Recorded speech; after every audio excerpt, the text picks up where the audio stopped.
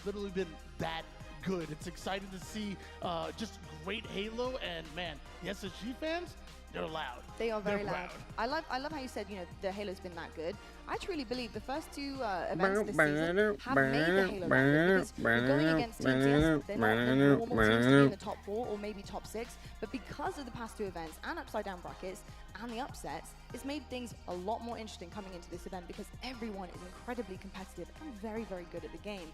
That being said, though, we do have 4 teams left. Let's talk about the storylines, kicking things off with the back-to-backs. Optic Gaming, looking very good right now, and they're feeling very proud of themselves, being in the winner's side of things. However, they do have one more leg in the winner's side to go. They could fall short here. It is still possible for them to touch that elimination bracket if they're not careful.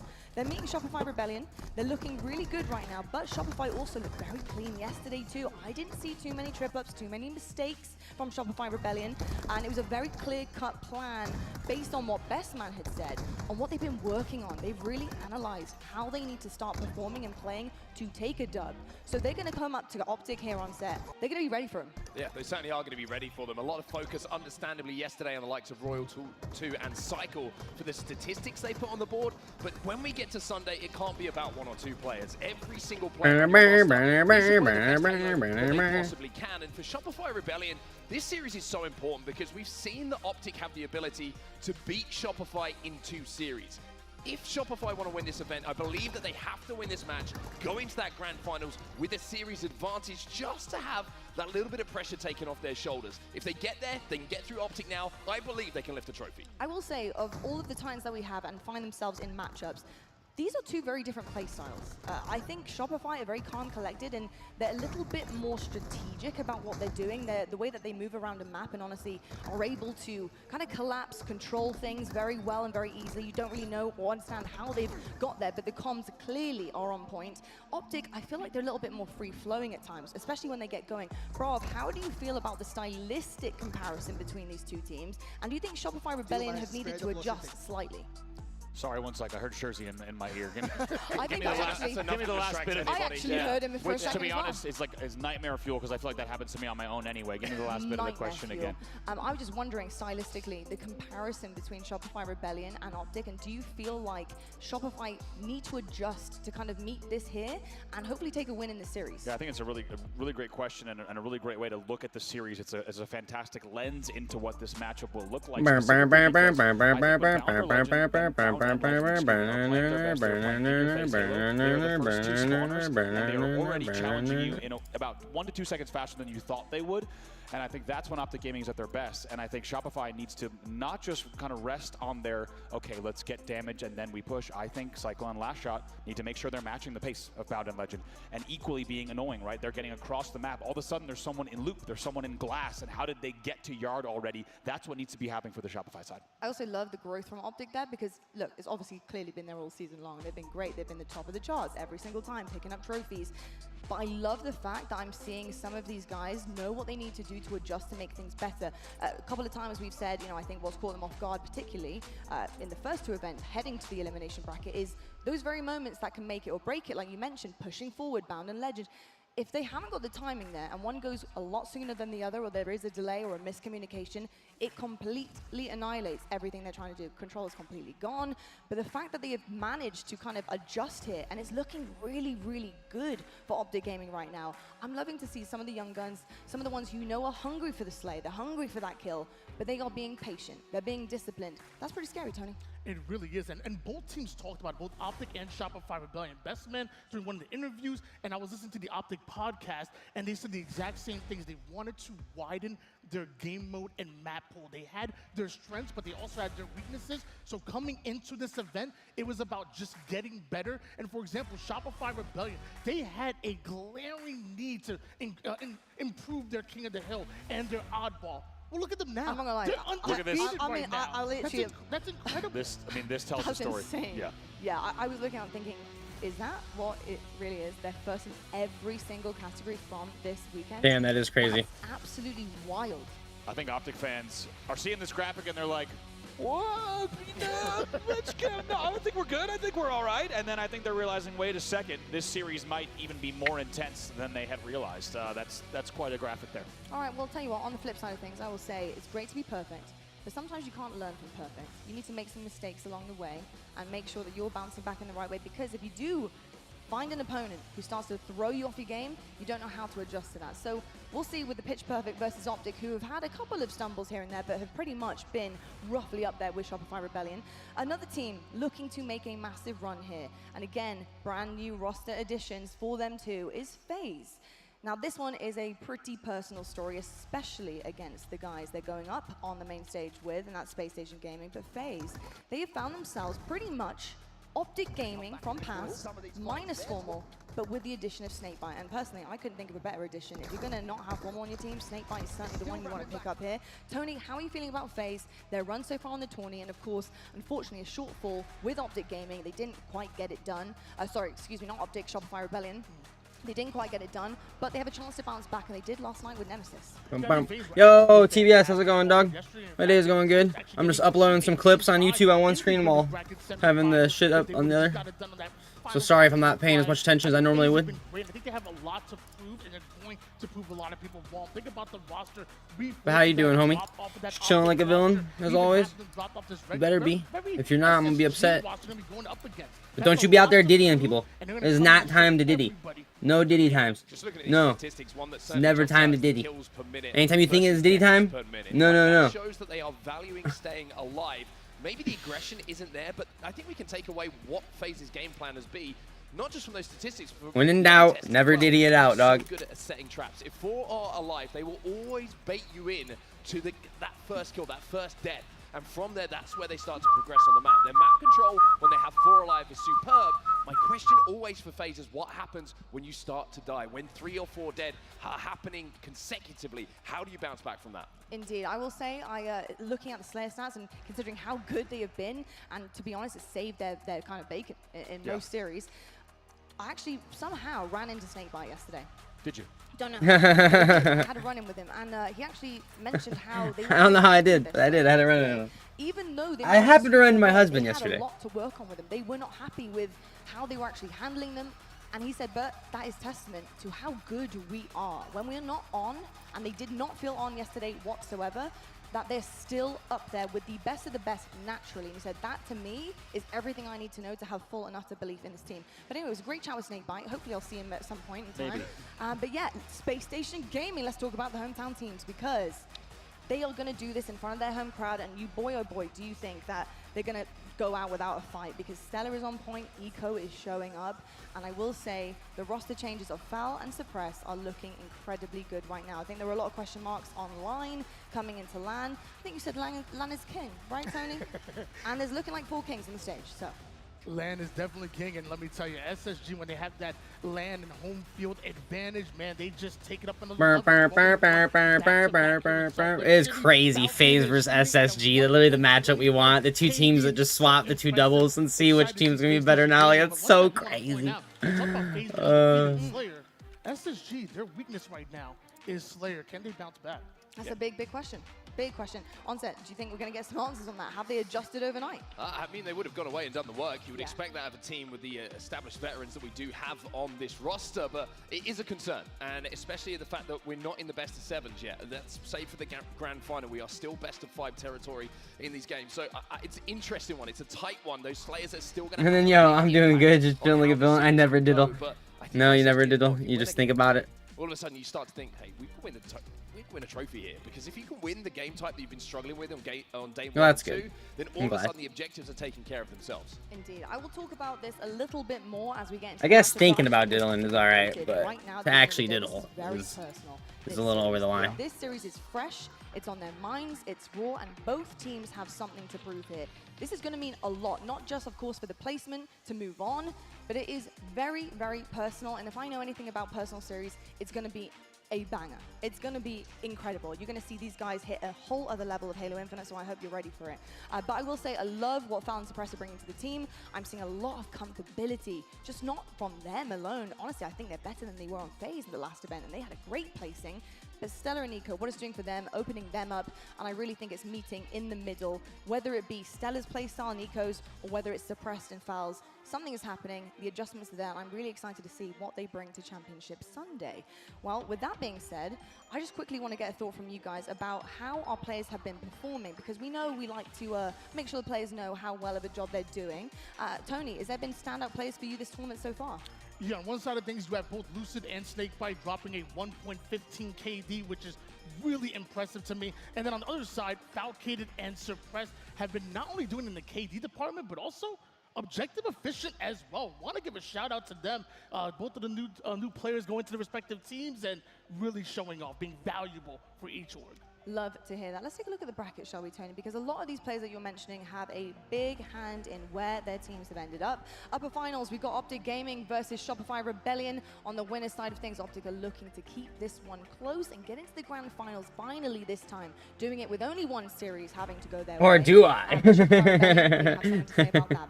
Whoa. I'm a little scared, We've got dog. lower semis as well. We've got FaZe Clan versus Space Station Gaming. Just to remind everyone at home, this is an elimination match. One of these teams, although they're incredible, will be going home by the end of that series. One will move to the Elim finals, where they will meet the loser of our winners finals here. There is so much jumping around going on in this later part of our weekend, but I promise you, it is honestly the best part of the entire tournament. We are seeing some incredible Halo today, so make sure you guys are tuning in. Should we have a look at the schedule, though, because we have a lot to look forward to. First up, we got FaZe Clan taking on Space Station Gaming in that very elimination semi-final. Will your hometown team hold strong, or will FaZe Clan prove a personal point? We got Optic Gaming after that in the winners finals versus Shopify Rebellion. Both these teams have the safety net underneath them, although they certainly do not want to drop down into it. After that, 3 p.m. we got elimination finals, and finally the big one, the grand finals, where we have seen so far this season 2 bracket resets.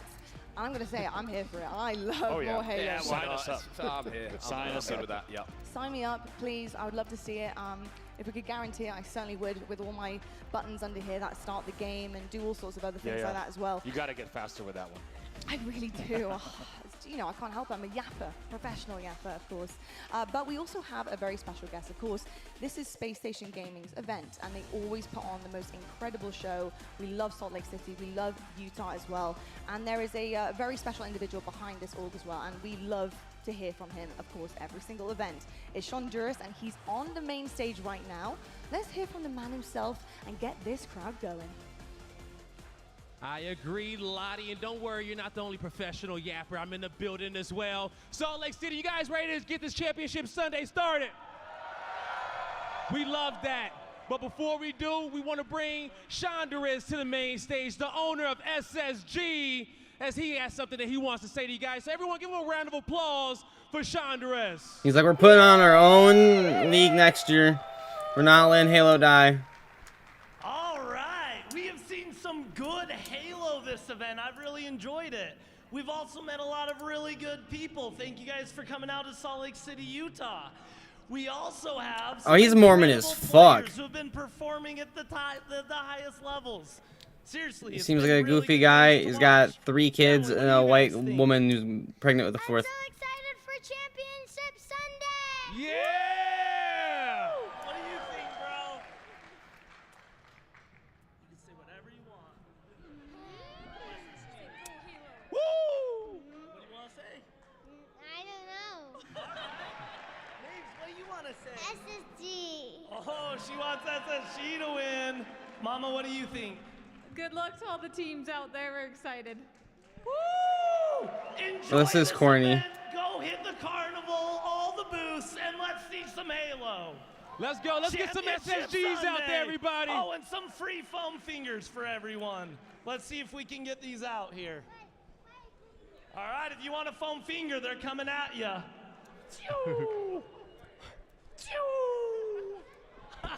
Oh, this is weird. Yeah! All right, let's play some Halo. Let's play some Halo, everybody.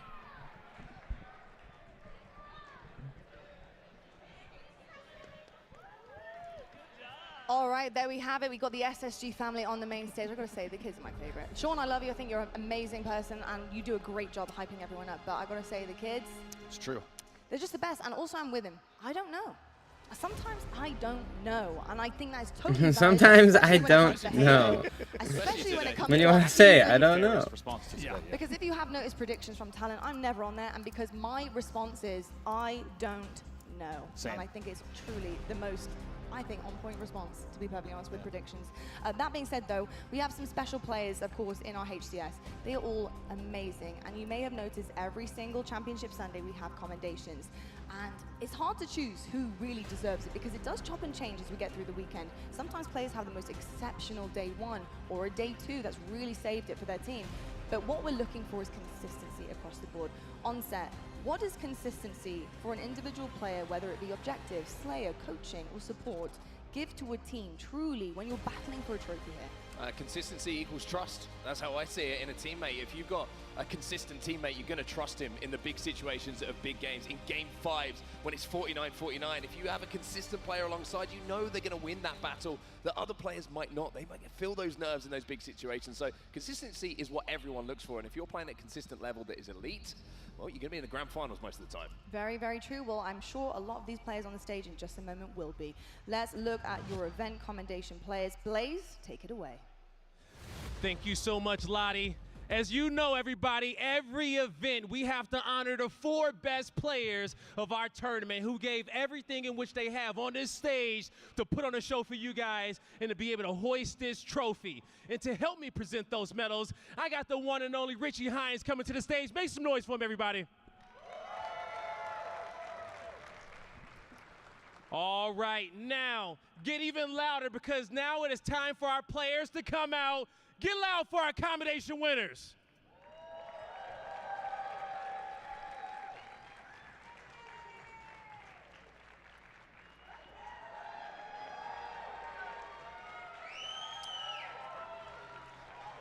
All right, first up for best support, get loud for Fabricated. Allocated. 1.92 KDA and a positive damage differential in all modes. He is our best support. Up next for best objective, it's Legend. First in ball time, third in hill time. Legend, your best objective. Followed up by best Slayer, it's Royal 2.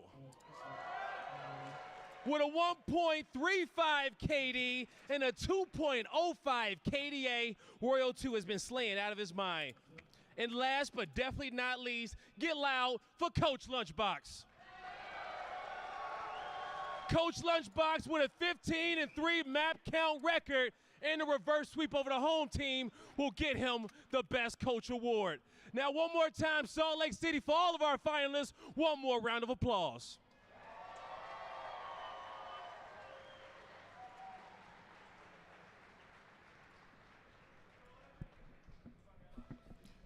Love every single one of those players on the main stage, rightfully deserved there for the commendations. A lot of hard work put in, actually off the sticks as well as on the sticks, off season, in season, you name it. These guys are constantly grinding to make sure they are at the top of their game consistently. And I love to see the medals getting awarded, especially ahead of a Championship Sunday and ahead of the first series of the day, because there's a little confidence boost. I love to see that. I also just want to shout out Falcated. Good to see him up there, getting some flowers as he rightfully deserves, because he has been unbelievable all weekend long. I'm so impressed with what I'm seeing with him and the new duo of Suppressed 2. These guys are just phenomenal. And speaking of, let's get into our pre-match for the first one of the day, the elimination bracket game that is going to shake up everything. Who is going to come out on top of FaZe versus Space Station Gaming? This is where we get personal, folks. This is where I think the big storyline really lies, is the fact that this is pretty much a roster swap, essentially. So FaZe looking really good last event, best placement that they've had for some time, but also the best placement Suppressed and Val have had as well. A little bit of a surprise, and I know that there's a lot of drama surrounding it, so no one really has the correct story. Will we ever get the right story? I doubt it, unless you're hearing from all of the players themselves and they agree on something, but a lot of drama did go down. Val, Suppressed, they went to SSG. SSG wanted them, and then we saw a FaZe pick up a Bluecid and Snakebite. Now, with that trade, do you think both teams are better off? Do you disagree, Tony, with any of the trades? Would you wanted to see a mix and match of something different? Or are you happy with how things have turned out? Actually, I'm happy with exactly the way things turned out. I mean, Space Station Gaming wanted 2 players that fit their playstyle, how that they wanted to play objectively and Slayer-wise. And then on the other side, FaZe, the chemistry from this roster and what they look like right off the rip, I want this exactly the way it is. Honestly, it's funny to kind of look at players, and especially compared to literally last event, and look at how they are just lighting up the stage now compared to last time, where it was really dull and really difficult to watch, to be perfectly honest. It wasn't the players we were expecting to, to be performing on our screens, but you see like Snakebite, you see Lucid especially, who I feel like lost his shine going to SSG, as well as Stella and Eco. And it's really just opened them up fully here to perform the best that they can. Do you think it's going to take time to see their full potential once again? Or do we have that here and they can slot right into place? I think all these teams are going to improve the more time they have together, but you look historically, games played, 3 of the 4 of the FaZe roster have a lot of play time together. And also, I just want to highlight how natural did it look to have Snakebite back in a FaZe jersey. He lifted a Halo World Championship in that exact jersey, so he knows how comfortable that shirt fits, and if he can play to that kind of level, then FaZe are going to be feeling pretty good.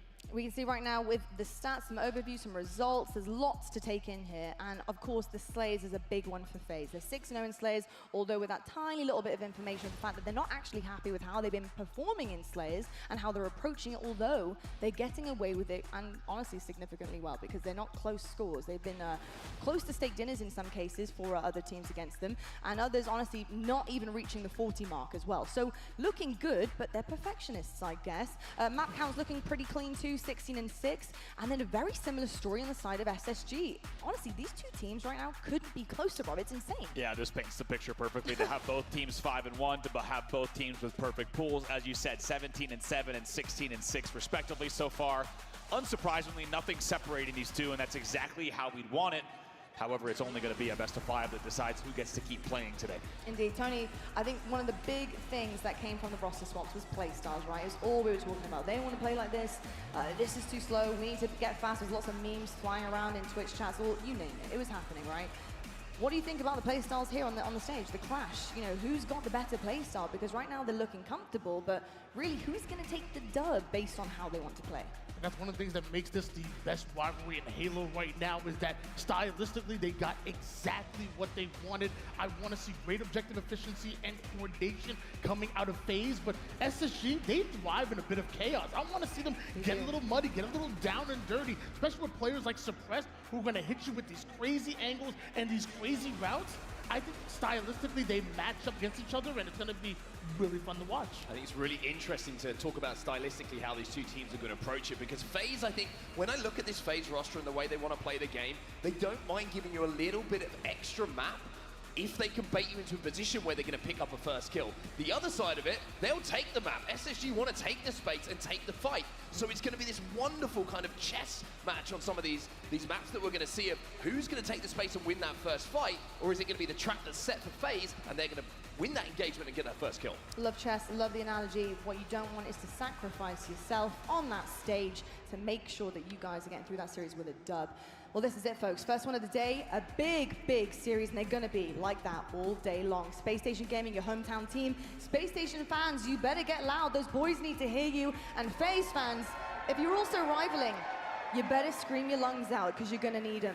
Space Station versus FaZe on Set Bravis, over to you. Let's do it. Big, big game to start the day. Bad, bad blood between these 2 teams. Oh, shit. Well. If you don't know what happened, go and have a look on social media. Check the Twitch logs, because there were some words exchanged between teams, players, but now the beef gets settled. FaZe versus SSG, and we start off with CTF Fortress. This is the match that we came for, make no mistake. Just because this is an elimination semifinal, these are the 2 teams that we wanted to see everything settled between. As we said, a lot of words exchanged. This is not just a traditional esports rivalry. This is bad blood right now in the water. And only one team will be able to say after this series that for now they have won the trade. That has been the question for the past 2 months. Which team has gotten the better deal here? Which team will outdo the other? Well, guess what? We get to settle that between them in a direct 1v1 matchup here. It's not about where they place in the bracket. It will be decided here in your first match of Championship Sunday. And it is an elimination match as well. So it's not just we beat you. It's we sent you home for both of these It's teams. we FaZe sent you home. versus SSG. SLC, are we ready for this one? It's not just we beat you, it's that we fucking sent you home, mate. FaZe Clan versus Space Station Gaming. We're underway here in game number 1. It's going to be CTF Fortress starting things off with Stellar on Space Station Gaming. Oh, this has just got such a big match feel. Championship Sunday has shit. never felt so important when you have a matchup like this between two teams. Stellar's going to have to do some work here as one of the last alive, manages to take down Lucid. But on the back foot early on here, SSG, a Snakebite will sneak into the spiral, hits a quick no-scope and gets that snipe out of the hands of SSG and into the hands of FaZe. Man, this is nervy. Keep in mind, some of the first shots of the day, and they have to face off against now their biggest rival, as we said. With so much exchange, not just in the community, but the trash talk directly between players who are now ex-teammates on both sides of the stage. So much riding on this game number 1. 2 dead on either side at the moment, but good early aggression coming in from FaZe, which is something to certainly note. That was Lucid smart. tries to tee up Falcate and actually helps both players stay alive in that situation. Now they're going to reach out. Val stays alive thanks to Stellar. A couple of extra bullets as Trippy will respond. See what Tripp can do here, and it's pretty good game number 1. When we think about game number 1s in a series, you kind of want a map like this where it's just going to be an absolute bloodbath back and forth between who can get initial control. Of course, with only 3 caps to win. 1 flag is such a big deal on this map. It certainly is indeed. There's an opportunity for a 3 dead here if they can find the player ring 1 for FaZe. Val was still alive, which is why Trippy's rotating. I think they're trying to just force spawn them on one side here, potentially towards the armory. But Eco's managed to get out of that spawn, takes down the sniper rifle. Trippy just a little bit off with some of those shots. See what Eco can do here. Of course, all eyes now going to be bottom middle once again. And as we said, not only are those flags so important, but it's also, of course, all about who can grab that overshield, making sure you're pushing in, taking that advantage. Going to be popping up in 5 seconds. 5 seconds until that overshield. You can see that Eco is trying to already put pressure on the tower, but the pressure big. Initially will be onto Space Station Gaming as FaZe picked up a couple of kills. But like you say, that big kill from Eco just slows things down for a second, but it is Penguin who gets away with that overshield and puts it to use, picking up 1 slay here for FaZe. Val does really well sitting front base right on the bonfire, make sure to get some extra damage to make sure the overshield is neutralized in the end, and that's really, if you can't grab it, you need to make sure you're shutting it down. 2 dead still for SSG. Precious starting to play nice and slowly here inside of his base, just waiting to see where the FaZe push is going to come from. Now they've got a little bit of support from a teammate. They decide to push out together as a 2. Stellar gets that kill. Penguin will trade out the kills, but Stellar is still alive until Penguin slides out for his double kill. Going to be a 2v2 split on the map. Here comes Penguin trying to fly across. Eco's in the same exact spot. It's a very important 1v1 for Penguin to win. We'll see how long he can stay alive in the spiral. Here comes the help and ring. Something I love that I'm seeing from FaZe here, immediately after getting a couple of kills, getting straight into the SSG base, getting straight onto the respawners and putting pressure onto SSG, something we've been slightly critical of historically with the 3 of the 4 players here on FaZe Clan. Sometimes can be a little bit slow to put the foot down, but they're certainly trying to put that right here. Oh boy. Stellar hits the first shot, makes it count, gets the cleanup. 3 dead, Snakebite, last player alive, flag is running. Suppressed gets around that corner as well, and Suppressed has got that flag over halfway home. Oh. And Stellar's hitting domes. That's a nice shot from him, and that flag is still moving. They're letting it go. Snakebite's not even going arches. This flag's going to go without a doubt. FaZe is actually going to let it go in. SSG with the first flag on the board, with some great slaying coming in, and Stellar not only hitting that snipe, but I love how he uncharacteristically did not fly right to the arches for Snakebite. Instead, he goes ring and looks for the spawner on the back flag, and you can tell Snakebite wisely knew, hey, if we lost our first spawner, I am not going to solo push arches in a 1v4 and make anything happen here. FaZe is forced to let that flag go, and they find themselves 2 dead yet again. FaZe now knowing how efficient that Space Station Gaming are going to be when it comes to that objective. The first time we see that flag move off the stand, it ends up back at home. And with Suppress now picking up that next overshield, Space Station in a great spot here in this game 1. Yeah, look at that. 2 players already on 9 kills on the side of FaZe Clan, but regardless, it's Suppressed who's on 8, and more importantly, with a flag on the board, he's still got about 60% of overshield to play with as well. Playing this one slowly as well, just not getting over-aggressive. Now, though, he has the opportunity to do so because the blue dome finds Trippy. Will stick to him, and now with 3 dead, FaZe on the back foot once more. Penguin's still alive in A1. He's taken down eventually, so it's a staggered 3 dead. Trippy's your first spawner. Trippy first spawner. Snakebite's just come up. They should be able to hold off this push from SSG, but again, playmaking ability being shown by Suppressed in that little run. First the overshield, then the stick, then the pressure. But this time, It'll be FaZe who do not crack under such pressure. Trying to hold down ring. Lots of angles to challenge from here. Knows on the wing that he needs to play this just a little bit slowly. Doesn't want to lose this position as it's a 3v3 on the map. Finds suppress as well. Snakebite going to clean that one up. 2 dead here for SSG. Need to put the accelerator down here, FaZe, to try and get onto the SSG side of the FaZe. You gotta win those kind of fights, and that's what Foul has been doing all tournament long. I was gonna say the same thing. Not the first time, even in this game, that we've seen Foul kind of turn around and win a battle that he really shouldn't have won. So he is shooting well indeed. He's 9-9 right now in game number 1. 2 dead though for SSG, even after the disappointment of the result of that 1v1 that we just saw. They are keeping the pressure on, and Lucid is going to win his own 1v1. A perfect from him on suppressed in the basement. And now Penguin looking to put pressure onto Respawn as 2 players from SSG have managed to get out of spawn. But now being a little bit trapped inside of the base, FaZe have the opportunity to put some pressure on here. Stellar does really well to fly bottom base, making sure they take down Lucid. Notice that in the kill feed. Lucid was a big threat, as we had just established. He's winning 1v1s in the spiral, but they make sure to prioritize that now. All eyes bottom middle, Overshield popping up right now. Overshield popping, you saw this. Stellar managed to kind of sneak out in that situation, which means that maybe he's going to be able to pressure that Overshield. Penguin's kind of split on what he wants to do in this situation. And Falcate actually going to get away with the Overshield, but FaZe set up to absolutely melt it. 3 dead here for SSG. An opportunity for FaZe to get that flag moving. This has been continued pressure for the past 2 minutes or so from FaZe, and they've slowly inched their way, as you have to do on Fortress, to the flag. Here comes the flag run. Everybody respawning on the snipe side. The mortar strike comes in as multiple grenades will take down that flag run. You wonder if he hit the G-slide. Yeah. Maybe he has an opportunity to get that into the ring. And FaZe now find themselves 3 dead, and Lucid has to hit some shots. Well, there's the first. Hit a shot, he does. I agree. I think everyone watching who's watched enough flag runs on Fortress or tried to force enough flag runs on Fortress, he did not get that front base toss the way he would have wanted. Penguin. Ooh, good snipe. Shots continuing to connect. Oh, they're gonna hit that. And instead, that flag kind of stayed. It was a little stuck on the front door, and then he gets trapped in the bond. And you could tell if he maybe had a different timing, anywhere between a half a second to 1 full second, he might have been all the way in ring and avoided those grenades. Still a 1 flag game here. As Lucid is looking to clean up his own damage. 2 dead. There was another player just snuck past him. He's going to find that out.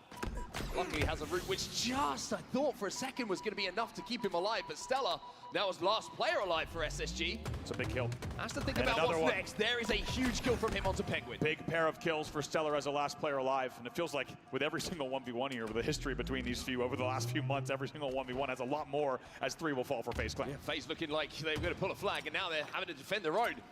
Stella doing a great job as last alive to pick off 1 kill, do damage to another, and then with the respawn and move forward and put pressure onto the FaZe base.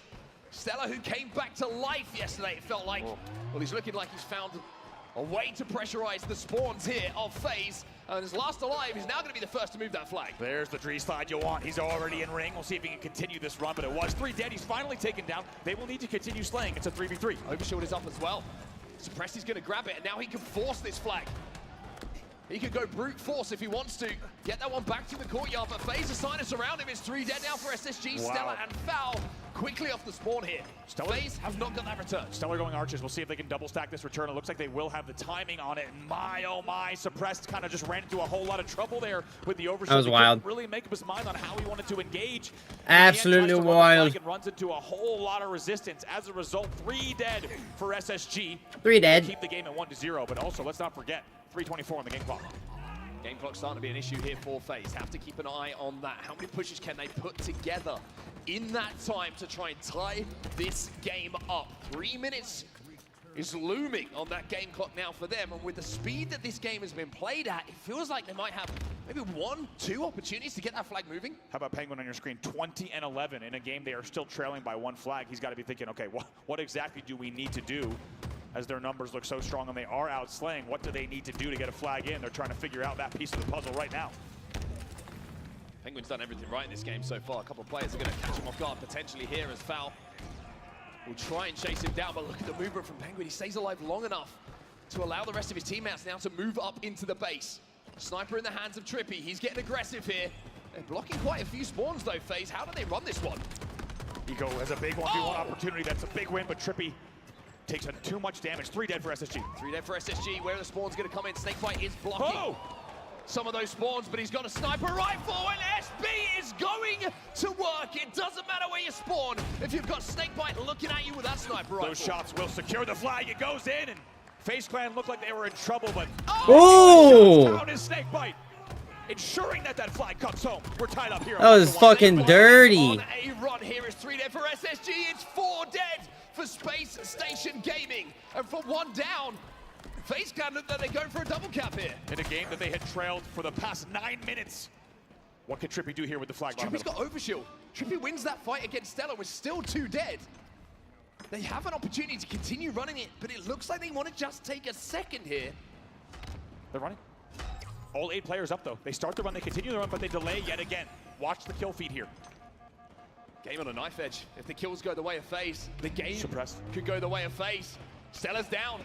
Snakebite finds 1 as well. Trippy just hunting, looking for the opportunity to jump on that flag. Gonna spot out this player in the basement. Another player flies through, though. That's gonna be Eco, but Eco, he gets 5. Penguin grabs that flag. Where's Suppress? Suppress has not been killed. He's bottom armory right now. He is the biggest threat. Stellar in ring as well. He's putting pressure on. Lucid trying to stay alive. Nades are gonna fly in. He jumps over 1. He hops over the second. Will the third be enough for Space Station Gaming to shut down this flag run? Snakebite with huge kills there coming in as well. Suppress is going to find another. It's 3 dead, and SSG will get this return. And they're going to run a flag of their own. Lucid off the respawn cuts the flag run down, though. Suppress was alive for the past 2 minutes in the opposition base. They could not take him down. He gets away with murder in the opponent's base, so we're tied at 1-1. 2v2. Stellar got a touch. Foul gets a kill. And now FaZe, who are thinking, hey, we just need a couple of kills and we run this flag. I've got to be worried about losing this game. Suppress gets another touch on the flag. He needs to drop and slay. He needs to stay alive here. Falcated coming off the spawn. We will have a raw 4v4. Flag still down front base. Stellar gets the first kill. Suppress can't get the touch. Kills being exchanged. A couple of plasma grenades going down. Eco has to use every bit of his IQ to play this situation perfectly. 2 dead for SSG here. Eco needs to be very careful. Penguin finds 1 though, and Eco is now last alive. Suppress has just come off spawn. And FaZe have somehow or other, by the looks of things, managed to get in a position to send that flag back home. Overshield comes up, and we go into overtime. Damn, that's crazy. Yo, Gear, what's up? Sorry how I wasn't in the stream for a while. I was game for. Oh, you're good, dude. Don't worry about it. Talk about how different were the last 3 minutes of that game relative We're just to watching some Halo, dog. of the game. Unbelievable. The flag does not get pulled in the end. We do see a FaZe return to keep things calm, but how long was the FaZe flag out? How long was Suppressed alive? One of the longest, I would say, lives in main stage history on Fortress. Just getting away with absolute destruction and murder in the opponent's base. 2 dead off the rip. 2 dead here, and as you can see, it was Lucid who had that overshield, which allowed him to get into possession to be aggressive. Finds a kill down on ring 1, but essentially now neutral position on the map. But Penguin continues to be aggressive. I love what I'm seeing from Zane. He is taking every opportunity to get inside the SSG base. Runs out of ammo. Stellar takes him down, punishes him for that one, but I agree. We talked about Penguin when they were trailing 1-0. He was already 20-11. And FaZe had to be thinking, let's keep playing our game. We are outslaying, as Stellar picks up another one. We are outslaying, and it did, in the end, get them the flag. However, now with OT, 4 minutes left to see if the team can get the flag. If not, we will continue sudden death. Scary moments here for FaZe, though. You can see that Stellar, he's up on his perch, looking for respawners, looking to pressure. Some of these FaZe Clan members turns his attention back to Trippy. That is so important. He gets that kill. 1v1 with Lucid in that moment. Lucid wins it and makes sure to take down the sniper. He's got 4 shots left as well, and goodness gracious. Some unbelievable passages of play so far, and how fitting that it comes down to a Lucid versus Stellar 1v1 in that moment. Lucid with now 2 shots to play with. Can't quite connect with that first. 1 bullet now to play with. Is it going to be a headshot? Foul picks up a kill, which is going to give a little bit of space. That is absurd. The answer was yes. It was going to be a headshot, and if there's one man who's going to make one last bullet count, leave it to Lucid. Hits an unbelievable angle there on the player on BR, and now he will continue advancing. It's a little bit of a split here on the tower side. Might have a flank on Stellar here. I think he got spotted. Yo, how many Spartan coins or whatever you call them you have? I have no idea off the top of my head. I know a lot, but I'm not sure. Has found himself an overshield, but he's got 2 players from SSG in front of him. As you like to say, a target-rich environment, but he chooses the right ones. Chooses the right one, but Eco with some very good shots. Essentially, they 3v1 that overshield, and it's a really good way to neutralize it, as you just saw on the screen. There's only 238 left in sudden death, and based off of what we've seen so far, not just historically, but in this game Farm alone, points, thinking, yeah. There's the ones you run for free. We'll see if either team can find it. I know I've got a lot, but I genuinely don't know. Within regulation. Echo flies in to try and deal with Penguin. Will be able to just about do so. Snakebite a little bit trapped on the respawn here himself, and Stella is flanking Lucid with an important kill there to make sure that FaZe keep the numbers equal. Very important angle, I agree. Anyone who's played enough of this game type knows exactly what we mean. 35 and 23 for Lucid, by the way. Map control here for Space Station. You can see Foul is pushed up into the ring, but just as they get that element of control, FaZe get the kills required to start putting pressure onto the SSG side of the base. Trippy gets that kill. Oh boy, 2 dead. Stella on the respawn. Is he going to hit the G side this time around? He goes the more traditional route. Suppressed behind enemy lines still though, and Stella has that snipe. Suppressed behind enemy lines. That has been the theme of the past few minutes, and he stops the run yet again. Returned immediately. They're gonna have to do a full reset in this game. It'd be crazy. I hope it happens, to be honest. He's got into the basement of the SSG side of the map, and I'm not sure if they know about it. Looks like Trippy looks like he's checking back stairs still. They might have an idea there could be someone here. How do they play this? Suppressed still on the stairs. Pretty sure that Lucid had a sniper rifle as well, so we could have a kind of snipe versus snipe situation. Lucid hits his! 2 dead already. Lucid gets his, that's gonna be 2 dead. They win the base trade so far. Can they continue slaying? Oh That's my. 3 dead! Tommy Wilson. Tommy Wilson. Switch to the bandit, make it simple. Look at the flag, look at the flag! Foul has to go huge, he gets the pull! But FaZe have a chance to close it out here. On the 3 dead, Snakebite got the flag all the way back here. FaZe get the overshield. They have a chance here, FaZe, to win this game. Flag is still away, but Suppressed is putting pressure on. Get it. They got it. Let's go. Huge shit out of FaZe. My goodness, what an introduction to this series.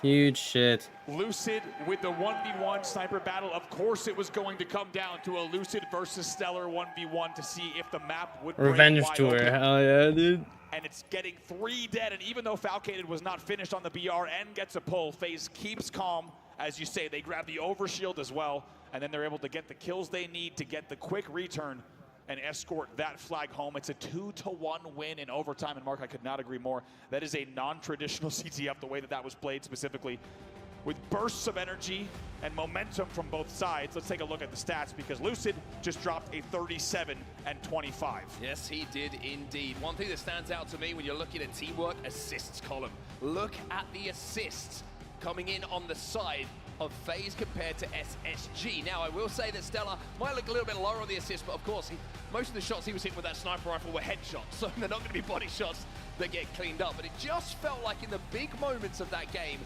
FaZe just had that little bit of extra teamwork, whether it was returning a flag or whether it was capping. The right decisions were made at the right time. Also, how interesting that it came down to it. It was a straight 4v4. We'll take a look at some of the highlights from that fantastic game number 1. What a table setter overall, but so interesting that it would come down to a straight 4v4 with a base trade, with both snipers at mid-map and each team having one member in the opponent's base.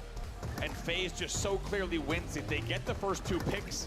As we said, Lucid wins a 1v1 against Stellar, and even though Falcated was last alive and gets a pull, it was really everything that happened before it that allowed FaZe to convert in overtime. When you look at the flag caps, nothing felt clean. It always had to be step by step, process by process. This from Snakebite, though, huge. Absolutely what you want to see from a man who is, trust me, coming into this series with a chip on his shoulder. Yes. Make no mistake, just in case you're just joining us, first of all, welcome to the HCS Salt Lake City Major. This was here, deep in overtime. Suppressed, as we said, got away with everything he wanted, but this was what began the run. Trippy's gonna start that flag run with 2 dead.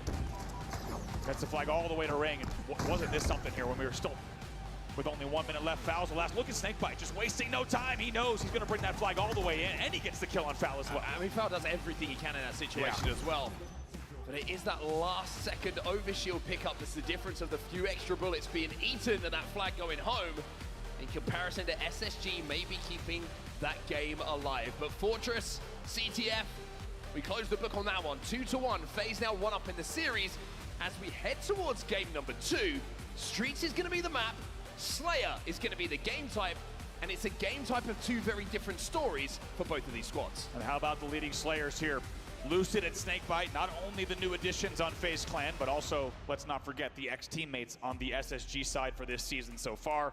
They have shown up in a big way in Slayer here in Salt Lake. I mean, look at those statistics. Both of them in the positive. The kills per minute is right up there as well, and the damage diff is exactly where you want it to be. That means that every life you're shooting more people than are shooting you, and that's always a good thing to do if you're in a game like this. We're already into game number 2 here. FaZe up by 1. It's time to throw it down on the streets. And make no mistake, that's a comeback win from FaZe. SSG was leading for 9 minutes of play, but FaZe early on find themselves 3 dead. Snakebite is your last player alive. Yeah, really good response here, just off the opening for Space Station Gaming. Little things like that just give you a little bit more confidence after a disappointing game number 1. FaZe have managed to get 4 back on the map here, so we do have a 4v4 scenario. Good teamwork and better switching coming in from SSG though, but Trippy somehow. SSG. Wow, Yo, I'm missing messages. My bad. Hold. Smart Point thinks I got 200,000 and I'm going to get 5,000 credits for the new update. Hey, there you go. And then Ezgia's Marwaha. Yo, bro, how you been, dog? I've been good, dog. How you been? And then, yo, Andy, did someone just yell? LOL? They very well may have. I wasn't paying attention. They probably did. If you thought they did, they probably did. Encapsulation of what we just saw in game number 1 as well. Finishing uploading my clips for the day, though. How you, though, Andy Ruse? Andy Ruse? My boy, my dog, my guy. Are you going to fucking Worlds, Andy? If you don't go to fucking Worlds, Andy, I'm going to come to Maine. I'm going to hunt you down. I'm going to chop off your balls. Go to Worlds. It's an advantage that SSG will hold on to dearly. I'm good, though, dog, and I'm glad to hear you're good, too. As SSG just starting to find a little bit of confidence here, a little bit of momentum. It feels like they get that first. What was I just doing? I was just doing something. I forgot what I was doing. Oh yeah, I'm uploading my clips for today. I'm back into the uploading clips life. Okay, what was I say? We'll wait 4 years, then release this. Slow down just a bit until we see that next camo in play. Yeah, it doesn't surprise me at all. We're going to see step by step, tiptoe by tiptoe, when it comes to moving around this map, when all teams have every player alive. 10 seconds left, and you think that SSG, the game plan's got to be, make sure we don't let that camo get away this time. Absolutely. As your last player alive, Trippy started to just absolutely poke holes in the SSG setup, and just like that, now a 1-kill game. Here's camo up bottom middle. Oh, and shit! For SSG. Yeah, Stella was last alive. Camo goes to FaZe. Tie game. Trippy had his fun last time with this. This time it's Snakebite who's got the camo. So far, when it has come down to it and a play call needs to be made, FaZe continues to win them, and now they take the lead for the first time in the game. Snakebite gets the pick, stays alive, keeps the camo, gets the info, and puts some more damage in. But look at Suppressed. How annoying is this? He got the Stalker Rifle. And even though it looks like the trades are going to be even across the board, Suppressed did a really good job in that position to actually eke out a couple of extra kills. How well did Snakebite do with the new skill jump here on B stairs? Just continually popping back up with the camo and dealing damage exactly when he wanted to and how he wanted to. And he stays alive from the nade as well. They lead now by 3. You mentioned the start that Stella had. He's 5-3 at this point. Well, Snakebite's 5-2 at this point. Lucid finds an opener, but immediately going to be traded out. There's another one. 6, 7.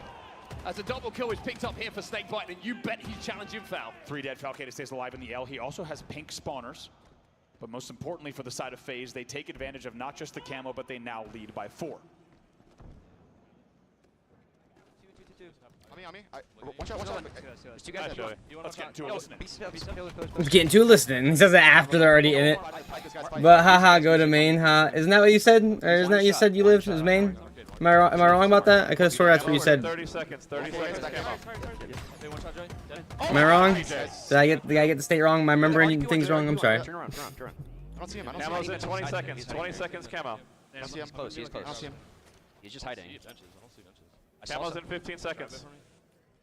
Yo, just jump through. Dude, FaZe got a fucking hell of a lead now all of a sudden. I'm behind you, Joey. One Mando as well, guys. And then, yo, YouTube sucks now. You can't find anything good, just memes and brain rot. If you say so. Top out. 2 shot top out. Top out and bottom sub. I believe Joey. 2 shot B stairs. 2 shot cuts. It's gonna be 2 left. And one guy going bottom mid. Look right here. Look mid and right. Look mid and right. Cuts, low cuts. We're leading left side. Yeah, look P1. Look P1. Look P1. I'm just hiding front tower. I'm hiding back tower. Looking left. Aimbot, lock it down. Guys, I have a repull sticky. I'm going Yo, tires. tires in arcade. I'm leaving you right, Tommy. I'm leaving you right. Alright. Tires one. Yo, dead end. Have shields, Joey. Dead end. Flowers. Yo, nice, Joey. No, only one more. P1. Last guy. He's benches. running out. He ran out. No, wait, let this Camo's out, Joey. Camo's out. He got out. He's top out still. Yo, I'm sitting posters. I'm not helping you, PJ. I'm not helping you. As we go out the listening phase, you could hear everything was going right for them. They get their third camo of the game as well. And Trippy says, hey, I got a sticky repulse. I can make a play here. Make a play, he does. And that means Trippy is 10. Big game Trip, baby. Unbelievable. I think we're seeing it time and time again, as we said at the beginning of the game. When it comes big down game to it, Trippy. to be made, Big game Trippy. doing it. They now lead by 10. Big game Trippy. Trying to escape with no shields. He gets cut down. Space Station's so split He across the be map tripping. See, the Stella's going to be on his own. Trippy gets another kill. That's 12. He's plus 10. He's plus 10. And there's only 32 kills on the board here for FaZe. It is wild. Unbelievable the way that my man do be going I'm off. so glad we got to hear that listening at the exact time that we did, because keep in mind, FaZe had only just gone into the lead by 1 off the back of the second camo. And now just like that, they continue to pick apart the SSG setup. Finally, Lucid's taken down. But as you said, it's Trippy. How much have we talked about Trippy in Slayers? He's 13-3 and tied for the most assists. The entire squad has 6 assists apiece. They are firing on all cylinders and firing together. Well, during his previous run on Optic Gaming, where they became world champions, he earned the nickname Big Game Trip. Well, it's going to have to be Big Series Trip here if FaZe want to come through this against Space Station Gaming. But he was one of the players who was exchanging words in those Twitch chats once these team trades went down. And him and Snakebite at the moment are just dominating in this game too. Here's the question, can Stellar turn this game around? He's got a little bit of camo left, and they only trail by 7. This is still within reach, despite what we've seen so far off the first half of the match. Space Station getting their first camo of the game. That's going to give them the chance to get the first kill in the team fight. But again, you heard it from the listening as well. FaZe just said aimbot, aimbot. That means lock down lanes, focus on something together, and make sure that we get information. Penguin gets that first kill though. Stellar gets one, but you imagine he'd be traded out, but no, Eco's there to keep him alive. Not over yet. 38-31, but man, did that camo ever dissipate at the wrong time. He just gets eagle-eyed out. Yes, he trades 1, but really? certainly SSG would have wanted more out of that. Subscriber in the chat. Above average Cody, in that situation. my man, good to see you. Thanks for the tier 1 subscription, and thanks to everybody else that's been. Yo! 11 to go here for FaZe to be 2 up in this series. Still up by 7. They can really slow play this here. As you said, red gun in hand. They can look for the next power-up as well. And so far, if we've learned anything, it's when the team needs to set up. FaZe Clan will win that exchange. God, bro. Give me the premium gas. I need to put this into perspective here. It is insane that LVT took the time to call out myself. That's so dope, bro. Either way, that's so dope. I think you're right. I think it was the latter, but still makes a whole lot of damage around caution and plants. Another kill comes in, 41-33 now. Snakebite gets his as well. Another 2 kills for him, and now the collapse comes in from FaZe. 2 players just damaged on the pink street. Respawners are coming in, but I don't think they're going to be able to help these 2 players out. Foul wins a 1v1, but it's going to be Snakebite there who picks up his 15th of this game. And with 6 to go, Penguin adds another. It's getting closer and closer to FaZe being up by 2. Really nicely done. The speed of the rotate there to force players back onto pink. He knew the split spawners were not going to be spawning on neons, and instead they pick up the extra kills. They still lead by 9, as you say, 6 to go.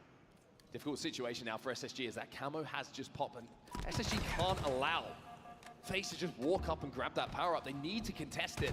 But that's going to allow a couple of lines of sight to be picked up by FaZe, but with 3 dead, SSG make the play just before, and now Suppressed has a chance with the last player falling.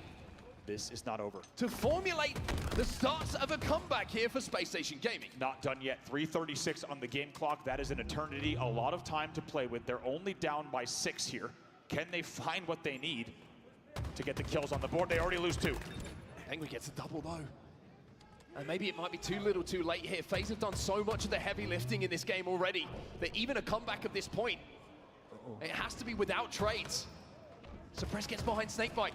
This is his beatdown. Trippy and Lucid pick up kills as well. Suppressed and Eco last alive here, and it's going to be FaZe who close out with the 50th kill, 50-43, and FaZe 1 away from knocking out SSG. And how about FaZe winning that game on the exact same average margin as well, right? Their average margin was 7.7 kills, and they do almost exactly that yet again in this game. And my goodness, do we have a lot to talk about what we just saw. And it felt like FaZe Clan was picking up exactly where they left off in that Fortress game. That was not only a momentum builder for them, but I think we have learned a lot about how these 2 teams match up. 50-43 is your final score in game number 2. Take a look at the players here on FaZe Clan. Even distribution of the work, without a doubt. It's both Trippy and Snakebite with 15 kills and 10 deaths each. Just just looking at some of the individual fights that we saw during that game as well, it felt like a lot of them fell to the POV of Snakebite when we were watching, and he was winning them. Big series like this, experience is such a huge asset to have. You're not going to feel those nerves as much. You're going to be used to the situations you find yourself in that are essentially going to swing a game your way or lose the game for you. Snakebite looks so comfortable in those 1v1s that he almost won the 1v1 and turned it into a double at times. And like we say, he's looking like the Snakebite that you want on your team. Let's look at some highlights here. Trippy is down 5-1 with 3 dead. I don't know how this happened. I mean, I think SSG's got a lot to look at here on the tape. They've got a lot to look at. How on earth does the game go to tied at 11-11 after what we just saw? And look at this from Snakebite. I love this. Just B-rail, look, quick jump back up. Quick jumps again, gets back up, does more damage. Just selecting his opponents and picking them apart. That's what the highlights are gonna be here. It's FaZe picking apart SSG. It's very similar to what we saw on day one from FaZe, right?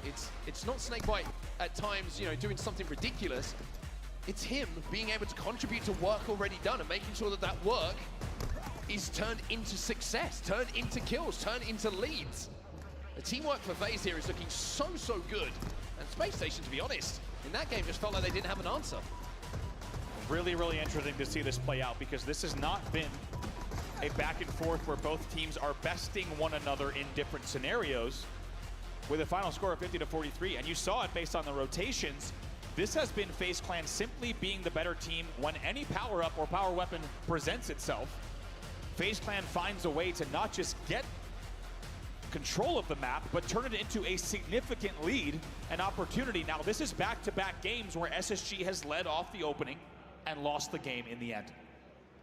So now we move towards map number 3. We're gonna have a little bit of a bomb game type coming up as we head over to Aquarius. Now, a little bit of a slower one historically, but it feels like teams with the more and more reps that they're getting now, Andy, the plants are coming in a little bit quicker. They are. It feels like teams are simply getting the bomb either to front base or to util a little bit faster. Well, let's see what everything has laid us 50-50. out in store so far. Here's your neutral bomb stats between these two in 2025. Shout out Easy Mac for getting these stats together for us. I know when he saw this, by the way, he was very excited about it. He was like, it's a 50-50, split down the middle, send that in. And understandably so. How the average plants to be within 1/10 of another is wild. How about within 1/100th of another on the KD? Nothing separating these two. And let's not forget, this is a fair comparison because you still have the same 8 players. Yeah, it's true, actually. Yeah, that's very, very valid. Any combination of these players, this is where we find ourselves. And I think for SSG, they're going to hope that that becomes slightly more skewed in their favor. Otherwise, they are going to unfortunately have to swallow a very bitter pill here and lose to the team. And essentially, they said to the 2 players, we don't want you anymore. And what a series it's been so far. I caught Lucid, I haven't mentioned this yet, by the way. I caught Lucid backstage before the series, and I said, hey, man, it was really my first time seeing him this weekend and being able to chat. And at the end, I said, I'm looking forward to the series. And in the most lucid way, he laughed to himself and he said, me too. And man, has he ever shown that he was looking forward to the series so far. It's been so interesting to see here what Lucid and team have been able to do because that Slayer was not close. The speed at which they were able to keep SSG 1-2 dead for the entirety of the game paved the way for them to be cleaning up the kills in the way they did. We saw that on screen, and I think FaZe fans and fans of the HCS who have been pulling for both Lucid and Snakebite and the entirety of the new FaZe roster are going to be so impressed with what they've seen on the stage so far. However, we should remember we are in the home of SSG, a very big hometown SSG crowd, and this series is not yet over. Yeah, got a little bit quiet in here, I will say, after the first 2 games, and they're going to need you. I'm going to say that in this game number 3, to get them back on track, to get that adrenaline going again. And if SSG can find a way to get that first bomb in, let me tell you, there's a way back into this series for them. And we were just starting to discuss what we're seeing now these days on Aquarius, and I agree. I think teams are simply finding a way to make sure they're moving the bomb, say, car 1 faster or into the util faster. We'll see if that pays off here. Let's take a look at some neutral bomb stats as well for Eco and Foul. Yeah, fantastic stats coming in from Eco as well. I'll just jump out of the damage difference per minute. That is incredible when it comes to the statistics, and I think a lot of it is just because he has great positioning on Aquarius. He's very comfortable on this map. He's very comfortable knowing where he can position himself to help out his teammates in the most efficient way. And of course, staying alive as well, so important for them.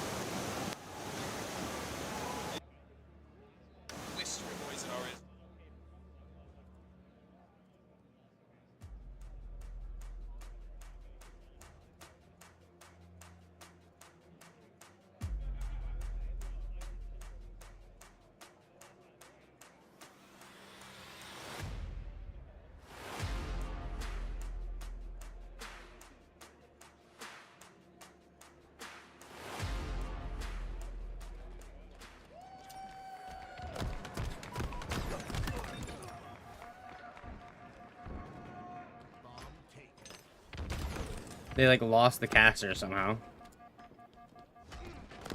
The amount of problems they have with this shit is ridiculous.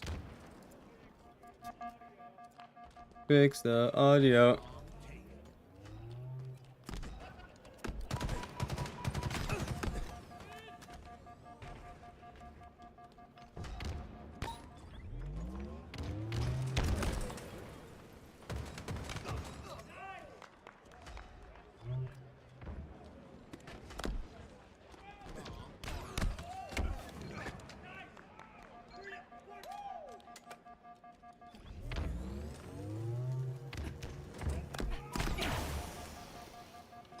Welcome back, everybody. Well, apologies for the silence there. Some of you might actually enjoyed it, but we're back into the game, and as you can see here, we're on Aquarius bomb, and hopefully we can cast our way through this one. Suppressed, gets taken down there. 2v2 on the map in the back of the base here. We'll see what Falcon do. Yo, I'm missing. My bad. I realize I'm missing your messages on YouTube. So unless you search things up that you want to watch, and then yo, is you guys mean to ask you where you streaming from? What do you mean where I stream? I'm out of Michigan, if that's what you mean. But if he can get on a little bit of a run here and a double kill like that, he's going to put him in great stead. And just getting into this game, you got to feel like on the SSG side, this is really not just do or die, but a big question of them. What has the past few months of work, what has that added up to? How do they stay alive in this series, or do they let their tournament run end here?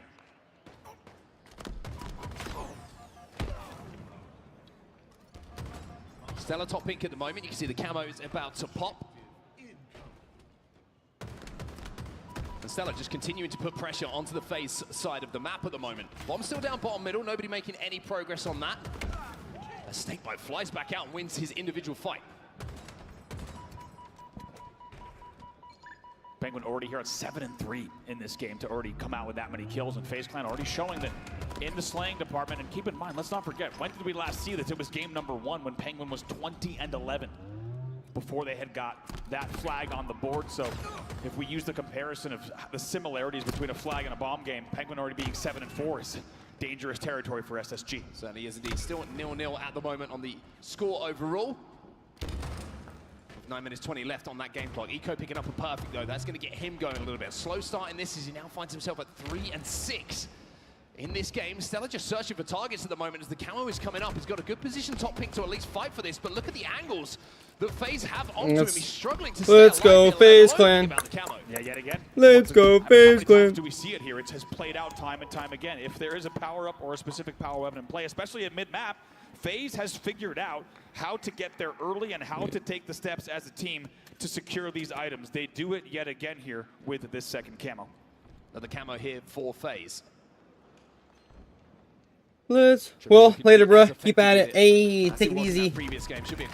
I appreciate you stopping by the YouTube stream like as always, homie. Much love, dog. Sorry I wasn't that responsive to your messages right away. I was kind of focused on other stuff.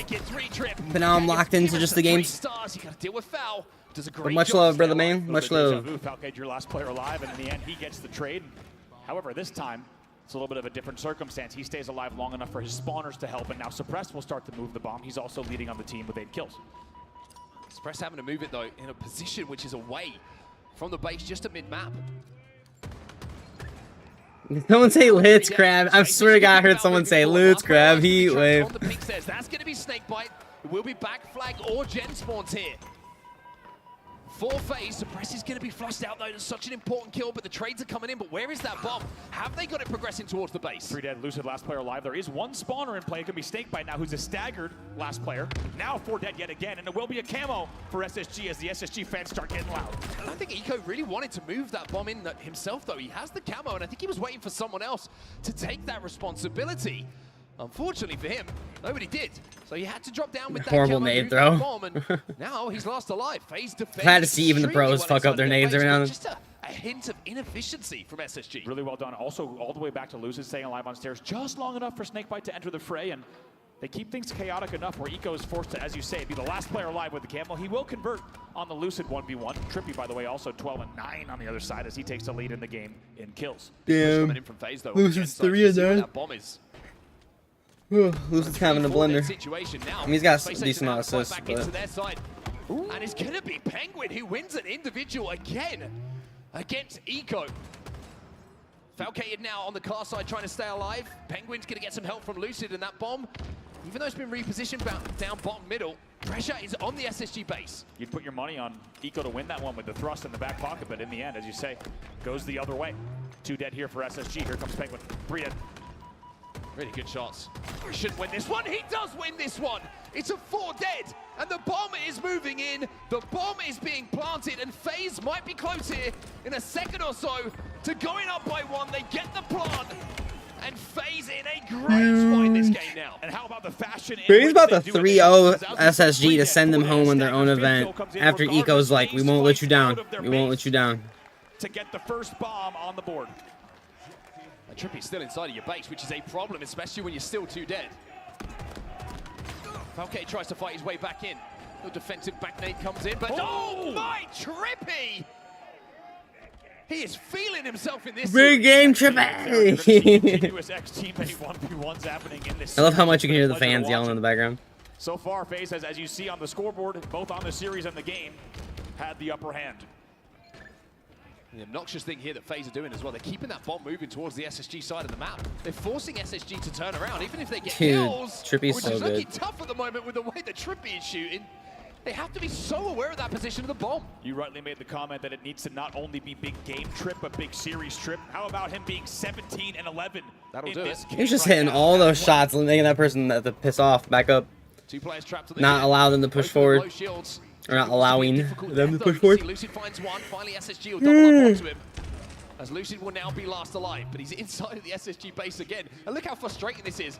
Lucid's just making 2 players come all the way back to deal with him, and now FaZe are already on the ping side. Yeah, really well done. We'll see if FaZe can even capitalize. Snakebite gets to the fridge right away, and he has help from Penguin as well.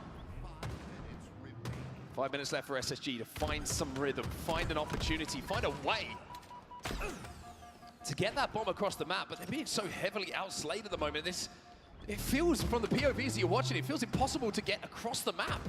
It's amazing how they're doing this on this map as well, right? It's one thing in a Slayer Streets to be playing that way, but the fact that they're also continuing to apply the pressure and doing what we just saw, right? How long has Snakebite been in the fridge? Just holding this in ping 1, being so obnoxious, so annoying. Still alive. Still alive. No shields. Doesn't matter. Trippy now. Down ping 1. He's been shooting pretty good. He continues to do it. How many huge win out of Trippy. And it all goes back to, as you had pointed out, it all goes back to Lucid staying alive in the back of the base, which paved the way for them to fly in. Now here they come with the bomb. Look at the control that they've got as well. Everybody is stacked. They're literally tossing bombs to each other. That's crazy. The arm comes in. Oh, it's so close. It's so close. They got it. They got it. They got it. It's 2 to good. FaZe are looking dominant. 3 dead yet again for SSG. Foul, your only player alive here down in pink 1. And once again, it comes down to Lucid, last player alive. They hold fridge in pink 1 for about 1 minute 30 seconds, and they just wait. They wait for the kills to come in. They bait the hell out of pink side and the fridge side. And guess what? SSG takes the bait, and they cannot get the kills. And off of that advantage, off of the actual slay advantage, they get the bomb tossed up right away. Before you know it, Lucid's already in your base, starting the arm, and they finish it. They lead 2-0 here. Bomb moving again here for FaZe. 3 players having a wrap back for the pink side. Penguin's here, but Penguin explodes in a hail of frag grenades. That's going to be 3 dead here for FaZe. This is the chance, though, for map control for SSG. They need to get up the map here. Not over yet, as we said. With the talent on SSG, 3:30 left, 2 bombs here. Not over yet. Possible, but my God, will it ever require something special with the way the FaZe clan is playing. Well, they get up the map. The problem is, individual fights being won again by FaZe inside of their base at the mid-map point. Suppress now last alive. And if you're last alive, you can't even think about considering going towards that bomb. You can't even think about putting the pressure on the FaZe base. And Snakebite flushes him out again. Might even get another one here. Look at the damage coming out of Snakebite right now. Might be 14 and 12, but 14 assists to his name. Oh. And gets the finish as well. By the way, we should check it on Penguin. 23 and 14 right now. Holy shit, yeah. Numbers coming in from him. Should be another kill going down here. 2 dead for SSG. Fouls across the map. That's game. Bomb being This armed. is game. 2 dead for SSG. 3 dead for SSG. That's game. 3 bombs planted. 3 games in the bag. They just swept them 3-0. No way. And they send them home. Little shrug from Lucid to the crowd. And let it be known, in Salt Lake City, FaZe Clan will send home the new SSG at home a 3-0 clean sweep. And for now, we can say FaZe Clan has won the trade in Salt Lake. Of course, there will be a lot more Halo play this season for SSG. Nothing tastes. Nope, nothing.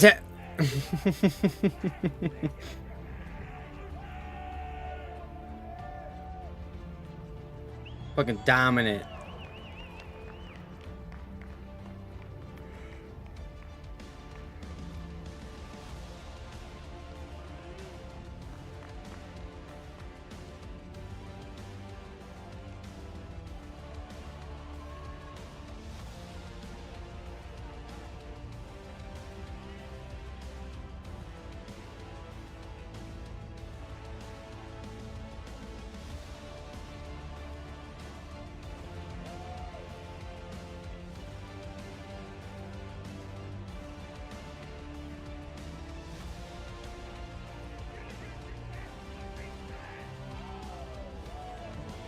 Should have used your tactical reset. Salt Lake City, get loud for FaZe Clan as they throw down on the main stage. I got Peach with me. Peach, you guys woke up on the right side of the bed today to get that one done. Talk to me about how does it feel to play against the squad that you was playing with previously on the last event and to be able to take them down on a Sunday.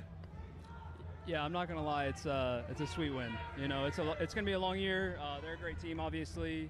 It was a really good win, you know, for Lucid and I. Obviously, we're playing with them, but you know, eyes forward now. You know, it's an SG event, so I won't say too much, but you know, appreciate the org and had nothing but love for them.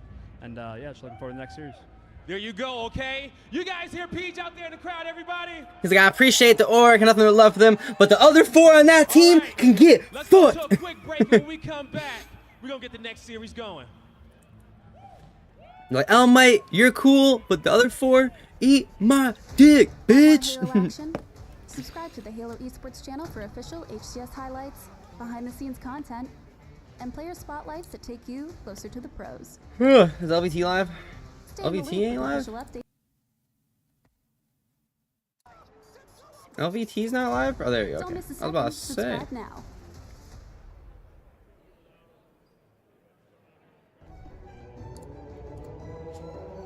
Infinite as a game, it is a perfect game on land. Like, this game was meant for land. On land, you know everything you do is going to count. Every input you put into that controller is going to count. On land, Halo Infinite is beautiful. The barrier to enter into becoming a pro, it's tough. And a lot of these sports, honestly, damn near impossible. You look at what Halo's been all about. If you have a console, if you have a controller, and you have a dream, you could become pro too. Talk to any pro there is. Like, their journey started through the open bracket. But with Halo, you can like build up to that, which is beautiful.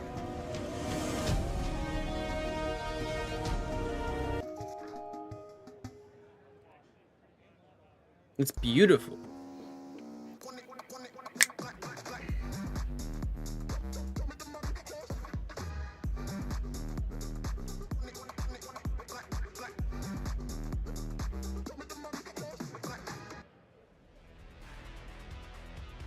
Oh, shit.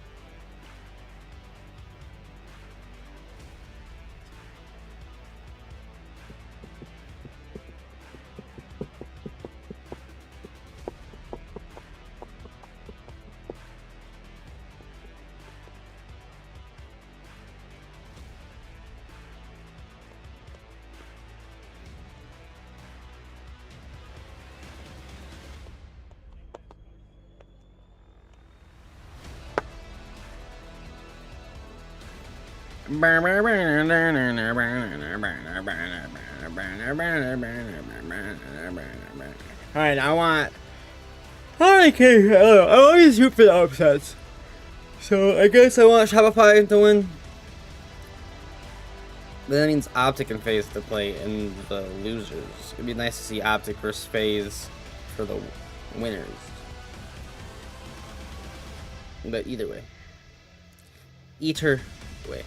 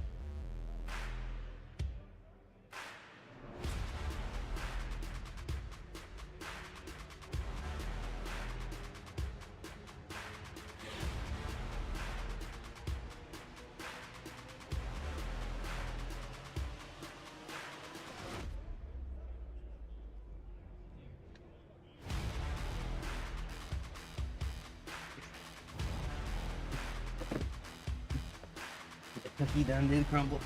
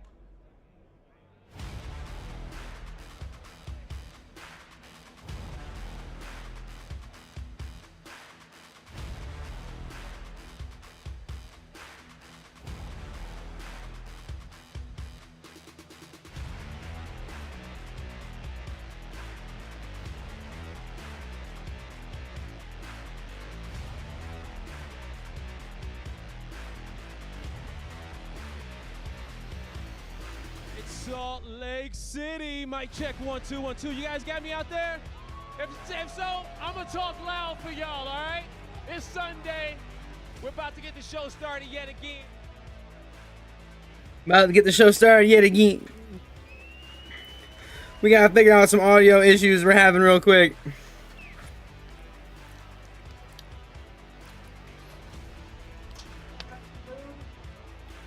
Yeah, I got some.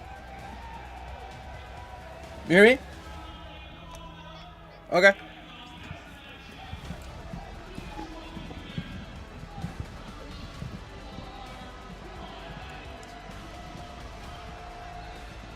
Dad. Decided to do something.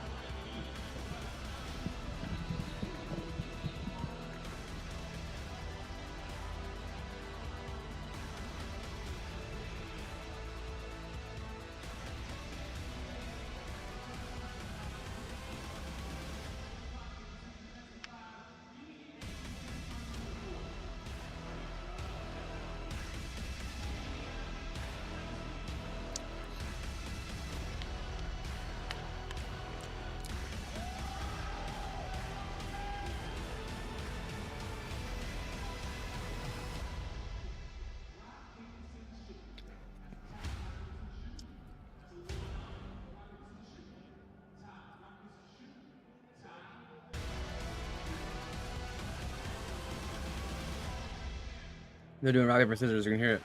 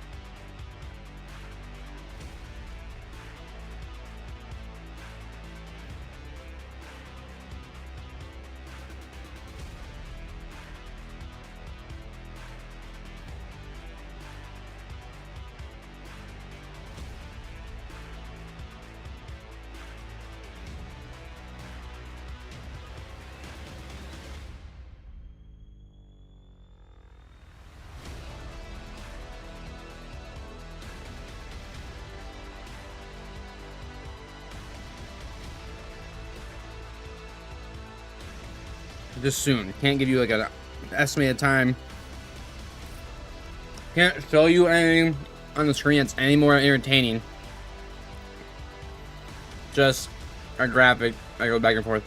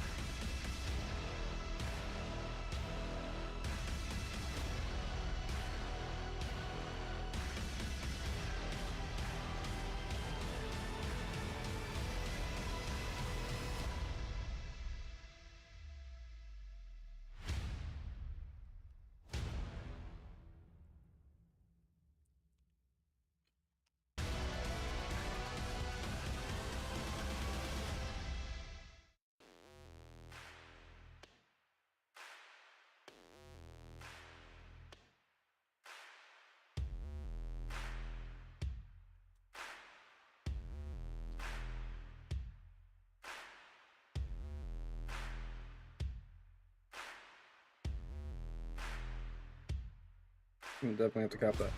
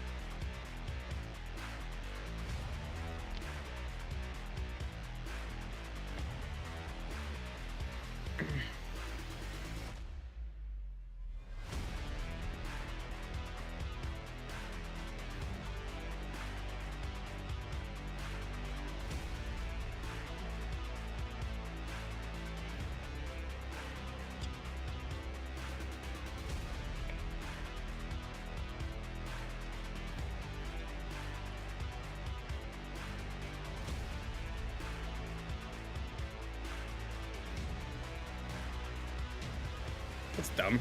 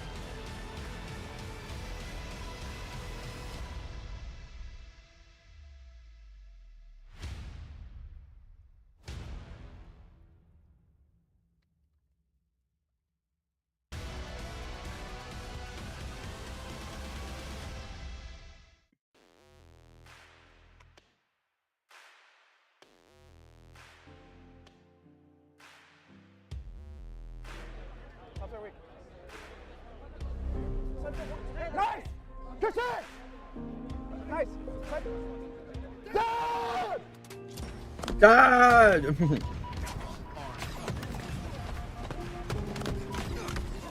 Nice! Let's go! Good shot! Good shot!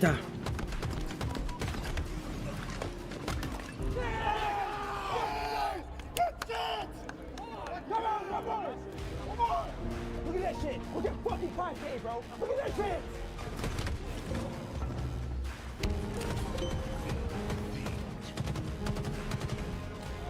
It's all good. Listen, make sure whenever you get to your teammate that you're not splitting with your team. No.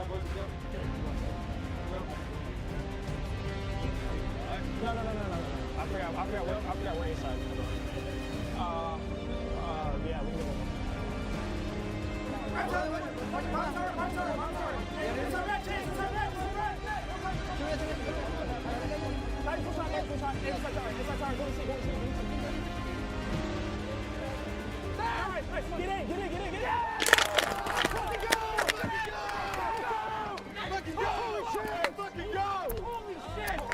Hello, Championship Sunday fans. Welcome back to the HCS Salt Lake City Major. We're live from Utah. And right now, live action happening over on the Space Station gaming booth because we have two incredible human beings who are doing signings. Right now with fans, it is Onset and Bravo, two of our wonderful casters who actually recently have done a collab with Space Station and of course their incredible content piece, the narrative. They are always making sure they're keeping you guys up to date before majors, before minors, whatever it may be, giving their input, podcast style, sitting down with one another and just chatting it up as friends, but talking all about Halo. If you guys want to get your hands on some of their merch right now and also a signature, go head over to the Space Station gaming booth. All right, back to the action, back to the main stage, and back to the desk. Hello, guys. I'm Lottie. I'm joined by Clutch, Gaskin, and back to some Shurs. motherfucking Right, lads, Halo, we've got bitches. business to attend to, but we have to just quickly talk about what we just saw. FaZe versus Space Station. This was unbelievable scenes, and to be perfectly honest, I'm quite surprised with how that went down. I think there were times, Clutch, that it was close and it was getting pushed to the limit by both sides, but a 3-0 from FaZe, that is some clean stuff, especially with Space Station hitting their stride early on in the tournament. To me, it was all about game one. Going into overtime, who was going to make the play to set the tone in this series? SSG had so much confidence coming off of such a close series against Optic. I honestly favored them coming in with how good they looked and how poor FaZe looked against Shopify yesterday. But this FaZe team woke up today on a mission for vengeance for Snakebite and Lucid from the previous team on SSG. There's a lot of bad blood between these two, make no mistake about it, and it was Lucid who made the game-winning play. I mean, this guy dropped 37 on Fortress CTF in game one. That's how you set the tone for FaZe Clan, and I can't wait to see what FaZe has in store for the rest of the tournament. That's some Lucid stats right there. People have been asking questions about this guy. Where is he gone? Is he coming back? Where's year one Lucid? Where's Optic Lucid? Here he is, folks. He's on your Where's screen right Optic now, Lucid? and he's back feeling comfy. He's as ever phased because Lucid. with He's what we phased up know, now, dog. how he wants to play What game the fuck and is that? enable him every single time They've he's been on having the some map. real That's what audio he does issues best. today. And quite frankly, that doesn't just happen for Lucid. That happens for every single player on FaZe. And based on what we saw in the series, that's how it went down. Big difference for me in this series specifically from FaZe Clan's yesterday's series against Shopify. FaZe were more focused on getting these power-ups. They had so many different camouflages and overshields throughout this series. They weren't able to get a single power-up, it felt like, against Shopify. You could tell the prioritization and the focus shifted, and the success came with it. I would need to see more of that FaZe Clan if they want any chance of playing. The Gringo, the weight in between series is insane. Yeah, for real.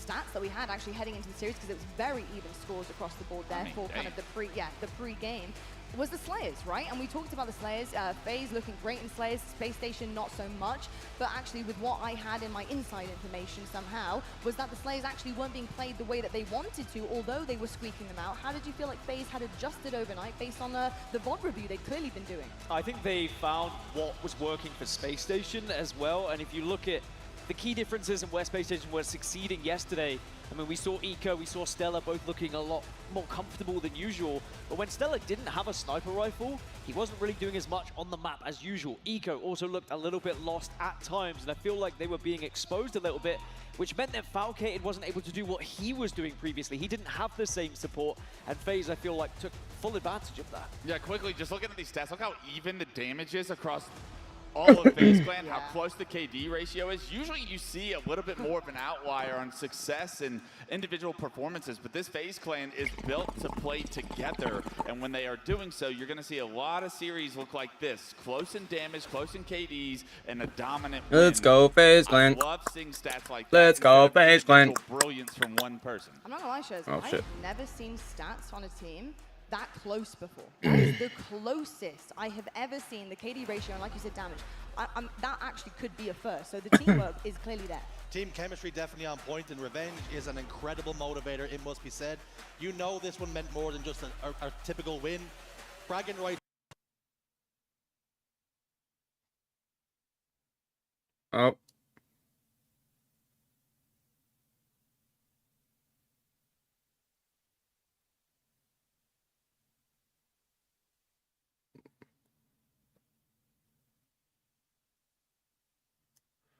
What the hell? And they're still going as if no one even knows.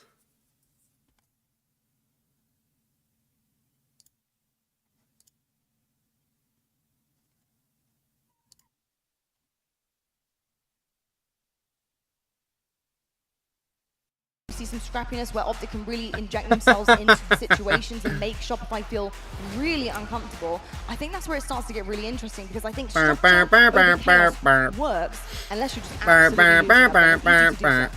When I think of these two teams, every single time that they've played each other so far this year, they usually go the distance. It's all about those Slayers in these series.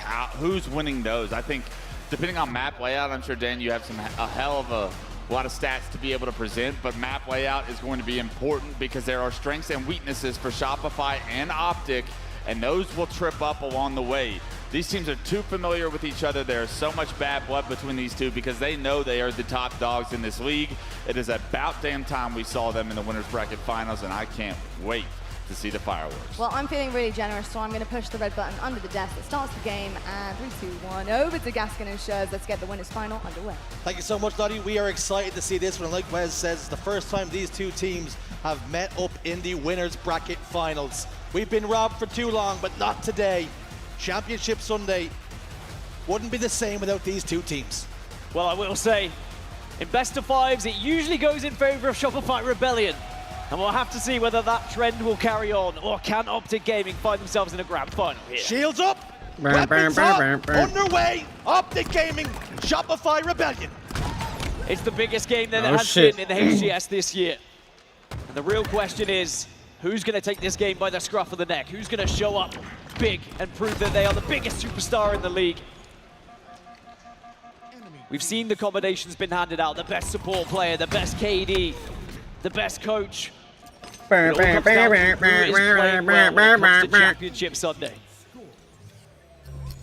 Optic Gaming have been atop that mountain, but let's not pretend like they've been formidable. They've had to do it from the elimination bracket twice. This time around, though, they've minded their P's and Q's. It's been business as usual. There have been no slip-ups, no banana skins being tripped up on. And now against Shopify Rebellion, this series promises to be an absolute banger. Livefire Strongholds has been a fantastic mapping mode for both of these teams throughout the season. 6-2 for Optic Gaming, 5-1 for Shopify Rebellion. Worth noting, Royal 2 often takes this map and really controls it, dominates it, gets control of the sniper rifle, gets control of tower. Ooh, good snipe. And just pushes the other team to the limit. And we'll have to see whether we can do something similar here, but you can see at the moment it's Cycle who has control of said sniper. Just out of ammunition for now, though. BNC in control. And then Shopify Rebellion in control. Yeah, they had the name titles wrong up top. Counting. Optic Gaming get a little pick. Dude, the production is fucking up today. Power up. And it's Renegade taking some damage. Last Shot has control of the tower. That's exactly where you expected Royal 2 to be. But they're interchangeable. As long as you have these power positions, things can easily go your way. Shots down towards back green. Ooh. Legend and Renegade combined to Last pick up a couple shot of kills. probably That means Optic Gaming can now start to score. And on the flip side, Renegade is usually the player to look to for Optic Gaming as well. He often pushes off and falls damage. A lot of aggression coming out of him. Averages around 1.45 KD when he's on this mapping mode. And really, this tournament has been the player to look to for Optic Gaming at finding those kills and getting them on the board as well as he perfects Royal 2. A perfect example of what he's capable of. I see what you did there. 8 players in the server. Any one of them has the potential to take over a series. 8 superstars, 8 of the best the HCS have to offer. But who's going to come out on top in this series? They've been back and forth all season long. Best of 5s, typically going to Rebellion. Best of 7s is where Optic Gaming find another gear. Frosty without a kill thus far. Does have 6 assists and does have a camouflage as well. And a chance to help Shopify Rebellion just secure a few more points here in Strongholds. Doesn't have a kill so far, holy shit. And the sniper's coming up, and I think that's probably what his priority is going to be here. Either cover the sniper or get the sniper, and it is the latter. Sniper rifle in his hands now. Camouflage dissipates. Revealed to all now. But does he have a game plan, a strategy? Hit shots. It's pretty simple, but it's effective. Oh my god, Frosty is so good with the snipe. It's crazy. 4 dead for Optic Gaming. Rebellion could threaten a triple cap here, but happy to hold what they have. That is one way to get your first kill on the board for the map. Completely demolishing the player coming out of Big Door. And now he can hold an angle here on bridge and just make sure it's not going to be an easy push over towards B. Optic Gaming have a decision to make. Now knowing the sniper rifle's there, you probably want to try and rotate round, but Frosty's well aware of that. He's watching both angles. You can tell he's not quite comfortable, doesn't know where the enemies are going to come from. Optic Gaming have pushed towards green. They've lost Oh, huge trade. It's that beatdown against the trade. Against Legend now, somewhat 1v1. But Royal 2 was forced to back away. And if you have been doing your research against Optic Gaming, if you see Legend heading a certain way, that's usually the angle that Optic Gaming are trying to take. Legend is usually the player goes into the stronghold first. He is statistically the one who gets the caps for the team as well. So if you do see him, it does give a little bit of an indication about where Optic might be heading. Legend's the entry. And expect Bound and Renegade to be following it up. And he's posted over towards B now. Sniper rifle, 2 bullets to play with. Quantum translocator to get himself out of dodge. He uses it. Oh my god, could you imagine? Royal 2 capturing B, but he's being hassled, he's being harried here. It's a melee. Onto Bound. Takes care of business. 2 players over towards Sandbags, and they eliminate him as well. Back and forth we go. Optic Gaming starting to close in on that lead. It was quite a commanding lead to begin with for Shopify Rebellion, but as we know, Optic Gaming, sometimes they just warm into a series. You look at yesterday against Space Station, they went 2-0 down before they really started to find their footing, but they won't want to test their limits again here. You don't want to fall into that elimination bracket, especially when there is a very hot FaZe clan waiting for you. Camouflage, the point of contention now. Renegade gets 1, trading out Bound's damage. Cycle's trying to gain some space in the map for his team. Last shot's there to capitalize. Frosty to the 5 across the map as well. That means Camouflage will now go the way of Shopify Rebellion. Formal tried to shut down the Camouflage before it could really have an influence, but unfortunately for him, he loses his life. Damage capitalized on though. Bound, down bottom middle, gaining yards for his team. Royal 2 living up to his stats on this map as well. He so often is the player that they can look to just demolish another team, sometimes single-handedly. He does have to be careful he doesn't allow Bound, and that is a great nade from Royal 2. Again, just making sure that there's no easy push happening. And we've spoken to Snakebite about Royal 2's playstyle, and he always says, when he's teaming with Royal 2, you never have to worry about his POV. You know he's making the right plays, he's doing the damage, he's getting the kills. And for Frosty now, this new role he's found himself in as this team's leader, the IGL. And it's been bearing fruit. They haven't quite been able to lift the trophy, but they've been so close. Is this to be the day? Such a weird sniper model. I do not like it. The gold. Yeah, the first job is getting to that grand final yet again. So then you can start to wonder, you know, what was it that went wrong in those previous best of 7s? Have they improved their map pool a little bit? I did wonder, does Optic's map pool go a little bit deeper than Shopify Rebellion's? Is that why they keep losing those best of 7s, those grand final resets? They don't have to worry about that at the moment. This is just a best of 5, and as Clutch was alluding to, depending on how the series layout goes, it can favor one of these teams, and we'll get more into that when we see it later. What we're seeing right now is Formal with a sniper rifle. Hasn't quite had to use it just yet. World 2 gets picked. Bound goes down 2. Formal just trying to cover his back. He's not comfortable here over towards Nest. He will now touch base with his teammates. Spawn's happening around him. He's trying to contest B. Bound gets a double kill elsewhere. Naturally ease the cause here. Last shot though, a huge double kill. Sniper rifle changes hands once more. And is it last shot's turn? Can he start to find some faces? Can he open up the map for his team? Well, similarly to Legend, Last Shot is usually the first player in the hill. Last Shot's the one who gets those stronghold captures. Last Shot is the one who goes for the ball time. A fantastic objective player at times, but you know full well he can also get the damage done and get those kills. He wears That's the what makes Santa both hat. of these teams so incredible, is that everyone can play their part no matter where they are on the map and no matter what they need to do. Neither team really able to get a triple cap. We're seeing points slowly amass for both teams. It's Shopify Rebellion in the ascendancy for now. They've just tipped over that 200-point threshold. Frosty's top tower bounds down to no shield. Cycle gets the kill. Formal trying to close the distance now onto Frosty, capitalizing the damage that was done. Gets 1. Needs help for a second here though. The nade's not going to do enough damage. Cycle puts him in the grave. And even though Formal sometimes isn't up there with KD perhaps, and that does go over towards the likes of Renegade as the standout player, it's the damage that Formal outputs which really makes him a terrifying prospect to go up against. Did the last shot just run past? He is going to be drilling you from a distance and allowing the likes of Renegade to push in and finish off those kills. Danger signs now for Optic Gaming. They have gotten 3 dead. That will help the cause. But slowly running out of time here. 232 points on the board and still scoring right now. Our Shopify Rebellion, and Royal 2 soars out and takes down Bound. Renegade knows he needs to block any sort of push over towards B. He does exactly that. As I say it though, he will fall alongside Bound. And it turns back to Formal to try and defend B. That's where the defensive focus is right now, because they are less concerned about trying to rotate Shopify Rebellion. They've been able to bully their way to B a few times this game. If they're unsuccessful maybe a couple more times, they might have to start to reconsider, maybe look towards A. You highlighted Royal 2. You mentioned how good he is on this map. And last shot's up there with him, 21, 8, and 14 for the young gun. The experienced vet in Royal 2, 29 and 13 now with that death. But they have to mind their P's and Q's here. They can't think this one is done, because Optic Gaming will punish you.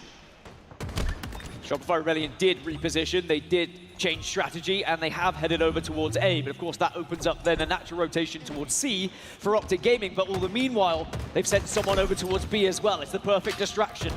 The perfect flank. Legend trying to hold off, does so, but Renegade finishes off the damage. Is this to be the perfect opener? Our Rebellion about to take the lead in the series. A and B in their control still. B now being contested.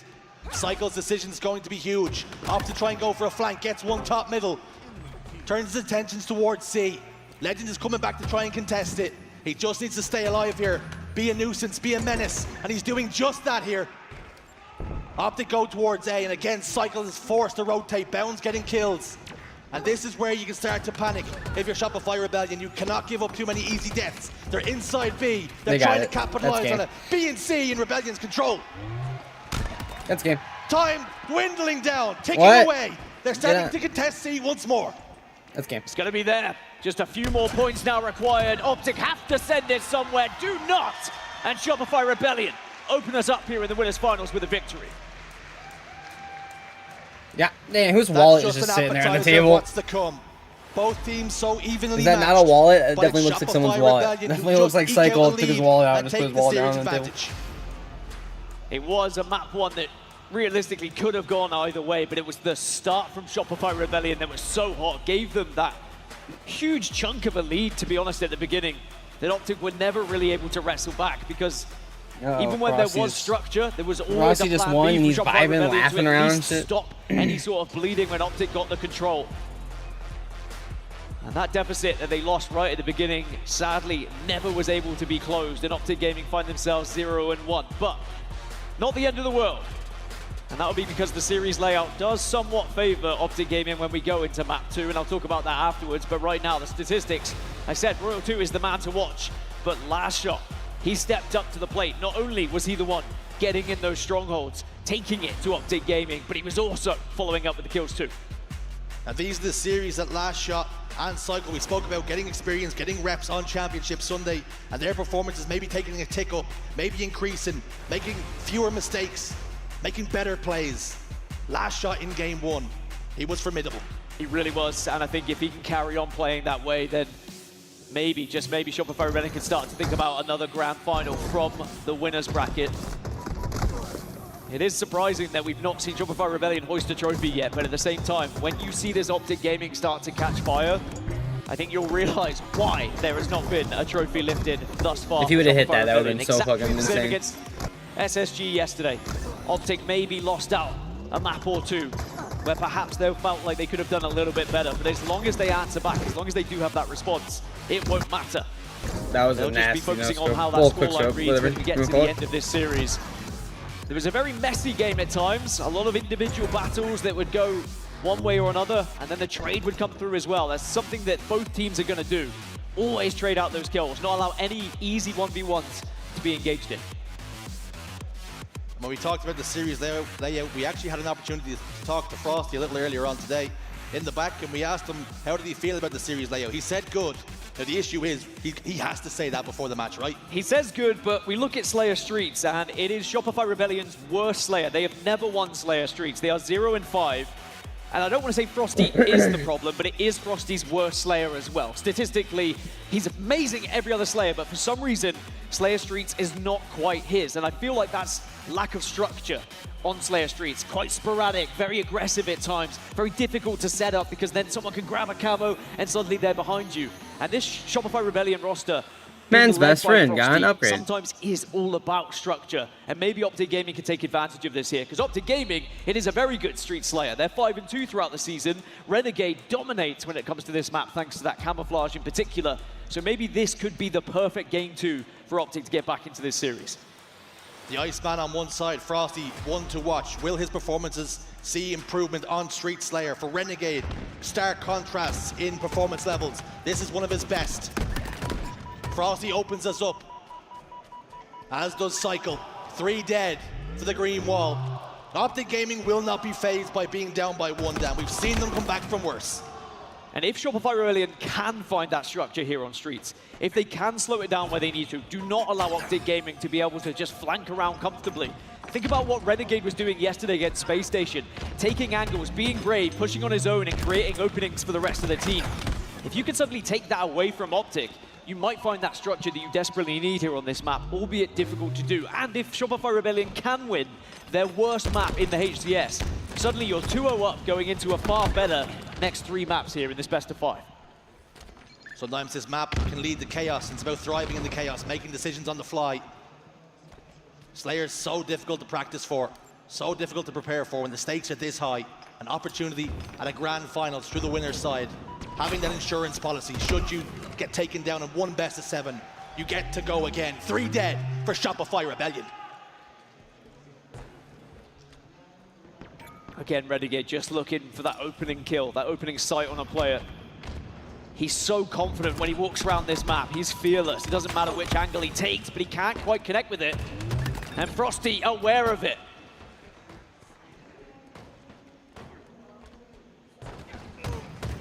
Frosty on the Formal now. Off the back of Formal's double kill. Turns his attention towards Legend. Both players pop each other's shields. Both players almost living to fight another day, but Legend finds a gap. Legend finds a crack. I think we're going to learn a lot from this camouflage that's coming up as well. How teams are going to be setting up around it. Where is the priority? Is it trying to just stop the other team from having it? Maybe killing that camouflage player as he grabs it? Or instead you're going to be a little bit more aggressive so that you can make those plays. Typically Optic are the team that like to get the camo so they can do something with it. And it's usually Renegade. As you can see, he is trying to hunt it down. And he is going to be rewarded. No contest for the camo. Decision is to trickle up over towards Cafe. He's putting in his order. Looks like he wants a double kill. Cycle's hesitant to give it to him. In the end, forced down on the ground by Bound. Frosty, though, somehow, some way, spots out the player with the camouflage, gets the kill. You spoke about Frosty's performance is 7-3 and 6 right now. He's putting in work. Yeah, I tell you what, for a player who has typically struggled in the past on this map and mode, it looks like he's been working on it in between events, and for good reason. That's also something that happens when you find a map that is a statistical anomaly for you. You're going to put those extra hours into it. Even if it is a Slayer, you just need to find a team that's happy to scrim Slayers with you. Formal back tower. Royal 2 and Glass Shot inside of PD, and Formal's done really good damage to both. Turns his attention towards Cycle, forced to back away. Bound goes in, takes care of Last Shot before ultimately being traded out. It's a 4-kill lead for Optic Gaming. 1 clean wipe required for Rebellion before tying up this game. Royal 2 does not force Formal to trade. He gets the kill clean. Doesn't quite connect with the sticky grenade though, and Bound, his aggression pays off. Again, trading well. When your captain goes down, you follow up. You make sure that kill's traded out, but not only that, wins the engagement following. Just to increase this lead now by 5 kills. Another camouflage about to pop. 15 seconds for Shopify Rebellion to try and set up and stop the likes of Renegade to be able to get it. Oh, Royal 2 though. Royal 2 on the back foot, Royal 2 on the ropes. Still swinging haymakers, gets a kill. This camouflage is so important, might be the biggest of the game. Formal got there, but a little bit too soon. Last Shot gets 2. Bound last man standing, all 4 dead. Last Shot, stock rifle, camouflage, and this is where we can start to see a turn. This is better from Shopify Rebellion. They were set up for it.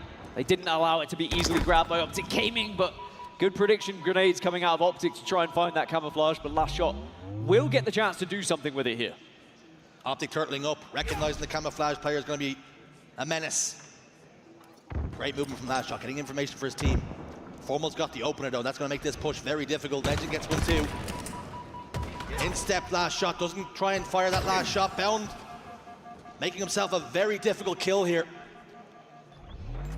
Both players hesitant to try and push out. Bound will get one. Cycle will trade it out though. Renegade's not done though. 3 down for Shopify Rebellion. Whenever there is damage, Renegade is always there to clean up. He is the literal cleanup crew for this team. Such a valuable part of this roster. But it's still such a tight game, 34-32. Statistically speaking, no outliers. Slays even across the board for both teams. You can't point to any one player as to why things are going well or poorly right now. You can look at Legend, 10-3 and 8, +2 on the day, but Bound, 7 assists for his 10 kills as well. Getting a lot of value. Or else you got away from that. That was wild. When you watch all of these players compete, it's the bravery that they show as well as Legend picks up 2. They are not scared to challenge, even against some of the biggest names in the HCS. They are so confident in their own ability, and that's why they are in these winners final.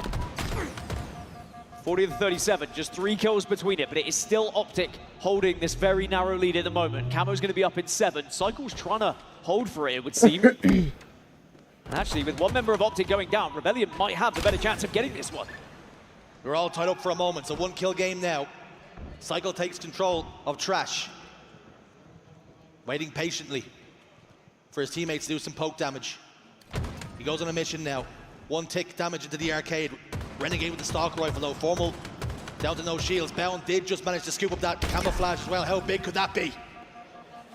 Information was huge nade. Information was delivered, and then Frosty sent a grenade to say goodbye. Thank you very much. No camouflage for you to work with. 44-42 though. Shopify Rebellion still have not been able to take that lead. Optic have been trading those kills time and time again here. Renegade goes down, as does Bound, all tied up. 6 kills required apiece now. This is where it gets nervy. This is where decisions are massive.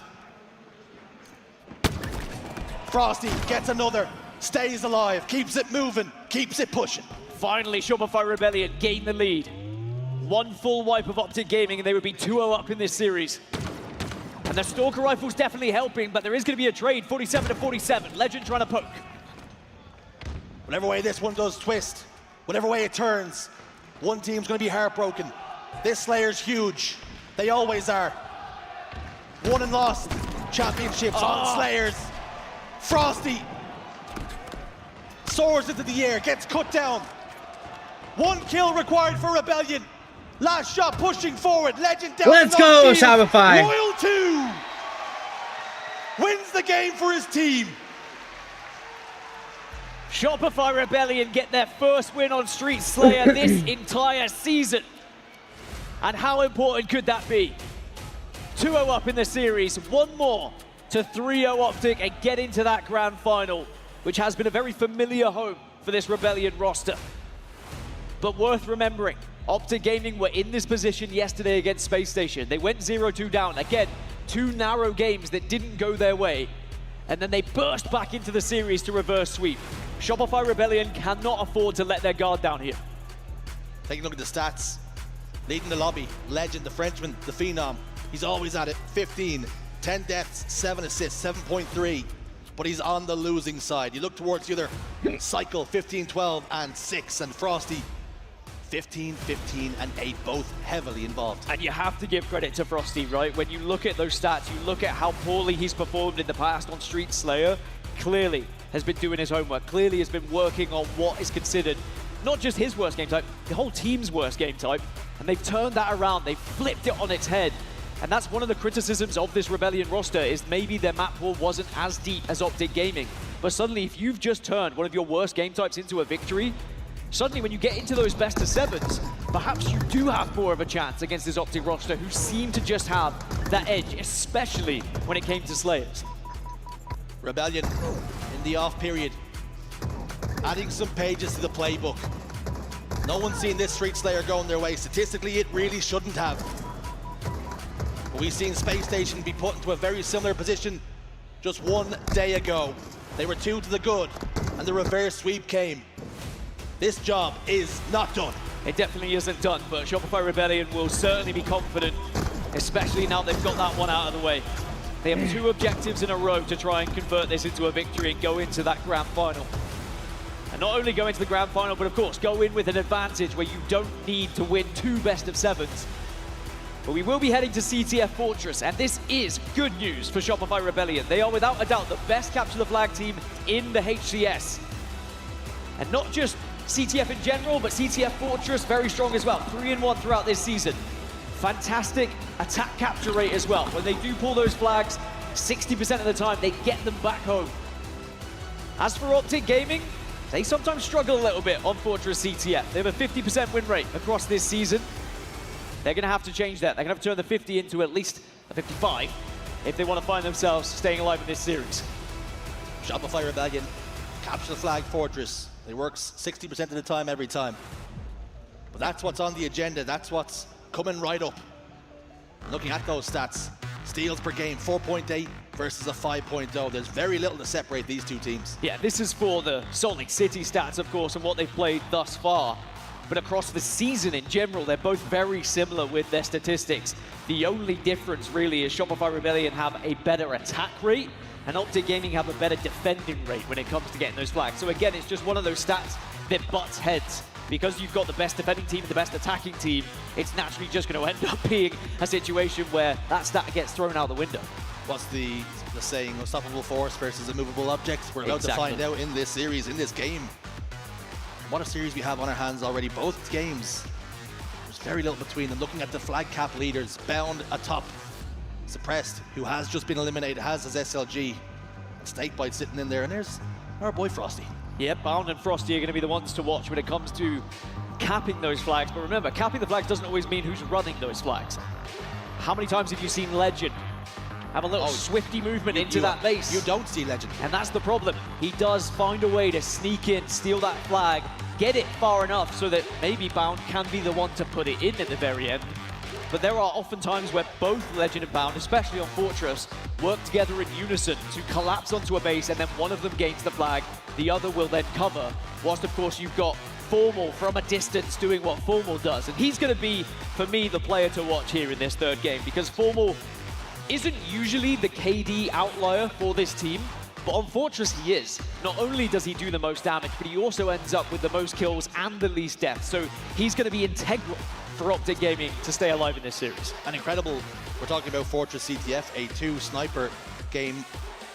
And we haven't even talked about each team's sniper, who's going to be the one that finds faces, finds openings for the teams, and ultimately they result in captures. Yeah, Royal 2, of course, we know what he can do with a sniper rifle as well, and he is the one usually who steps up to the plate for this team on Fortress CTF, not only for the sniper, but also for an insane KD as well.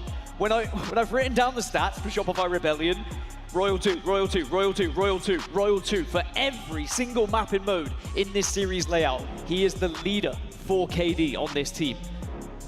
He's just a robot at times. It's so difficult to play against a player who sometimes feels like he just never misses. He deals in 1s and 0s. Binary code is all Royal 2 is at times. And this team needs him here to drag them into the grand finals. Royal 2 can be the point of difference. He typically is. That's what it's all about. That's what we're playing for. That plastic ass trophy. The money is one thing, but it's the bragging rights. Nobody gets into this business for cash. It's for glory. That's what it's all about. And there's players on that Optic roster who are looking to make it 6 times in a row lifting that trophy. Legend and Renegade. It's crazy. Putting themselves in the history books already with Legend the 5 and Renegade, trying to make Legend it 6. and Bound. Yeah. It's like nothing we've seen before. You have to go quite far back in Halo history to find players that match that kind of record. But of course, across from them on the stage, Shopify Rebellion will not want to allow that to happen. Could this be the event that Shopify Rebellion finally get their hands on that trophy? The first job has to be getting to the grand final, and a 3-0 would give them so They're much loading confidence in, going dog. into it as They're well. loading in. Oh, shit. How far back do we have to go for a 6P? Evil Geniuses, maybe? One way or another. Legend and Bound looking to make history here. He Halo said it right. Infinite. Legend and Hasn't Bound. been seen before. It's never been done before. I think this is an ample opportunity as well to wish one of the Halo legends, one of the GOATs, a happy birthday. Ogre 2. A massive shout out to him. For many, we wouldn't be here if not for the exploits of the final boss. We're underway in game 3 though. Optic Gaming have a lot of work to do. Eyes on Formal to kick things off. The damage dealer. The kill leader. The world beater. A quick start from Optic Gaming to take 3 members of Shopify Rebellion down, which allows Formal to start taking angles. And he's just waiting, feeding off that information being provided by the rest of the team right now.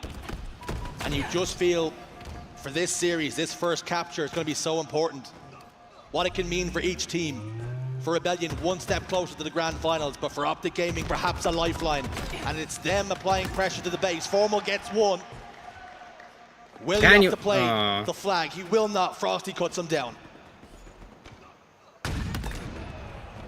Cycle's chance to show what he can do with a sniper rifle. We saw it in the early stages of live fire as well. Very confident when it comes to holding this weapon. As Legend tries to crawl around, but he crawls right into the scope. Ooh! Gonna call Cycle the barber. He's giving haircuts right now. Royal 2 Calling pulls the the barber. flag. 3 dead for Optic Gaming. This is a chance. This is a The moment. This is an barber. opportunity then. Optic back Dude, to a he is full fucking complement of players, shitting but on only the for a sniper brief right now. moment as Cycle rips the face of one more. It certainly will keep them at bay, not allow Optic to push out right now. That flag's going to get returned though. No, he missed the sniper on bound. Find ahead in the end, but certainly Cycle demonstrating that if he's given that opportunity, even if you don't have Royal 2 on the sniper, Cycle's going to be doing a job as well. Formal down to no shields in the basement. Frosty was there. Spawning over towards the snipe side. Optic Gaming now killing spree for Cycle. Looking to take this game by the scruff of its neck. Gets one more. Had to reload. Robbed of a triple kill, but someone else is there. Overshield for Rebellion and a 1-0 lead. They have something to Imagine hold. Rebellion just 3-0s this. Great priority as well by Cycle. You could see he could have switched his target when he was firing with Oh, the that was a bandit, nice little move but right he there. wanted to focus on the biggest threat that he felt. 3 go down for Optic Gaming, and the last player is Legend. Does stop that flag run, and he gets a double. A lot That's of players huge seem to stop fuck up that for Optic. Otherwise, this one G-slide. could I have feel like started to we've get seen out a of lot of the control. pros Renegade's miss going to that try and return it now. this weekend. Renegade sends it back home. The map, even again, we reset neutral ground. Until now, Renegade pushing forward. Routine kill in the basement. So important that he stays alive here. The furthest man forward for his team. He needs support though. Legend is pinging players that are weak. Shopify Rebellion are forced to turn around here. They cannot think about offense until he's taken care of. Frosty's got his hands on the sniper as well. This is dangerous for Optic Gaming. And it's patience now for Shopify Rebellion. They have the lead. Optic Gaming are the ones that have to make the move, have to make the play here. 8 minutes, 43 seconds is a long time. But you can force this mistake from Optic Gaming and then take advantage and start to push. Renegade gets shut down. Bound is going to be the next target, but Frosty's just pinging and looking for help. Oh, he wasted a bullet. Frosty exterminates the invasive species in his basement. In Renegade. And now can think about looking forward. Body shot connects. Oh, if you would have hit the second one too. Formal on the opposite side, but Renegade's applying pressure once more. Old-time teammates jostling for position. This kill's important for Frosty. Just has to stay alive. He gets it onto Renegade. Didn't check his corners. Didn't watch the nooks and crannies. And how often do we see that pay dividends for a player? Overshield does get popped here. He couldn't and an reach opportunity him. for That's Bound sad. all of a sudden. Overshield in his chest. 3 down for a moment for Rebellion. This could be the time. Now remember, Bound has been the player They might that gets have those this one. flag cats, but this time he's just going to get I'm it as thinking far they're as having possible this before one. going down, and he does get it. Maybe not, Quite maybe the not. distance here.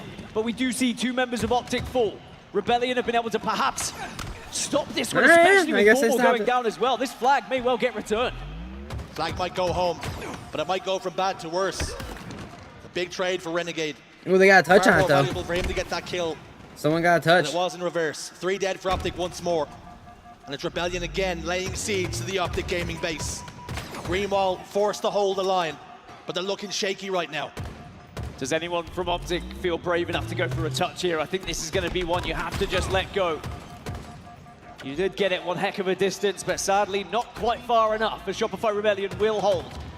Suddenly now that 8 minutes has ticked down to 7 minutes, and in theory, Just need to do that 7 more times, and you could defend with He this knows 1-0, basic and math. be Good headed to a job. grand finals. We have seen it happen on Fortress Capture the Flag. Sometimes this map can slow down. Yes, 1 minute is 1 minute, and for 7 minutes to pass, I mean, there's a going lot to of be time 7 to play minutes. with, and you maybe hand the impetus Yeah. over to Optic Gaming. You allow them to dictate the pace of play. And how often do we see that go the way of the green wall when that starts to happen, when the machine starts to grind? But Frosty laying siege to the enemy base once more. But it's almost a 2-2 split in the map. They're invading the enemy base, but they've got some players and some riffraff across the course as well. Frosty and Royal 2 linking up here, and actually Cycle and Lasho have just taken down 2 members. Bound and Legend have fallen. Make it at 3rd, and this flag can start to move on that right-hand side, and Frosty's in the perfect position to feed information about where Optic are going to be pushing here. Frosty stays alive. Pancakes 1. 2 dead for Optic Gaming.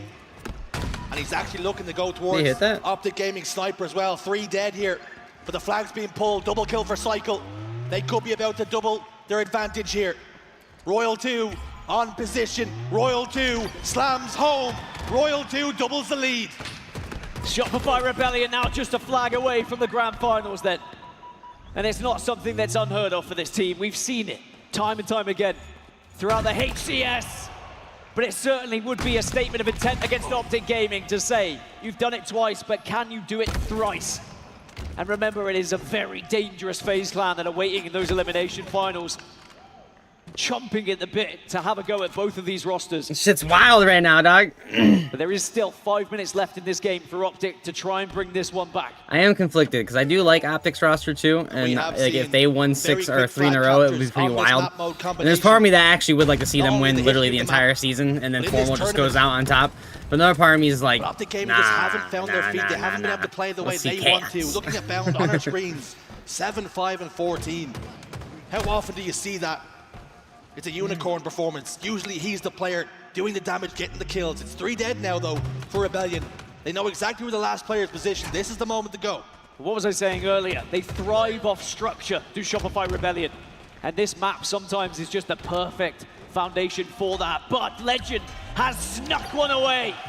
Just as he's done all tournament long. Out of nowhere, it seems, a flag goes in the favor of Optic Gaming. And it has Shopify Rebellion maybe just scratching their heads a little bit, saying, wait, we were comfortable, but suddenly we have to be very careful we don't allow that to happen as easily again. Are we about to see it happen again? Is Optic Gaming's plot armor coming back to bite Shopify Rebellion? They're as about as out of this series as someone possibly could be. Down by 2 in the game, down by 2 in the series. But do have Optic Gaming still have a little bit of magic in the chamber? Of course, if this was the grand final, it would be a best of 7, but in the winners' final, still just a best of 5. Shopify Rebellion only have to hold on for 3 minutes 30, or get a flag cap to put this one to bed, but Last Shot's having to fight hard. I think that's game. Putting it to bed, that's taking game. it home, fast asleep. Shopify Rebellion Wow. with the clean sweep. Wow. Optic Gaming ripped apart by Shopify Rebellion. A commanding and dominant victory to send Shopify to those grand finals. And whilst it is not something that Optic Gaming are not used to being in the elimination bracket, it still makes this tournament that little bit harder to repeat their trophy lifting. FaZe Clan await them. And if they're able to conquer FaZe Clan, they have to go back into that grand final and beat Shopify Rebellion in 2 best of 7s. They're going to have to do it again. Before Rebellion, they win the best of 5 again. And now it's time for them to look forward. Whoever comes to them in that grand finals is going to have to beat them twice in a best of 7. Is this to be their day? Well, Shopify Rebellion certainly have put a dent in the hopes of that 6-peat that we were talking of for Legend and Bound. And of course, the 3-peat for the rest of the squad who have just looked so good this season. But when they have been asked questions, Optic Gaming, when they have dropped to that elimination bracket before, they've gone on a gauntlet of a run. This time, it's not as much of a run. It's more of a walk. It's only 1 extra series in that elimination bracket, but still, Knowing you have to take down Shopify Rebellion in 2 best-of-7s is such a daunting task, especially when you look at what just happened in this winners final. Not just because of the 3-0, but I can't stress enough how important that Slayer Streets victory was for Shopify Rebellion to prove to themselves that even at their very worst, they can still take down Optic Gaming. I think if we talk about performance levels here on Championship Sunday, Cycle and Last Shot, those 2 young guns brought in, play with the experience. Absolutely incredible performance from them. But for Frosty though, the IGL, the experienced veteran, he's on the main stage with Blaze. Take it away. Lake City, show some love to Shopify Rebellion. They get back to the grand finals yet again from the winner's side. Oh, Frosty, shit. you know, that team right there has pretty much been a bane in y'all existence for a while. But how does it feel to get a 3-0 here in this moment against them again? Yeah, I mean, it feels great. We're just keeping our confidence up every time we play them, so it's always a new series whenever we go and play those guys. There you go, it's always a new series. Now, you know, the last 2 tournaments haven't been a result of what you guys wanted, and a big reason because of that was the Slayers, all right? Now, this Slayer was absolutely epic. Talk to me about what it was like from your perspective as it was 47-47, kind of coming down to the end of that. Yeah, I think they had the lead, felt like, for the most part of the game. I think the biggest thing was that we were just staying in it mentally, and I feel like every single play we knew that we had the chance to flip it around, and that's what we did towards the end of the game. There you go. Now, you feel if you guys can win a few more Slayers this tournament that you guys can become grand champions? Yeah, absolutely. Slayers are definitely going to be key. They're going to be key here. Lastly, you know, as you get ready to play in the finals, what do you want to say to these Shopify Rebellion fans out there? Yeah, I mean, thank you guys as always. I appreciate the support. SLC, you guys have been amazing so far. And shout out my family as well. They're here, and my girlfriend. All right, shout out to Frosty's fam and all of SLC. The tournament continues. Lot, take us away. I just kind of assumed he might have been a little Thank you so much, Blaze. Absolutely. more on the Shout out to zesty Frosty's side. family. Shout out to Jenna, who's here as well, his wonderful girlfriend. And, of course, a massive That's shout cool, out to Shopify Rebellion, getting it done. Good for him, good for him. Into the grand finals they go. Exceptional showing from them. They had a lot to say to Optic, didn't they? It was like, listen, buddies, we know you're really happy. You have had quite the journey in the winners bracket, but you're not going to finish it here. I'm so sorry. You're going to have to go and bounce back up to meet us again if you want another chance at this. And the question is, are they ready for that smoke? I don't know. 2 series to have to do it. 2 Shopify Rebellion. I suppose the one thing that they might have on their side here as well is Optic Gaming. They're fantastic. We know they can dig deep. We know what they're capable of. They have another new series ahead of them, maybe 2. You know, but they have to get past a phase as well. So lots of questions right now for the Rip roster. his fucking head off, I'm curious Frosty. to see your thoughts, Wes, on how they're playing come Championship Sunday here today. Yeah, Optic, we did not see the best of them here so far. It's early on Sunday, and we always talk about how playing that first series of every single day is sometimes really difficult for players. Even guys that have been there, done that, and won several trophies along the way, sometimes you just can't find your flow. It felt like that for Optic, especially towards the end of this Street Slayer, where things don't go their way. All of a sudden, they go down 2-0. They're staring down the barrel of a Fortress CTF, one of their least favorite game types. They are very public about their sentiments on Fortress. That had to be the Matt-Mo combination they did not want to see for Game 3. If they were going to try to another reverse sweep like they did against SSG, it was not going to be on Fortress. Shopify loved the fact that this was going to be that middle game type in the best of 5. And Shopify took advantage of the moment, and rightfully so. They find themselves in the winners bracket finals, or in the grand finals. That's why the Street Slayer win was so important as well. Because if you look at Game 4, it was going to be Recharge Ball, which is Optic Gaming's best map and mode. So there could have been a genuine turnaround if that Street Slayer wasn't won. I gotta say, I'm just looking at the KDs here, and it's just funny because I mentioned this yesterday with Royal 2 being on the KD leaderboard. He finishes that off with a 1.31. He is technically their anchor player. This guy likes to sit back and just basically pepper their opponents and hopefully get finishes, and finishes he gets. Incredibly good stats from Royal 2 all weekend long, amongst all of the others too, who are putting all of the working, the numbers, the damage, you name it, assists. It's a fantastic team effort. I will say though, I do love the fact that, you know, we see on that Dude, CTS Shopify kind of dominated, especially KD-wise. Look at that. There's so many different places he can bunker down. The lowest KD they had was a 1.14. The highest KD Optic had was a 0.91. I'm looking at Cycle. He has been on fire all weekend long, and I said if Cycle is able to keep up this performance, this will be the difference for Shopify Rebellion this tournament. That is the reason they were able to 3-0 Optic. Cycle finally shows up in one of these big series and plays out of his mind. he is such an annoying player to play against. Similar, I've always said, similar to Pistola. When that guy finds his flow, he is an annoying presence at all times to play against. And Cycle popping up against Optic gives Shopify Rebellion a lot of hope that this Grand Finals is going to go far different than what we saw previously. Yeah, I think you look at that Cycle, 17,000 damage. We always know he has that superstar potential. Well, he started to show that now here on Championship Sunday when it matters most. 100%. I think something else that I love about this kind of dynamic is how they're uplifting each other. And I think you need to be performing at the exact same level as a team to be taking down opponents like Optic in that fashion. I think that's the only way it works. You'll see a close series if you're seeing somebody having a lackluster performance in one map, vice versa, switching around, mixing it up. And that's where you see the tight series where it's going game to game to game to game. But I will say, I'm really impressed with Frosty. We haven't mentioned him too much. It was a key thing, I think, for us coming into this tournament, for Shopify Rebellion, about him being consistently superstar. Because Frosty, he never plays bad. It's just like we're not seeing those moments, those like game-changing, series-winning moments from him all the time. But right now, this event, we certainly are. Yeah, I said it on Friday, brought up the stats. Frosty, when they have success and they beat Optic, Frosty's dropping a 1.20. When they are losing to Optic, it's a 0.8, a 0.8. That's massively different. The impact that Frosty has when he can find his comfortability in the server is unbelievable. He's a game changer, to your point, Lottie. And he did his thing as well. All of Shopify looks to be the best team so far throughout this tournament. That's why they have a Grand Finals appearance first. And I mentioned him going into that Street Slayer as well. It was the statistical anomaly. He has typically struggled on that map. But then we got to see a lot of his POV, and he likes to be in structure. He likes to be a player who plays throughout structure. He doesn't usually like the chaos. I feel like he embraced the chaos a little bit, and perhaps that's something he's been working on in his own game, because he looked like a completely different player on that map. I think it's controlled chaos. I think Frosty thrives in these controlled chaoses where they're able to check tabs on every enemy player and start to separate them, start to like whittle them down. It's annoying to play against. And I think Psycho, Last Shot, even Roll 2, they all do it so well when they're playing their lives perfectly. That's when you see the best of Shopify Rebellion, and I think we saw that in that series. Indeed, I will say a scary roster when you see every single person performing the way that you know they can. That's when you know you're in danger, and that's when you know a team has come out to play, especially on Championship Sunday.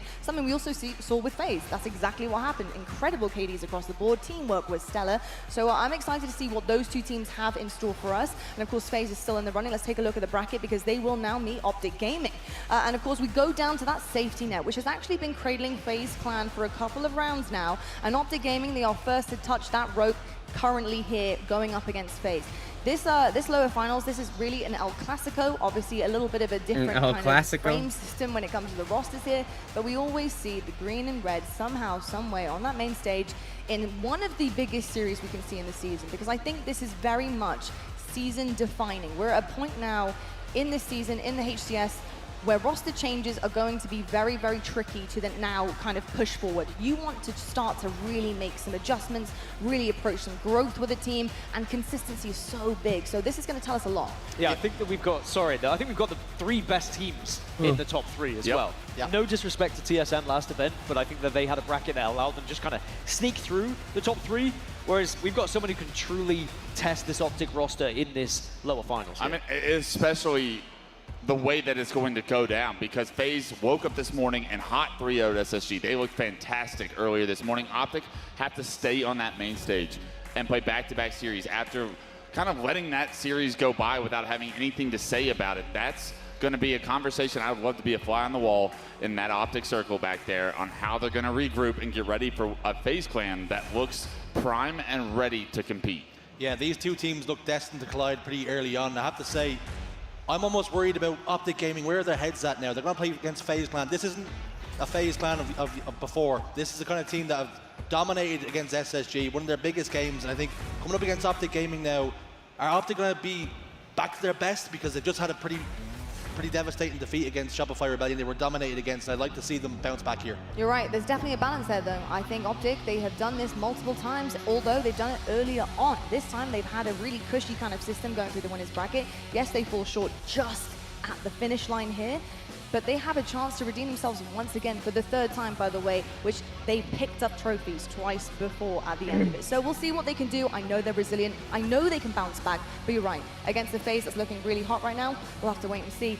Talking about FaZe, though, folks, Next up on our roadmap is going to be Charlotte. And yes, I know you guys are waiting to see exactly where we would be for the next one. And Charlotte was announced. Make sure you guys are grabbing tickets. There's some incredible opens to catch as well for all of our teams who are competing, trying to get the best seeding heading into that one. And of course, the major qualifier at the end of it. We'll see some open bracket teams as well, which is going to be incredible. So make sure you're keeping your eyes peeled for everything happening in between the majors, so you can check on all of our teams and how they're doing, because you never know. Some roster mania could be starting. We could be seeing other iterations of different teams as well that are in the mix who could be really pushing, I think, some of the titans here in the HCS. We'll have to wait and see. And that's exactly what we're going to have to do for the next series. We're going to head to a quick break. When we come back, though, we have another absolutely epic matchup for you guys. It's another elimination match. We've got FaZe going up against Optic Gaming. The green wall, can they stand strong? Have they got a brick loose? Can FaZe start to pull them out one by one? We're going to have to find out. I hope you're enjoying Championship Sunday. I certainly am. And we're going to catch you guys right after the break.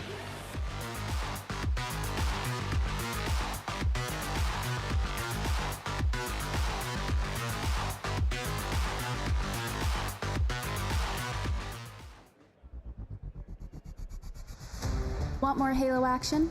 Subscribe to the Halo Esports channel for official HCS highlights, behind-the-scenes content, and player spotlights that take you closer to the pros. Stay in the loop with official updates, Halo Esports history, and our HCS and Community Top 10 series. Don't miss a second. Subscribe now.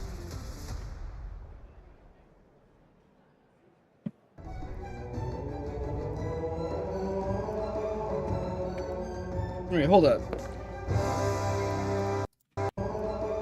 Yeah, that's what I thought. It's Lucidity. Wait for it. There's Lucidity and Sarvana. That's actually pretty legit. That's actually kind of cool, not gonna lie.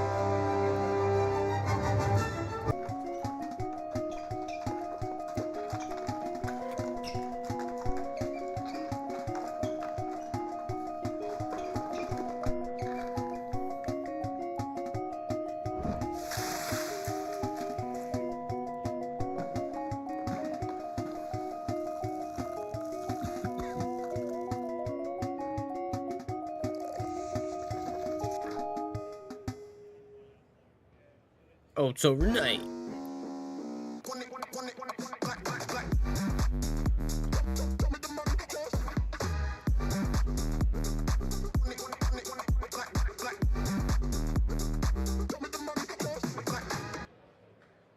I was digging it.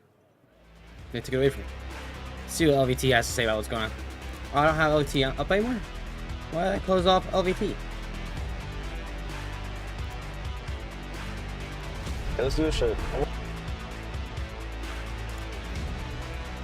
Alright, fuck it, chat's feeling. Alright, bang. Boom, we're in. Alright, map 3, KD. What do we got? We got Origin CTF. Who we feeling? Talk to me. He's gambling on it. Prize picks.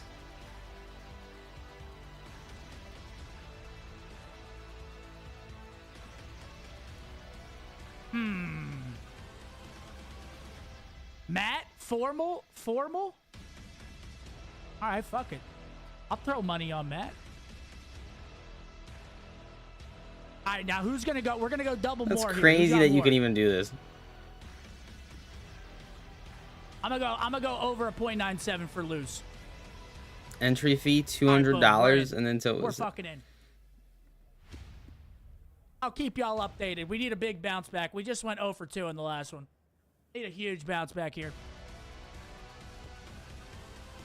It must be nice to have that much money that you can just drop $200 on a random bet. What am I, fucking Tony Stark? Doggy door activates.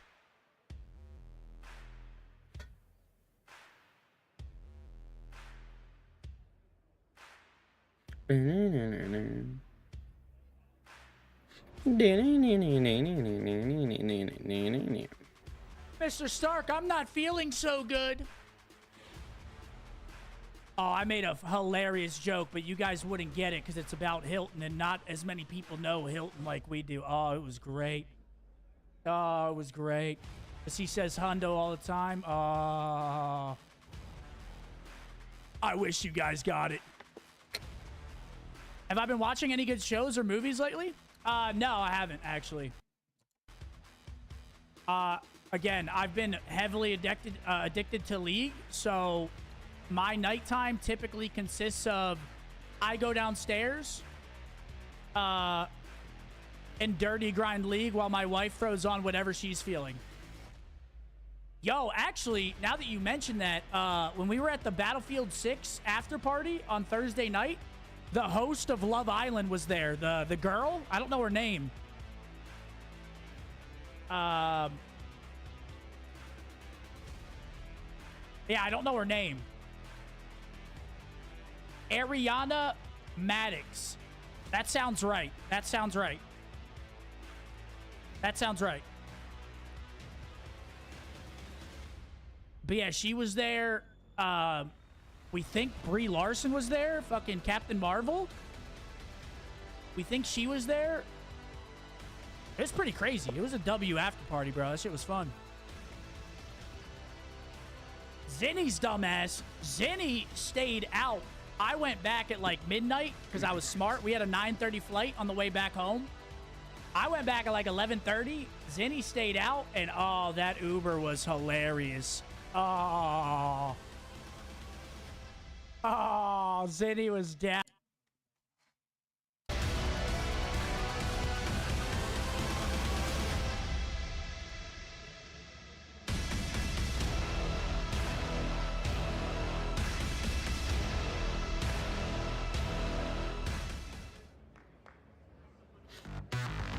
Championship Sunday brings out the very best in our players, in our teams, in our coaches, and even in our fans. We hear you out here in Salt Lake City, and we love the cheering that you are also delivering to the main stage action. And speaking of talking all about the main stage action, I have Tony, Golden Boy, and Walshy. Gents, we are in for a ride. I hope you're strapped in. I hope you're still strapped in, actually. I hope you never unbuckled, to be perfectly honest with you, because it has been insane. I really couldn't have predicted what has happened so far. Tony, there's a few shockers that have occurred. I honestly would not have guessed we would have some 3-0 sweeps across the board for the first 2 games of the day. I was expecting some clashes. I was expecting going to the wire. I was expecting 50-49s. I was expecting just some crazy clutch moments. But honestly, I don't know. I don't know what's happening. Are we seeing slow starts? What do you reckon? Well, I mean, right off the rip to start off our day, you see FaZe coming in extremely clean, which was exciting. They got a little bit of revenge themselves, and I have an opportunity to do something similar here because Shopify Rebellion came out so hot in the women's bracket finals. I don't think many people are surprised that Shopify Rebellion can beat Optic Gaming. Instead, the way they did it, Shopify Rebellion looked like scary here in SC. Well, I won't go as far as saying scared. However, I think they're a bit shocked at maybe what occurred on the main stage. And I think they're going to have to really dig deep here. They're going to have to lift their spirits. And if there is something I know about the teams that are left standing, they certainly can. They're very resilient. They've been here many, many times before. Golden Boy, these names on the stage that are lining up here for our elimination final, by the way. One goes to the grand finals, one goes home. It's just absolutely incredible to see how good they can be even when they just got smoked basically on the main stage. So I expect a big one out of Optic here. Oh yeah, for sure. I think that if there's one thing that we know from Optic Gaming is that you cannot count them out, not by a long shot. They're going to need to come out of the gate swinging here. It's going to be a big matchup. And what I love about this, it's got that big fight feel to it. Of course, El Clasico, FaZe, Optic, it doesn't get any better than this. But I genuinely do feel like for Optic Gaming, I'm looking at players like Legend. It was kind of shocking to see Legend not being at the top of the leaderboard for Optic in that series. I think he had like 39 or so kills across the entirety of those 3 games, which is not something you normally see from the Frenchman. So you're really going to be looking to see him step up in this situation. But I think if there's one thing we know about Optic Gaming is that they had that conversation and they're going to aim to do just that. I mentioned before heading into the Optic Shopify series that I was wondering how the playstyles would work out. And I thought that if Shopify got their way with structure and they really held on very tight and did exactly what they needed to by the book and literally chained the chaos of Optic, it would be a runaway series. It was that. Now my question is, Optic, how do you handle the playstyle of FaZe, which is fairly new?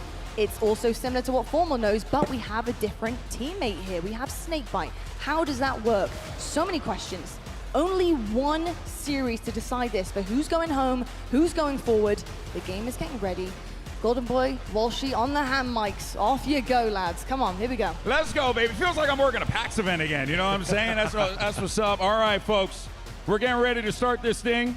I'm seeing a lot of butts in the seats out there, but I ain't hearing some life out of you. So SLC, you ready for the loser final? Dave, you want to give it a try? You want to give it a try? I mean, just to prove to Golden Boy, I don't even have to give the excitement. The fans know I love Halo, and they know I'm just a little better than Golden Boy. So, Salt Lake City, can I hear some noise? That's unfair.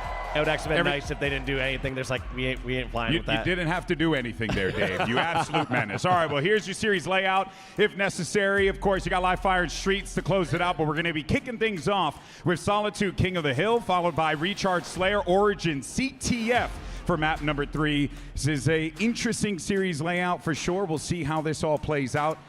I'm excited, man. Let me see. Is this working? No, it's not. Okay, we're still on the sticks. All good, all good. Solitude King of the Hill, though. I do get thrown back to that FaZe SSG game where FaZe got absolutely trounced on King of the Hill. How do they address this, and how does Optic look to take advantage of FaZe's missteps in that mode? I mean, that's the nice part is FaZe had a night to reconvene, to talk through, see what went wrong, and make a few adjustments. So they're gonna come out. I mean, you're looking at a FaZe who played incredibly well in their first match today, and an Optic who came out cold. When you look at that sort of momentum, you got to give it to FaZe. They got to be looking good right now. Here we go. It's now time for the Elimination Finals, and we're kicking things off with by far one of the most consistent players in this tournament. It's Trippy, and he's already gotten himself that camo. A couple players are going to go down here, and you already hear that crowd cheering on Optic Gaming. That 6-man to try and motivate this team into that into that grand finals, just like they've done in the past, Dave. Look at this cat and mouse game, too. Both Trippy and Legend knew that that shock rifle was just bait. Neither one was going immediately for it, and they were testing it out. All right, well, I think our mics are good now, so let's do this. All right, now, as we see how they try and fight out of this one, you got Trippy, still staying alive down mid, and he's holding it down for the fort. Big fight coming in, good help there for Renegade to help out Formal. Had he died there and had no one been there to help him out, might have been problematic, but you're starting to see, though, good spread out by FaZe Clan, really pinning this Optic team on that tree side of the map, not really allowing them to get past that, and they need to force the issue over here on Cafe. And look at just these all-star players so far coming out of Formal and Lucid, leading their squads. 5 kills for Formal, 4 kills for Lucid. The rest of Optic really needs to wake up. Optic did have to deal with a very hot Shopify Rebellion who are just prepared to dominate the competition. And they don't have a lot of time. Meanwhile, when FaZe got their win, they got to take a second, see what was going on with Optic, see what was going on with Shopify, and build a game plan off of that, whereas Optic did not have that leisure to be able to do so, given that they just lost that game in the winners finals to Shopify Rebellion. But even then, though, you got to praise Optic for restabilizing here and keeping themselves in this. And again, I had mentioned before, Legend, eyes are going to be on him to see what the Frenchman can do to pop off in this series, because the Green Wall's certainly going to be needing him in this one. Yeah, and Optic has such a strong setup right now. You have Legend being able to hold them off on the driveway as they're scrapping up time. So as soon as Optic have been able to go even or ahead in these slays, they've gone ahead in hill time, and they're looking prime for this first one. Yeah, Optic giving FaZe a little taste of their own medicine. This is kind of how the game started out last time. A little bit of progress remaining, and this is going to be a lockup for Optic. They've been having some weird audio issues. On the board, but just like say that, you're going to see 3 down for Optic. And now it's going to be FaZe's time. But the spawns are going to be coming in from the snipe side there, Walsh. Also, FaZe not overcommitting to this.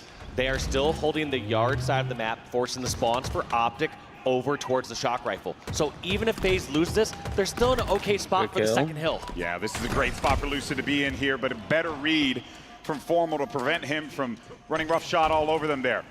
Gets out of that, and there you go. That's number 1 locked up for Optic Gaming. I like that. I like that from FaZe, where they didn't overly commit to this and put themselves in a rough position for hill number 2. They're trying to get the hill number 2 to be a tying hill.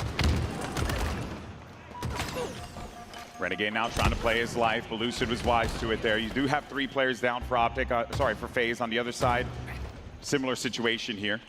I like this play from Trippy. At least fakes over towards LR, kind of gets tough, you know, caught in a tough spot. Yeah. Not having any other help towards Loop. But generally, when Trippy makes a play like that, he's buying enough time for one of his teammates to come from the center of the map and help over towards glass/loop and reconvene there. Once he realized he didn't have help, he had to try to fight his way out of the yard. Yeah, FaZe have been really good at looking out for one another in those instances, but there's only so much you can do when you got Optic just flying at you like that. This is looking solid for them thus far. This King of the Hill mode has certainly been a thorn in the side of FaZe Clan and might just be the motivating factor for Optic to get back into this, given how things have been shaking out. FaZe need to stabilize here. Yeah, FaZe are just trying to bounce back from that great start they had. Lucid still with 10 kills and leading the squad, but 8 deaths to match that one up. Slowly falling behind in the Slay side here for the FaZe side. And you cannot go behind in kills against this Optic roster. Both these teams are so objective efficient. Yeah, but you know what, though? This is good for FaZe. They got themselves Go another power Penguin. item. Camo's going to be in the hands of Penguin. And look at that. Trippy just had an overkill. An overkill off screen. So that's certainly going to be something you build off of there. And you might actually be able to get this first one on the board for FaZe Clan, which is a far cry from what happened in that in that SSG game yesterday. You'd figure a guy could take some OBJ time off after he gets an overkill, but Trippy doing both. Getting the kills, getting the hill. He does everything.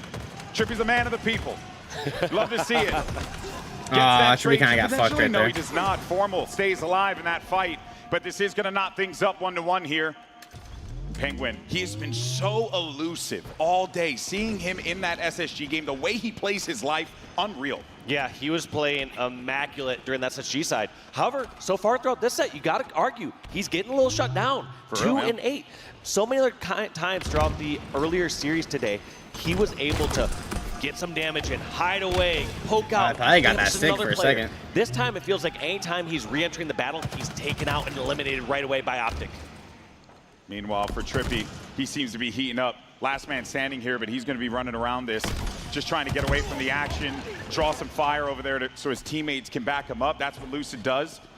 A little bit of progress gained for Optic, but Lucid's going to have a great angle overlooking this, but even better read by Bound. A common spot to place his body right in that alley, but that also limits his options and allowed Snakebite and Penguin to be able to move in there and Let's clear go, FaZe Clan. With 2 down, you know Lucid's going to start to grab some hill time, but still not entirely certain where they're at. Looks like he must have some call-outs from his teammates knowing that yard is the play. He wants to meet them before they get their shields back, and look at this. Engages them over near the cafe. Lucid gets 1, he gets 2. Massive stick there from Lucid. It's But going to now prevent that his drive whole from team's happening down, over on the though. cafe side. Now you're finally going to get to see that camo get picked up by Optic Gaming. Let's see what Bound can do with this, but he is going to be so weak. And the moment he goes for a shot, it exposes him, and he did. He did, and Snakebite punishes him just for that, so that camo gets no play. Some people at home might be watching saying, why is he getting greedy like that? Why is he trying to force some action? Halo is a game of greed. You need to push your It limits is a game in of situations greed. like that. If you were to try to hide and get your shields back before every engagement, you're leaving your teammates out to dry. You need to be there providing cover fire whenever there's an opportunity to do so. Legend, though, now he's going to be pushing in for this trade. His teammate's weak. He's going to try and back him up, but Bound, unfortunately, won't be able to stay alive and recover his shield in time. There's going to be 2 kills coming in, though. Can Legend get his second? He does not. There'll be 3 members of Optic down, and now FaZe get right back on there. Spawn should be favorable to them. You can see all those players popping up on the tram side, also Let's by go, yard. FaZe, Look at how dude. If FaZe sweep across fucking... the map, checking for the most I mean, it's tie critical game spawns. still, so I'm not First, trying to they're get worried myself. about bottom lift and Yeah, it's top only the first sniper. game, Once they realize that area's clear, they're sweeping over and checking, is anyone running up poster stairs? Yeah. Are they going to shoot me there? And then lastly, they'll worry about someone on the yard ledge. Penguin looking to get going in this game. Maybe a couple kills like that against Renegade might just be what's necessary. That said, though, the help's coming in, and they're getting surrounded. Penguin's putting down a lot of cover fire here, but I think Formal's going to lock this one up. Indeed he is. That's going to be 2-1. Optic managed to get this lead, but boy, oh boy, are both teams making each other work for it. This one is tough, and Hill going back towards the driveway now. Consider when the Hill's been in the center of the map, that seemed to have favored Optic when they were in the bottom center or when they were near the hotel. Now that the Hill is over back towards yard or driveway side, you got to wonder, is that favoring FaZe? It worked out last time in the yard, but also last time you had Trippy getting overkill. You got to do whatever you want when that happens. Oh, ain't that the truth? That said, though, Trippy got that overkill, and since then hasn't been able to do all that much. So maybe with this camo, it's going to open up an opportunity here. And he's getting some info. He sees over here by top snipe, 1-shot player. Boom, that's going to be a solid kill right to the face. of Formal. Good shot to prevent him from being able to do anything there. And look at that progress gained by FaZe as well. This Camel's going to be such a problem for them to deal with as he wraps around the corner here. He's going to need to speed this one up because he was getting the comms. Hey, we got someone right above on yard. Trippy's kind of in a bad spot now, but that Camel gives him a little bit of coverage. They need to remove Legend, otherwise they won't be able to get into that hill safely. My opinion, he had Camo. Just He getting should that just kept shot walking right onto through Legend at is him. enough. Gonna jump in, put that pressure, and get time. This That's one's not gonna certainly look like going it's to gonna hand really matter. FaZe. You almost have to wonder, do FaZe get greedy? We saw them make the mistake earlier in the weekend where they didn't go for the hill and cap it, but no, FaZe does not get greedy here onto this fourth hill. Yeah, but in doing so, they ended up going 4 down, so that is going to put them at a bit of a precarious position as they get ready for this next hill. But look at the time there, Dave. You got only a couple of seconds left to work with here, so there are no rooms for error. And if anything, it's going to boil down to potentially this last hill. Maybe we go into an OT, maybe not. But the thing is, between these two teams, anything is possible. Yeah, we will see here, but I feel like Optic are looking so good in this position, especially after they get those 2 picks. When they're trading out some of these kills like this, especially when you're a secluded hill, you're able to scrap up more time. Formal just getting this nearly uncontested, doing such a good job. And he is going to stay alive. I was just going to say stay alive there, but instead a nade's going to find its way over. Optic's got this one surrounded completely, though. If FaZe needs to get in there, they have to do it right now. Otherwise, you might as well just concede this and move on to the next one and play for that 3rd cap. And then at that point, you're really desperate. Optic that is getting cheeky. greedy. They are going to try to delay time on this top center hill to remove as much time as possible for FaZe to tie this game up.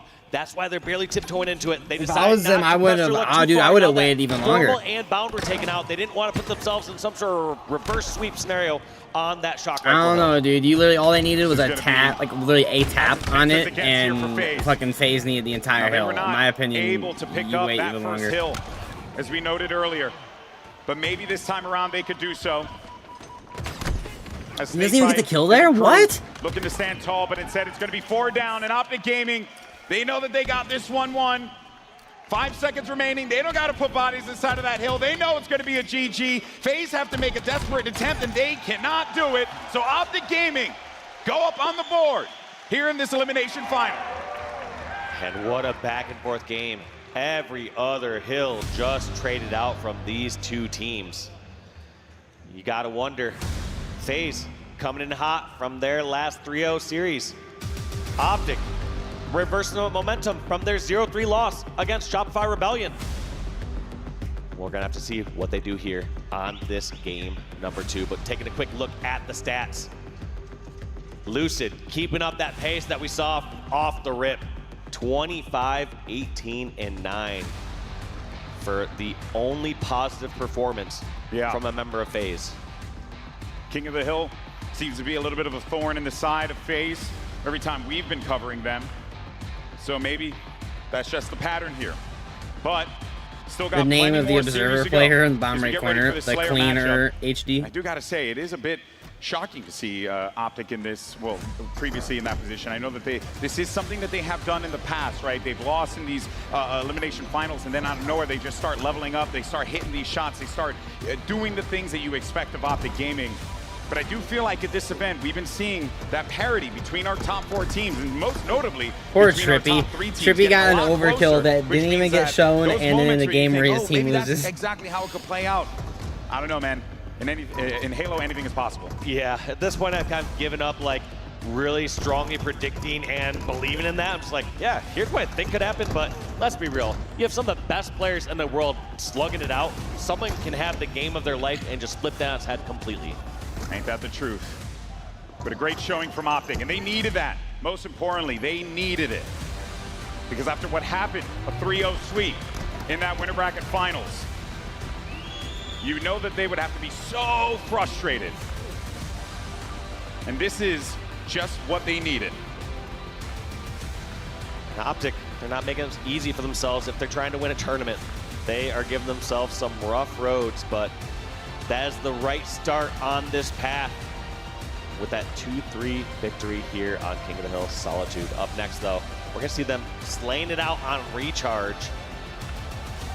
This one, I gotta say, I feel like when I look at the two playstyles of this team, I feel like I would favor Optic's playstyle on Recharge. Yeah, yeah. Bit slower, bit more methodical. Yeah. They can go, like, they can fly when they need to, but then peel it back, right? Yeah. It's a lot of those, like, the stopping and starting that actually quite helps them. And it throws your team off. When you're able to control that pace and not allow your opponent to feel comfortable, that really does dictate how that action goes. And, oh, wow, that's quite the artwork. All right. Coach Lunchbox and squad obviously well prepared for all of these maps and modes. There's nothing here that you consider bad by any means. When you're the #1 team in the world, you're going to be good at everything. Yep. Let me put you back up right. FaZe know that. They know what they're going to be contending Michelle with here. XOXO with the alert. We get ready. Players loading in. How's it going? Pressure's on. Map 2. Showed up just in time. FaZe looking for their first. Oh, there you Looking to try and stop this momentum that Optic built up in that King of the Hill match go, on Solitude. FaZe. And this is the Come time, back, Dave, tie here it now up. to tie this series up and let them know that you're not going out without a fight. There it is, Formal challenging for this first camo. He's gonna end up backing away. No, actually decides to continue to contest towards this camo. Looks like he gets help from his teammates over towards the control side. And Formal gonna be trying to skip away with his camo. Unfortunately, drops that camo. Not what you want to see. Obviously, you want to see players getting aggressive with camo these days. You have to be pushing a little bit quicker and faster. But at the same time, dying with it in the first 5 or 10 seconds, not enough. Yeah, well, we'll see here whether or not Optic can come back into this one. Obviously, still early goings. But we have seen so many times in these games where a team gets that lead in these closely contested matches, and it just goes back and forth, a couple trades here and there. Right now, FaZe know that they're going to be dealing with a shock rifle, and Renegade wants to rip some faces off here, but he's got to find the targets. And look at the pace of this game so far compared to what we've seen every other game. Just Whoa. going so much faster. Just completely sniffed out there. Not What? sure how Lucid Good snuck name. in, but Lucid making a hero play, getting a kill on the shock rifle, unanswered, gets a reversal onto Renegade, and that's a big swing here for FaZe, because that was Optic's chance to get right back in this game. They had a shock rifle, they had it slowed down. That's exactly what you're looking for your power weapon controller. Yeah, I am very impressed with how they were able to identify that win con to remove that gun from his hand. Just showing off now. As Lucid does. 13-3. Optic Gaming down by a considerable amount here. And this has all come off of some really smart reads, smart plays from FaZe Clan. And look at that. I love that nade from Lucid. When the game slows down to a snail's pace, you are going to be nading these other corners. You're going to do predictive grenades. And I'm sure that's probably what even happened to Renegade in that one situation, is not even knowing that he was there just yet, just grenading that corner blindly, going in, finishing off the one shot. And he's saying, wait, I wasn't even spotted here. Yeah. When people are not spotted, they play the situation completely differently. There was Trippy. Trippy. All right. But I do want to note that. Great point you brought that up, Dave, because there were a few times we were seeing Lucid with some very deliberate bank nades where it was getting him, like, he'll bank a nade on the top of the control steps that will go into the catwalk door. Like, it's, you know, just that time that they put into this game. And the reason why they're truly the best in the world, all of these players that are playing right now. But boy, oh boy, a 10-kill lead. FaZe have not let this one go at all. Optic need to find that gear to get back into the game, but you can see how FaZe are just meeting them kill for kill, and this is dangerous for Optic. Wow, and I was going to say, for the first chance, we had Optic get 3 members of FaZe down and try to pin them into one area over towards the pipes. Kind of backfired there as we saw that kill, or exit kill, from Lucid. Now, granted, while he does die there because he had to go over the cross, I just always have to commend these players for their ability to be able to disengage from these fights when they know that they're not in a position where they can find success. It's just so awesome to see how they read the game in real time like that, because he may not have known. We can see the x-ray that there were 2 players there. He may not have known, but he was like, you know what, I don't like this situation. I think I'm just going to bounce the other way. Something just doesn't feel right, and yeah, it's smell just that? It's just hearing all the call-outs there across the map. When you're hearing your teammates be kind of quiet and calm, you're like, wait, I'm not hearing call-outs all these other maps. I know we got sight lines towards long haul or towards control. It just, things don't feel right, and you're just like, all right, that means they got to be near me, and you have to know when you can push in or run away.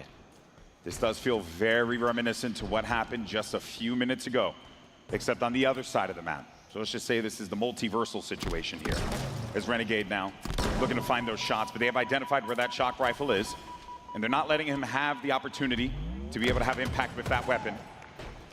because they know what the true objective here was to get that camo, and they have been controlling this camo so much in this game, and that big has camo contributed trippy to this 9-kill lead that they have accrued here for FaZe Clan. Yeah, just quickly being effective with it, trying to get inside the fight. You see these players, oh my gosh, of course Renegade hits the no-scope, but you're going to see these players with camo here in 2025. It plays a little different from camo in, you know, let's say 2021 or 2022. People are just generally going for the first shot or two. They aren't taking their risks around going for a backsmack or a melee. These camo players just getting spotted out too quickly, so they take that minor advantage and try to roll with that. Yeah, it's also because back in the day, our TVs kind of sucked. That was primarily, that was mostly the reason why, but yeah, you're right. Just these setups are so good now in 2025 of Halo Infinite. Even in the first year or two of Halo Infinite, players were able to take a sneaky route, take a quick jump, and then get a back smack to have that entry kill. No longer is that the case. People know how to set up, and they can tell when and where a camo would be. The game has most certainly evolved.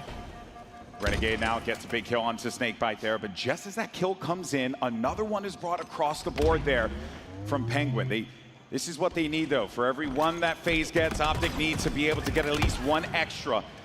But it will be so difficult for Optic to do so, given that they're going to be climbing. And now with these trades coming in, as we always mention, Dave, it favors that team with the lead. And when you have a lead as big as this, you're fine going in for melee trades when you're in those 1v1s. Fine go for those trades, and then also even you saw just had a second dad. He's 11. Oh, no, that's Renegade, but Renegade here in one shot over near Whirl.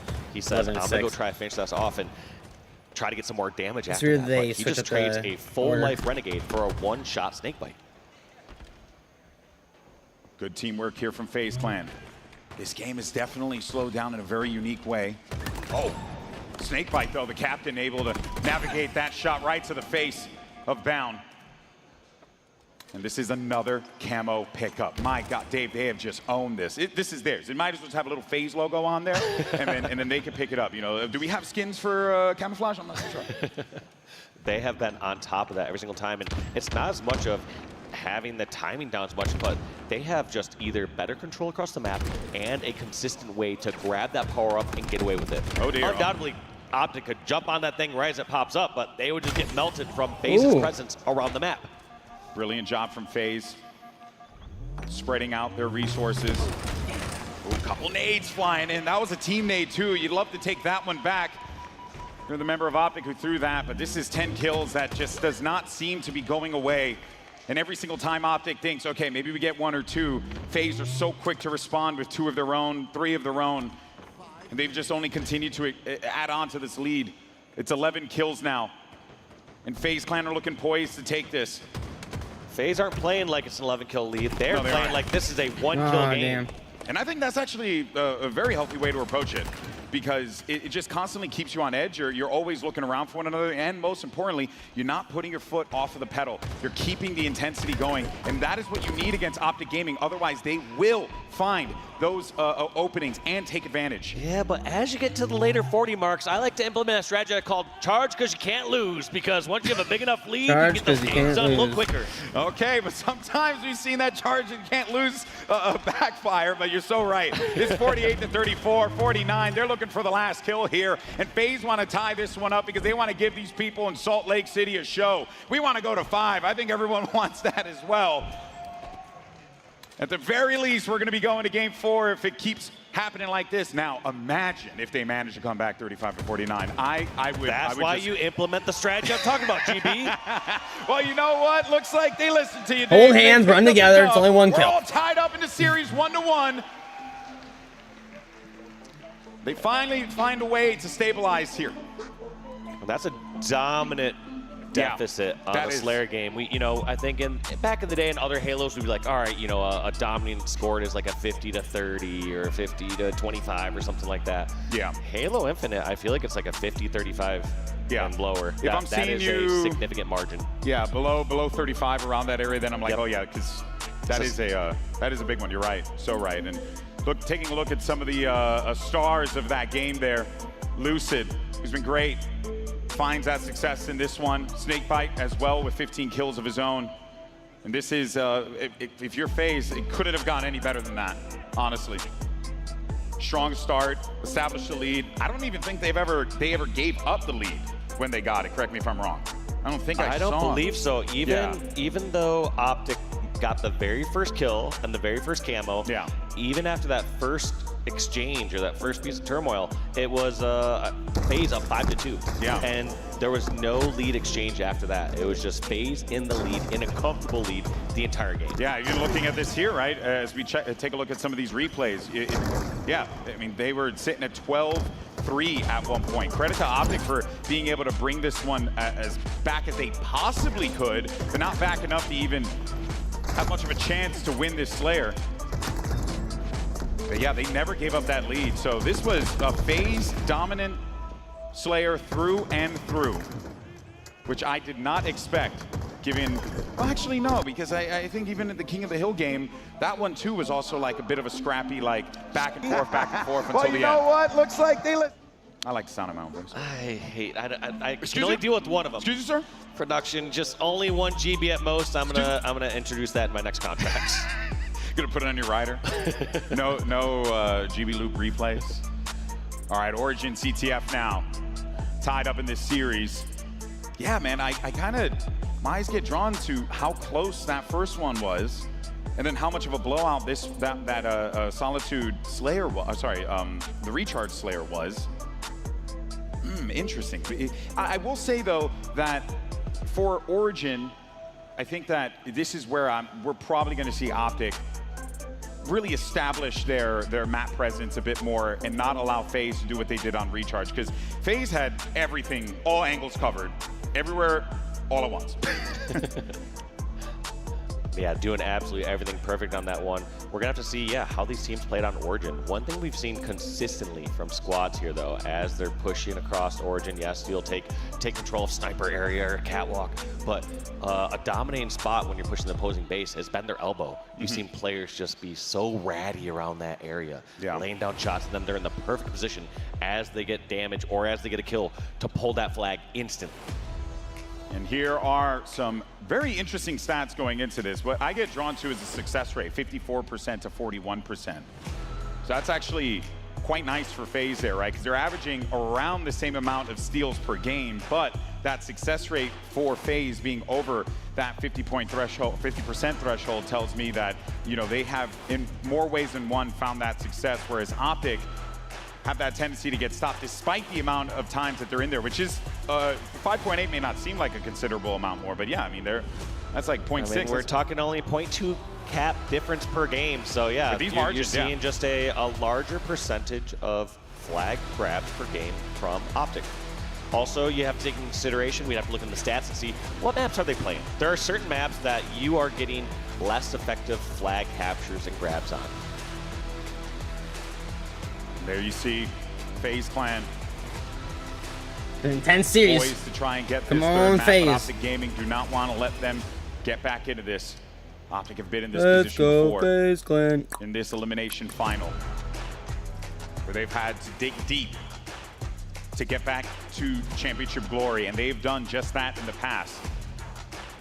FaZe, though, this is a new look for the team coming into this event, picking up Lucid and Snakebite. It is fascinating, right? It's Formal's dream team versus Formal's old team, as some of our friends in the back were telling us earlier, which I think is quite fascinating.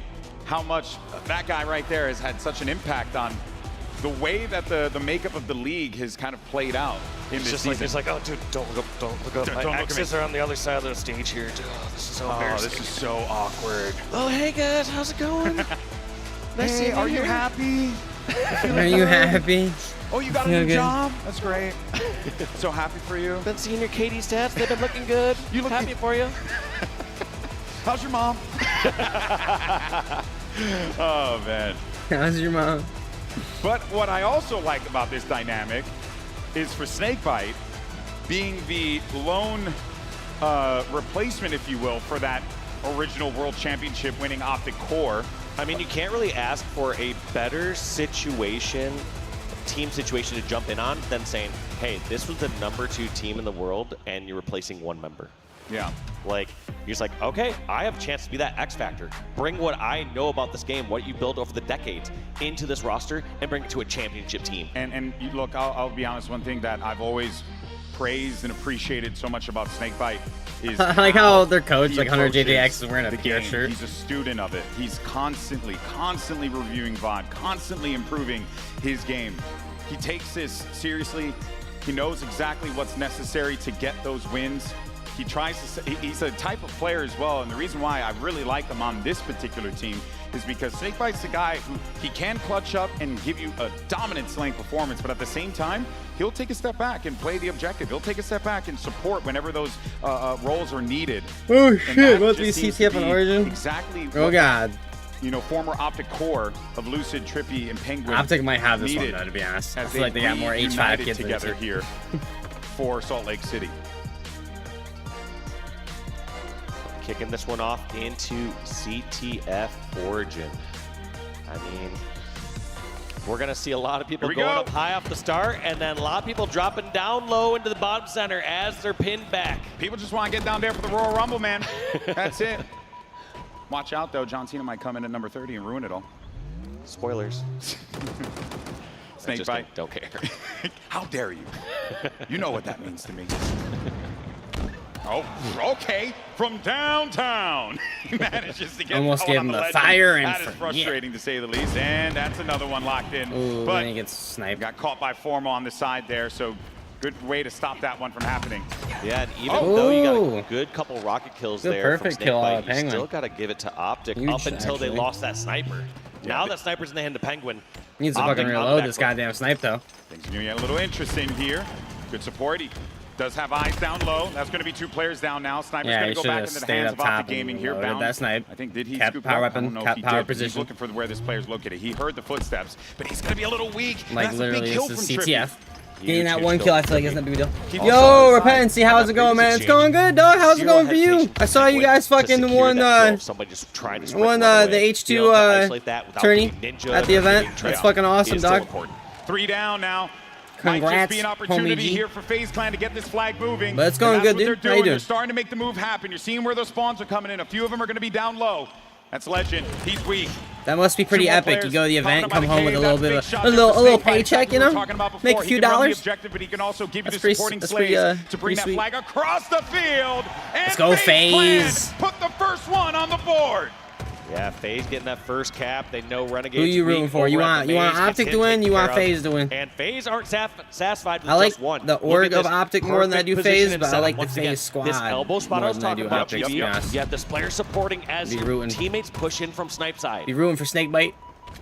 Snakebite not trying to overstay his welcome here and continue to peak. He'll go in for those shots, but that kind of goes back to what we were talking about before, where like even though he's one shot, he's still trying to make something happen because he knows that that can pull attention his way. Yeah, anyone that needs to finish off Snakebite there either has to use resources like Damn, that grenades, was unfortunate. or they need to expose themselves But completely not too on the shabby. elbow. Yeah, That's that why you Halo saw 2 no tournament members was from crazy. Optic just Our running roster around was the insane corner this there time, because but they it's realized nice they've seeing traded you themselves all and a spending the full-life weekend player with for a the love of one-shot Halo. Snakebite where they're Love not seeing even familiar 100% faces. where he's Oh, at. dude, right? Now Optic with a Yeah, little I'll bit be better at map Worlds. positioning. So Rockets are going to be available. if you're going to Worlds, Renegade I'll definitely see you there. might be able to get hands on him here, but a few big And nades I'm are gonna, flying I in. hope That's to gonna play make in one the shot. Halo He 2 goes for that.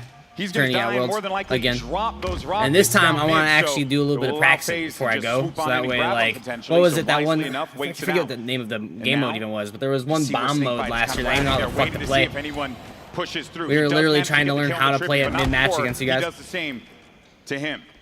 Yeah, quick trade, I believe. Snakebite just ran. I also really want to past- play in yeah, the past rockets, Infinite yeah, but that's S&D what they're side looking tourney. for. Try to I think grab that'd be that pretty one fun. last rocket. And But the right calls on, we man. made, Hell yeah, Rockets low, dude. Rockets low, don't want to let them go down there and grab it. Penguin does manage to do so, and he'll use that rocket. Doesn't really get much value out of it, but that's okay. It keeps it out of the hands of your opponent.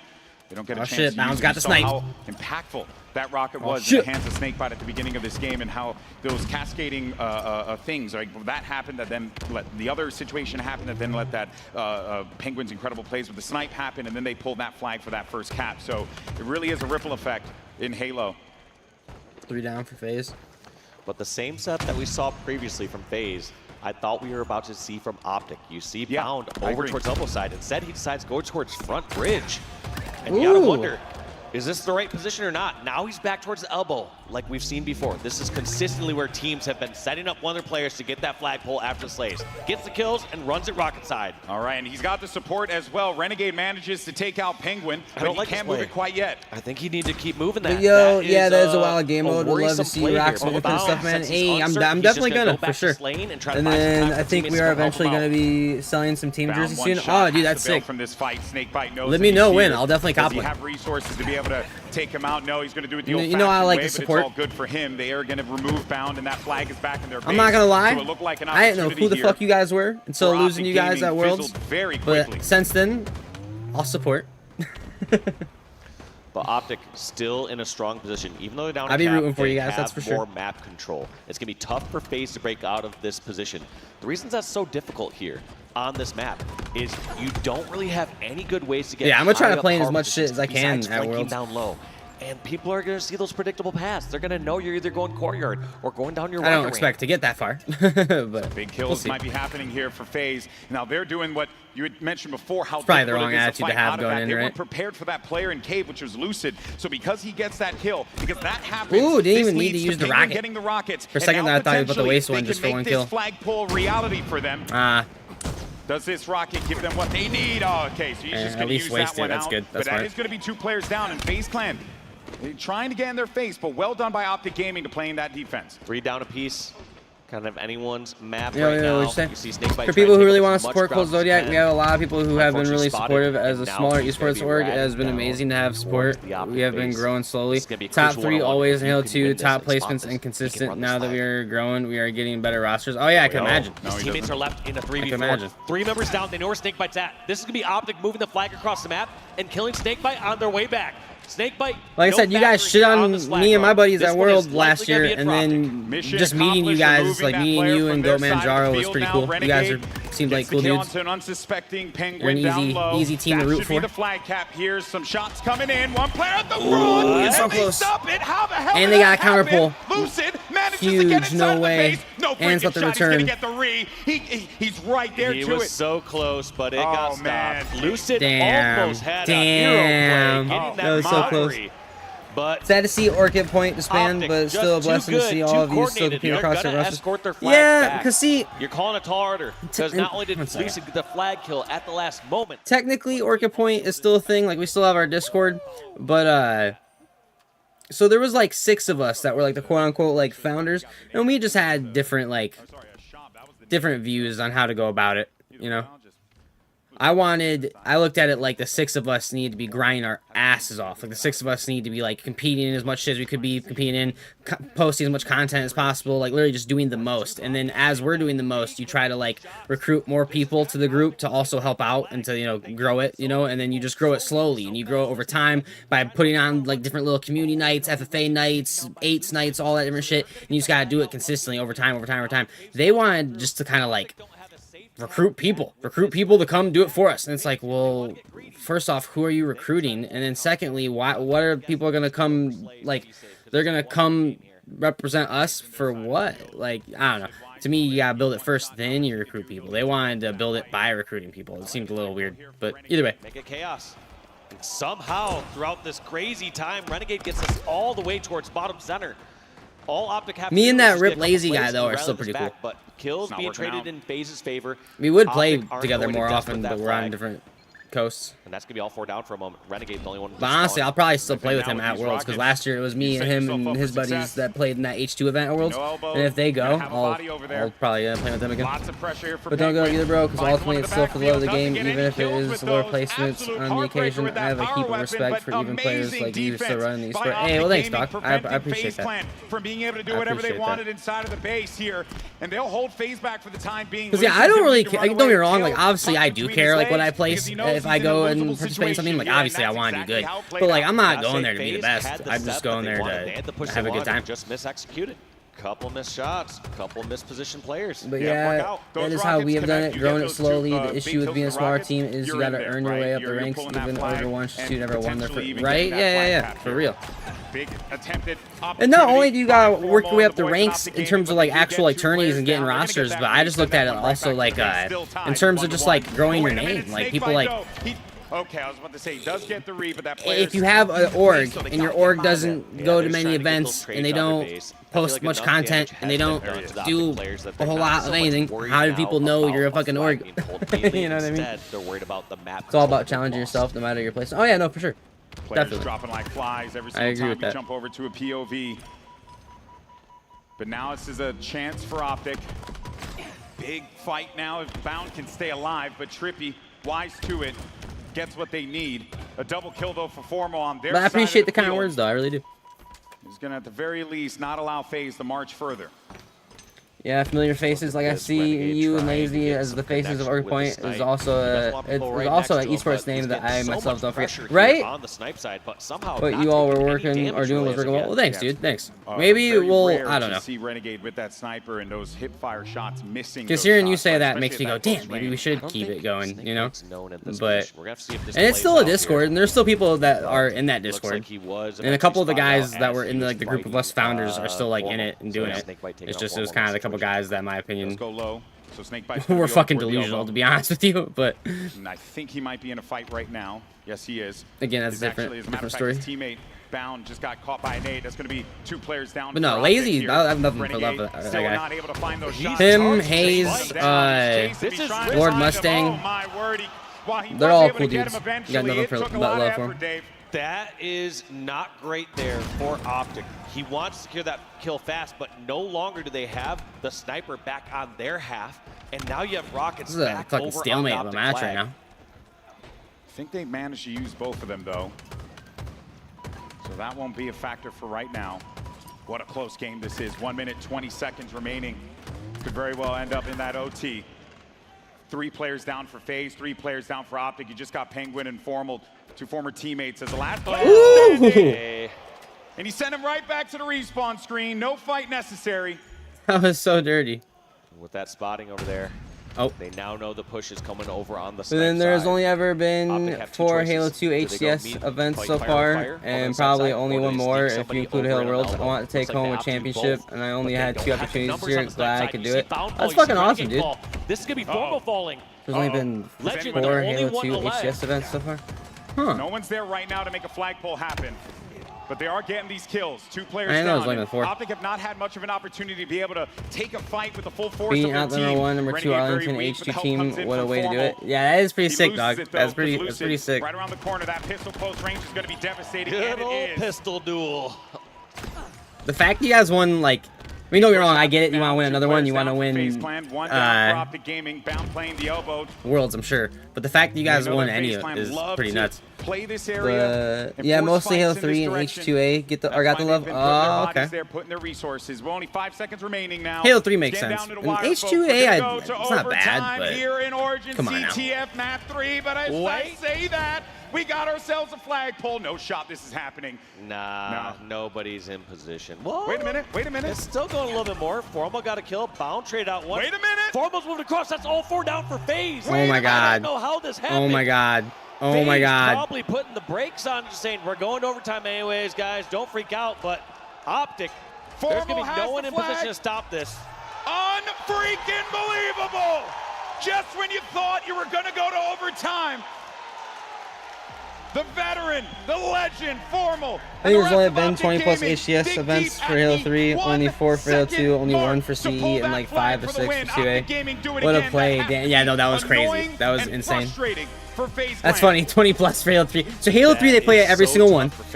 You and I Only one where they've had a CE God event? over That's here. kind of crazy. We've seen where everyone's at. We're saying, there's no way someone caps here. We've been in this Probably just because not situation enough people 100 play times, CE like and 99 competitively. I feel like, people at the most get a like you know, flag in terms of like and the die. overall population. But I'm we sure got there's to people witness who one still of do. those rare but- times where they were able to rally that back. It wasn't like they had a clean wipe on the board and had everyone from FaZe down when they started that flag run. It was like a 4-on-4. And then just people died one by one from the FaZe side, Those are resulting in situations. Optic rallying that one. But yeah, all super the way popular, and I back. understand it. Halo 3 is a fan. Oh yeah, no, for sure. No Yeah, exaggeration, yeah. I bet Halo 3 once they should be come to played at FaZe, every event. They probably start 100%. talking about overtime. But so should too. Joke. They're probably saying, all right, what are You we can play in doing? any of the What are we Infinite gonna side do events. different off the start? Yeah. So What are we gonna do to last get year sniped I this time? did We got rocket the slime free last for time, all but what are we doing and for snipe? the 2v2s. The free for all I made it past the first round, and then the second round I kind of got my ass kicked. In the 2v2s I played with the Haze and we got destroyed, and it was more my fault than his fault. Literally one of the games I shot Haze like multiple times thinking he was the enemy because I had the player outlines set differently to what I play with them at home, and that's on me. I should have taken the time to like set them the way I use them. But the enemy color was basically the same color I use as or no, the way around. The teammate color was basically the same color as what I use as my enemy color at home. And so I saw him and I literally thought he was an enemy, and I like started calling him out to him, and I was shooting him. So we got our ass kicked in the 2v2. Keep this one as close as you But possibly can. Both teams really find their I want to do it again this year. I don't know if he's going to want to do it again with me. I might have to try to get someone else to do it with me, but Renegade, we'll see. even when he's missing a slight little bit, he still gets the job done. You know. And then I played in the Halo 2 side tourney last year and got beat by you guys.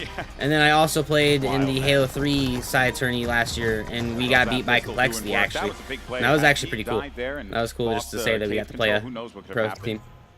There it is. But that's funny, bro. I was doing the H2. Someone had wonky gun offsets in the final. I had to change it mid-game. Now Optics up 2-1. You placed top 3 at Worlds. In well, what was it? In Worlds, the highest placement I got was in Halo 2, and that was against you guys, right? And so that was for top 4, right? And we lost to you guys. So we got top, yeah, right? I don't know. I don't remember, to be honest. I didn't pay much attention to the actual overall placements. I know that my highest placement was against you guys, though, because it was like if we beat, because you guys beat us to go to the semifinals, right? Right? So you're top 6 then. I don't know. Something like that. I don't know. Yesterday, right? Yeah. Yeah, I think it was third, fourth, or something like that. Because you made it. Okay. Then yeah, then you get it. On Oddball. 6-0. On live 5. But honestly, we just got lucky. The teams we played before you were just like a bunch of dad squads. It was just a bunch of dudes that like were playing just because they were there. Percentage, meaning they haven't dropped a single round of live. So you got a decent placement, man. Yeah, well, thanks. So not only do you need to break we did decent against what was it? So in Halo 2 we won 2 rounds.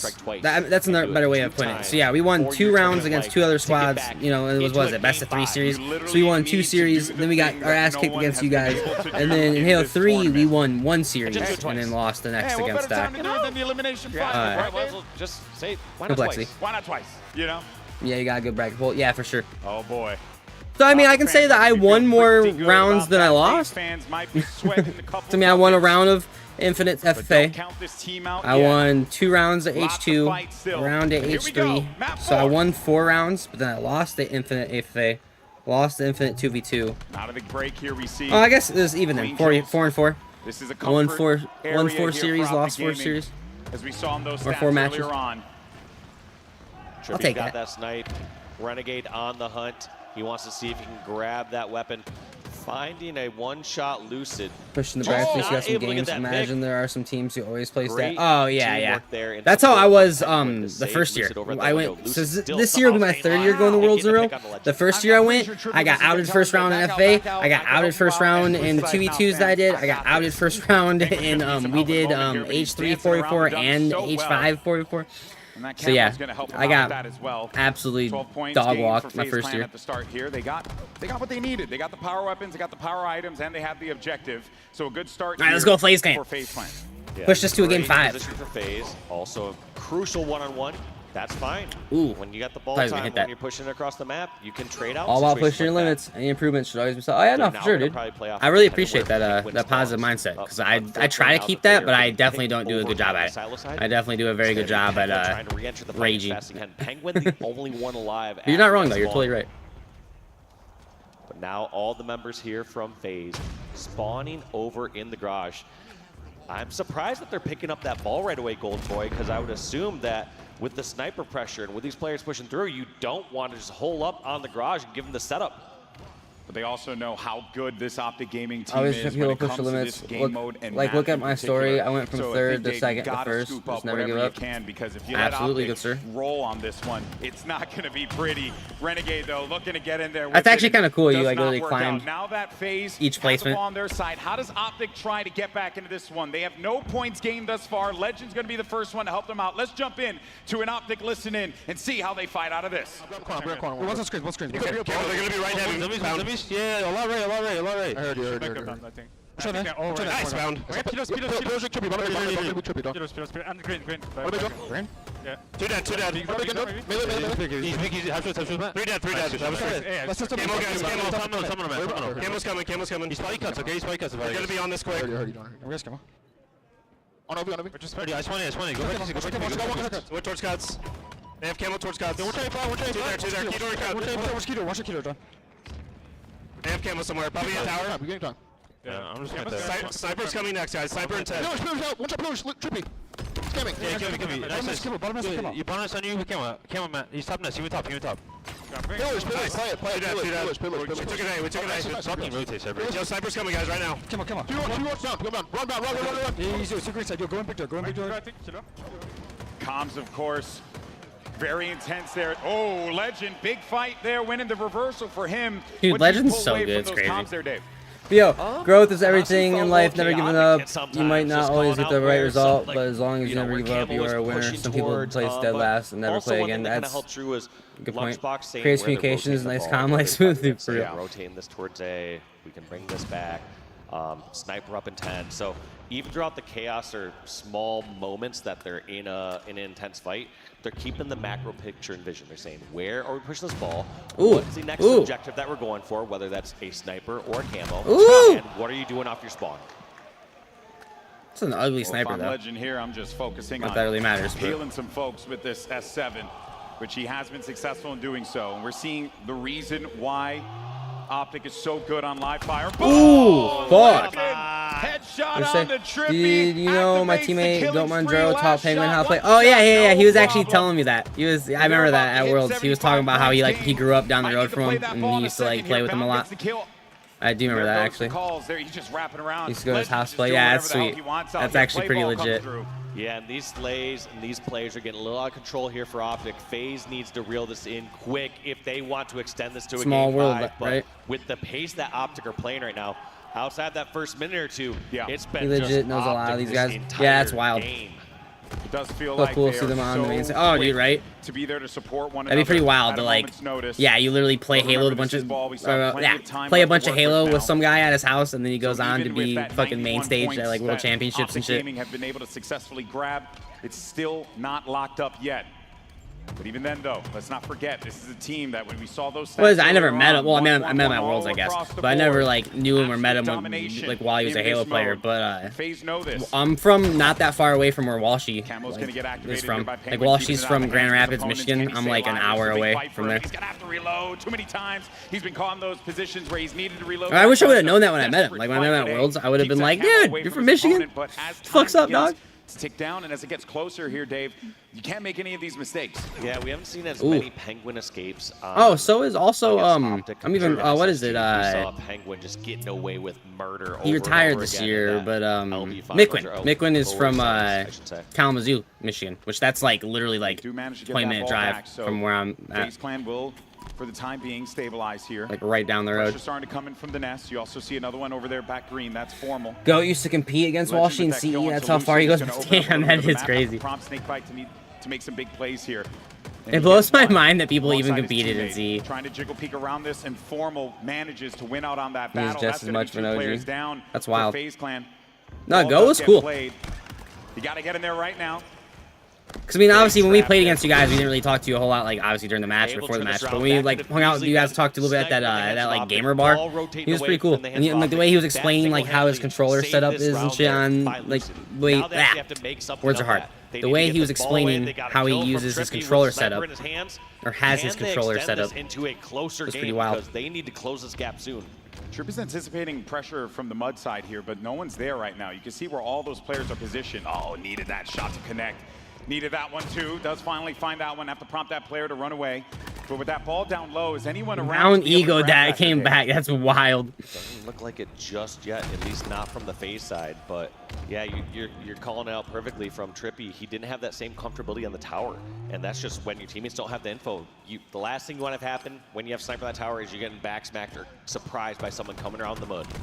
Trippy, great job taking the ball outside of the cave, because when it's down there, it is a absolute mosh pit. So, you know, and then for Optic, they throw it back in there as well, right? Time works for them, but now FaZe Clan have that ball. And this is I don't think they threw back in there. I think the grenade blew up. Granted, there's still plenty of time for Optic Gaming to work with. But yeah, guy has the craziest controller sub, Omel. I think he is crazy. They know that so many players. Yeah, it was that he aims with the left stick, moves with right, shoots with the left trigger, zooms in with right. Or I forget what it was. Like literally everything he does is backwards of how I do it. It's just like whatever works for you though. At the end of the day, if that works for you, then hey, I can't hate. Double claw grip. Yeah, it's so weird. But we saw why Optic Which Gaming I cannot claw, dude. Like I've never even tried, but just the idea of clawing, like, and they gave themselves that fuck that. I don't know. I also play with paddles though, so for me, and as we saw, that was the round right there. So now, in order for FaZe, but hey, he's clearly got a method to his madness. You know what I'm saying? And given how things have shaked out, how this game mode has been for Optic Gaming, you got to be feeling good for the green wall right now. Yeah, green wall looking good, and they just need to keep slaying out if they want to, you know, close out this game in series. One thing even to keep in mind when you look at those slays right now, I believe it's even. It's actually, yeah, just about even, exactly. Oh, Trippy! So even though they're even throughout that last round, essentially, you got screwed on the beatdown. 2-1 in ball time. The objective is what matters, and that's what Optic prioritizes. Legend, he may not have been having the most dominant slaying performance, doesn't matter, because he's there with 73 points in the objective, helping his boys out. Now they have a FaZe with this ball again. A little bit different this time around. Good start, not really allowing Optic to get back in, but this is kind of similar to what we saw last time as well, right? Good kill. Walsh, because this was FaZe with another strong start, but then Optic just came right back in. Yeah, they would try to rotate the sword garage, but you said Optic would clear him out and get these kills. He has go-hoos and crab hair. This is a risky play here from Formal. Formal wants to just take this fight while he can. So here he goes. Ooh. And he gets his face peeled by Snakebite. Make that 2 in a row. That's why he's Goatman Jaro. Oh, Goatman Crab. Good Goatman Crab Hand Jaro. Doesn't get the connection. You know someone's going to be there by Keydor. He's waiting for that push to come through. One shot. And it's just smart, just use that ammo, but if someone tries to challenge I'm conflicted with the whole wasting ammo thing. Like, on one hand, I totally get it, and there are certain situations where, like, yeah, it is what you should do. But there's sometimes where I see people waste so much ammo, and it's like, you know, maybe you could have used that ammo to get a kill that maybe you weren't supposed to get, and then you could have gotten yourself out of a bad situation. You know what I mean? Like, hate to see it for FaZe, love but I to get see it. it if you're I do get it. And this Not is that I don't get those little mistakes in this map and mode. I guess it's kind of 6 on one, half dozen other, right? Yeah, I mean, it's kind of look at like where all the other members of FaZe are. Two different ways of looking at it. Perfectly positioned for a play ball scenario. They could be toward top center. They could contest towards the tunnels. But instead, Optic grabbing 15 points and then able to get their own play ball as FaZe are drawn towards back green. Okay, you see Renegade on the dummy side of the map. They're going to bring the ball over I here like this toward play, green. actually. If you just got done clearing out green, why not bring the ball straight back there? That's where you have the presence on the map. Your team had to control that area in order to make that play ball happen. Yeah, Lucid's like, hey guys, I'm kind of by myself over here, so why don't you go ahead and bring that ball? Why did you get his voice down perfectly like that? It's crazy. I mean, I hang out with him a lot, obviously. Legend with his camo is trying to sniff out where he can target these FaZe Clan members, but they actually find him instead, needing him to back up here. Does have some help, but wait a minute. They actually isolate him and remove him from the equation. Is he gonna play this? It's a one-on-one. Oh, such a good play. Sees his teammate spawn over at green and just runs it towards your teammate. You don't always need to know exactly where the opponents are. You can deduce. You can say, all right, is an area clear, or do I have a teammate? Yeah. And that teammate's going to give you perfect cover. Especially with where those spawns were coming in. You saw that. Formal will take that. Ball played, though. FaZe Clan with a great round here. 61-14 as we see. And now this is escort. Look at some other teams when they're trying to escort that ball out of cave, they receive so much trouble. Whereas Optic just has that perfect plan. They had somebody above the chute. They had somebody covering over towards A plat, and then just ran that safely through Keydor because they knew that nobody was coming from garage side. Formal's getting a lot of pressure here. Does go down. Legend now trying to help out his boy. Get that sniper rifle back. What a trade from Penguin. That was kind of a crazy Love trade. to see that one. That's 3 down, and FaZe get this ball again. And now let's not forget that Let's go, FaZe Clan. Make this game wild. Gaming have dominated this mode, and they have not dropped around. So this is getting very, very close here, and FaZe know that they have them backs against the wall. Great rotation there, too. Snakebite, the only one near the ball, decides to, even though he has sniper, A man can't get the rotate reload that ball off. through. Don't listen to other people when they're saying, I have this weapon, I ain't touching the objective. Look at this, one of the best teams in the world. Snakebite grabbing that objective and rotating his team when he needs it. Well, and this literally is what we were talking about before with him, right? Did he just- Where this is the type of guy who, at those moments when I he think has the he power might have up and killed like, himself he with his wants own to play QT. that objective to ensure that you do the thing that you need Crazy to series get so far. the Oh, no, win. for sure. That's what matters here. However, you gotta wonder, didn't hand that ball off quick enough, wasn't able to make much use of that is true. snipe That once is he got true. towards green. And you also have to wonder, was it too early of a play ball this time? Damn. Last time you saw FaZe not get a chance to play ball at the beginning of the game.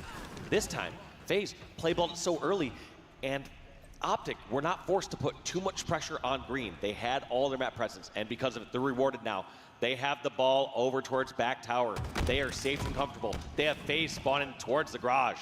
I do like this work that we're seeing from Lucid, though, because while they were going after that camo, they also had Lucid putting pressure on the ball. So not allowing them to be able to gain as many points as they could have gained with, you know, the setup that they had, while at the same time prioritizing those vital components in the map that will allow them to be able to do exactly this, force the situation for Optic Gaming. We do have a minute 40 to work with here, but FaZe Clan still holding on to this lead. And I gotta say, I'm liking what I'm seeing so far for them. Good reads, and even though there have been some slip-ups here and there, at this level, it's expected because both teams are doing everything they can to force those mistakes. I mean, FaZe, they're getting closer to doing the impossible. They're closer to take this first round off of Optic 20 here points. on Live Fire Oddball. I like this play from Snakebite. Plays a little early so he can still fight, do a 1-1. He gets at least the trade. No, he gets the win against Bound. I tell you, that pistol, man, sometimes you love it, sometimes you hate it. And I'm sure Snakebite there was like, thank you so much for bailing me out there. But it is going to be Optic getting that ball again, and this is where I get a little nervous for FaZe Clan here. If Renegade gets this shot and manages to get this kill, that will open up that lane now. Oh, my No fucking word. way. Renegade gets the headshot on it, Snakebite, his former teammate. And the worst part is like, you expect him to hit that. Yeah. We're not like surprised. We're not like, how did he ever hit that? It's like, he does this stuff so consistently. He's so damn good at this game. Still cool, though. You know? That was never a question. That was very true. Oh my fucking god. My guy, check his back. Check his back. His stuff is broken. Good God. He's doing all this work here. And Optic Gaming are getting back into this game. This is exactly what he didn't want to see happen, Even Dave. with Renegade doing all this, his team is down. There's 3 now down. That is for crazy. Optic. Yeah. You would gotta get this expect ball. as Renegade's hitting plays like that his team is running away with the ball and That's getting a so setup, but frustrating no, if you're that him. was just to prevent FaZe Clan from You getting literally a just full went the setup. fuck off, Front row, I'm and a little bit then, concerned yeah. about this because even though you only have 10 points to gain, you're inside of the garage, and they managed to stop it. Right in his tracks. Members of FaZe surrounding. They could die here. And if they do, that means it's going to be a completely open field here for Optic Gaming to come back into this one. But instead, no. It's going to be FaZe Clan who manages to stabilize here. They got to get the ball back in their hands. They only have 8 points to gain. Ball in front of window. They're not overly committing. They don't want to give a free death or free damage to all these members pushing over from dummies. It's still not a safe play just yet. Now that there's 3 down, Legend last alive at Keydor. That's all That's dead. 4. Penguin grabbing the last 5 points, and we got ourselves a 1-1 game, Golden Boy. FaZe Clan Oh, doing shit. what no one was able to do here in Salt Lake City. Take a round off of Optic Gaming and Live Fire Oddball. Folks, we got ourselves a game. Here we talked go. about Lightning once, GB. Can Lightning strike twice? Bring us to a game 5. You guys just do it again. You just do it again. Twice. Come on. I don't know about you guys, Salt Lake City, but I want a map 5. Oh, yeah. The crowd. I'm sure a couple salty Optic fans are like, no, I don't. Which I completely understand, by the way. I'm with you guys. But a good start here for FaZe, getting them a couple points. But actually, let me correct that. Really good start for Optic. Better start for Optic. Yeah, they got Camo, Sniper, Renegade. and they have a garage setup. Diabolical combination. Nobody is going to risk pushing over on this side while he has that sniper. Look at how people avoid this open field. They're allergic to the grass that's out here. You know, that's why they don't want to be here right now. Great shot on Penguin, looking for another one. Might be able to find it here, but the shots are going to be a little wide. Does get the trade, though. Wild. Shots burned. That's 3 players down for FaZe Clan. But still 30 points on the board for Optic on this first setup. This set ain't done yet. It's very different from the last 2 rounds. Because the last 2 rounds, it was FaZe who... Oh, Penguin somehow stopped his rotation. I don't know exactly where Penguin came from, but he must have been near scoreboard or something. Big trade there. They stopped the rotation, so this is huge. This was a position that Optic were going to rotate this ball all the way towards green and be able to play ball it while their spawner's set up. Now we're in a position where FaZe Clan have the garage set up. The hell? Why you just eat the ball towards him? Flying into the base. They cannot get that ball out of there in time. And it is going to go right back into the hands of Optic Gaming. And this is bad. This is real bad for FaZe Clan because this is not the start that they would have wanted. No, and they're stuck over here at green for a little bit. One nice snipe will break them out of this position. The only silver lining you have here is that they might get a garage set if they break through these kills, but no, Optic playing so smart. They rotate the ball through tunnel as FaZe Clan were getting those kills and pushing in.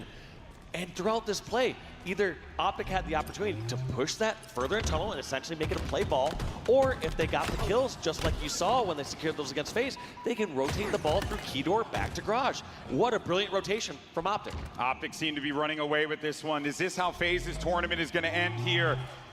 That's what we're wondering as Optic hit that 74 points. Sure FaZe seems need to like wake it. up. They need to get in the face of Optic, not allow them to be able to get away with this one, run away with this 3rd round. Bound is finally going to fall, and that is going to open up the opportunity here for FaZe Clan to get that ball, bring it inside of the garage. But I'm not going to lie, though, Dave. I kind of want to see them mix it up a little bit rather than bring it in there because those garage fights have been real dicey for them. Yeah, if you're FaZe Clan, you can no longer really commit to a garage setup because as soon as Optic get control back, 24 points is enough in one full set that they can get. Okay, so we were just watching Trippy right there, even though it said formal. From garage over that was so weird. I was so confused. I'm like, it says formal, but yeah, he just shot bound. I was like, fuck's going on? That looks like to be exactly what they're doing on the side of my screen. They're getting it away from garage. No, ball is still in garage. They now just need to get these kills. If they don't get these kills, Optic can control garage and a setup. Lucid and a sniper has something different to say about that, though. Gorgeous shots there from Lucid. And now it's FaZe's turn. But a big swing gained by Optic, but not big enough to the point where it makes it difficult for FaZe to get back into the game. They're doing it by hook or by crook, but it's gonna take a lot here. Optic's gonna make them work for it. And you see this pressure starting to come in right from the rat tunnel down low. Renegade gets that kill in the snake bite. Lucid needs to watch his back. Look at this. FaZe rotating the ball through tunnel, trying to get it outside of garage. No shot. Like I said before, they do not want to give Optic the ball in garage. But every time they secure these kills, it's fine to rotate it back. And that's going to be all 4 down for a moment. They need to get on ball. Okay, they're on ball. Trying to spot where the spawners are. Lucid, uncertain, just trying to run away. They're opting to give away from this garage setup. I like this play. Yeah, move it out of there. They're bringing it over towards tower. They have the Come on, FaZe, dude. Steal this round, steal this game. Also, they can play ball from this spot. Push it to a game 5. Way too long on that side of the map. A good switch up here. Change the approach. I think if this goes to a game 5, I think FaZe wins, like straight up. Happens again. They can't get that ball off of the map, and this is now really dangerous. Oh no! Lucid was planning on that play ball. Even if Lucid was going to die down in bomb center, he was going to run that through the rat tunnel back towards garage. Now Lucid has to try to find his way towards tower, and there's only 5 points left before Renegade and Optic close this one out. Is anyone there to be able to stop it? Does not seem to be the case. No! Just at the final moment, Optic Gaming clutch out, proving why they're so dominant in live fire oddball. And Optic will be moving on to the grand finals for a date with Shopify Rebellion yet again. And what a dominating performance there from Optic. You saw there, especially in game 4. I do think round 3 of oddball, just everything going their way. It was a hot start, man. Every other round started off at a bit more even capacity, but it was that 3rd round. Optic came out with such force and did not allow FaZe Clan to have those chances to come back into the game. A brilliantly done job by Optic, proving why they're so dominant on that live fire oddball game. But commiserations for FaZe Clan. What an incredible tournament for this team. The Optic core reuniting alongside Snakebite makes me very excited for what this team is going to do going into Charlotte, as well as the Halo World Championship. And if anything, it's just really lit up the HCS this season because, oh boy, our top four so close to one another. It just comes down to the margins, Dave. Also, one thing to note, on that last series, Optic actually outslayed by 5 kills. Being outslayed by 5 kills and having the majority of the time winning rounds 1 and round 3 is so impressive. I think the kills started, you know, maybe they just got so heavily outslayed maybe in round 2 of the oddball game, but outslayed by 5, but winning the OBJ, their objective efficiency for a Slayer God squad like this is not in question.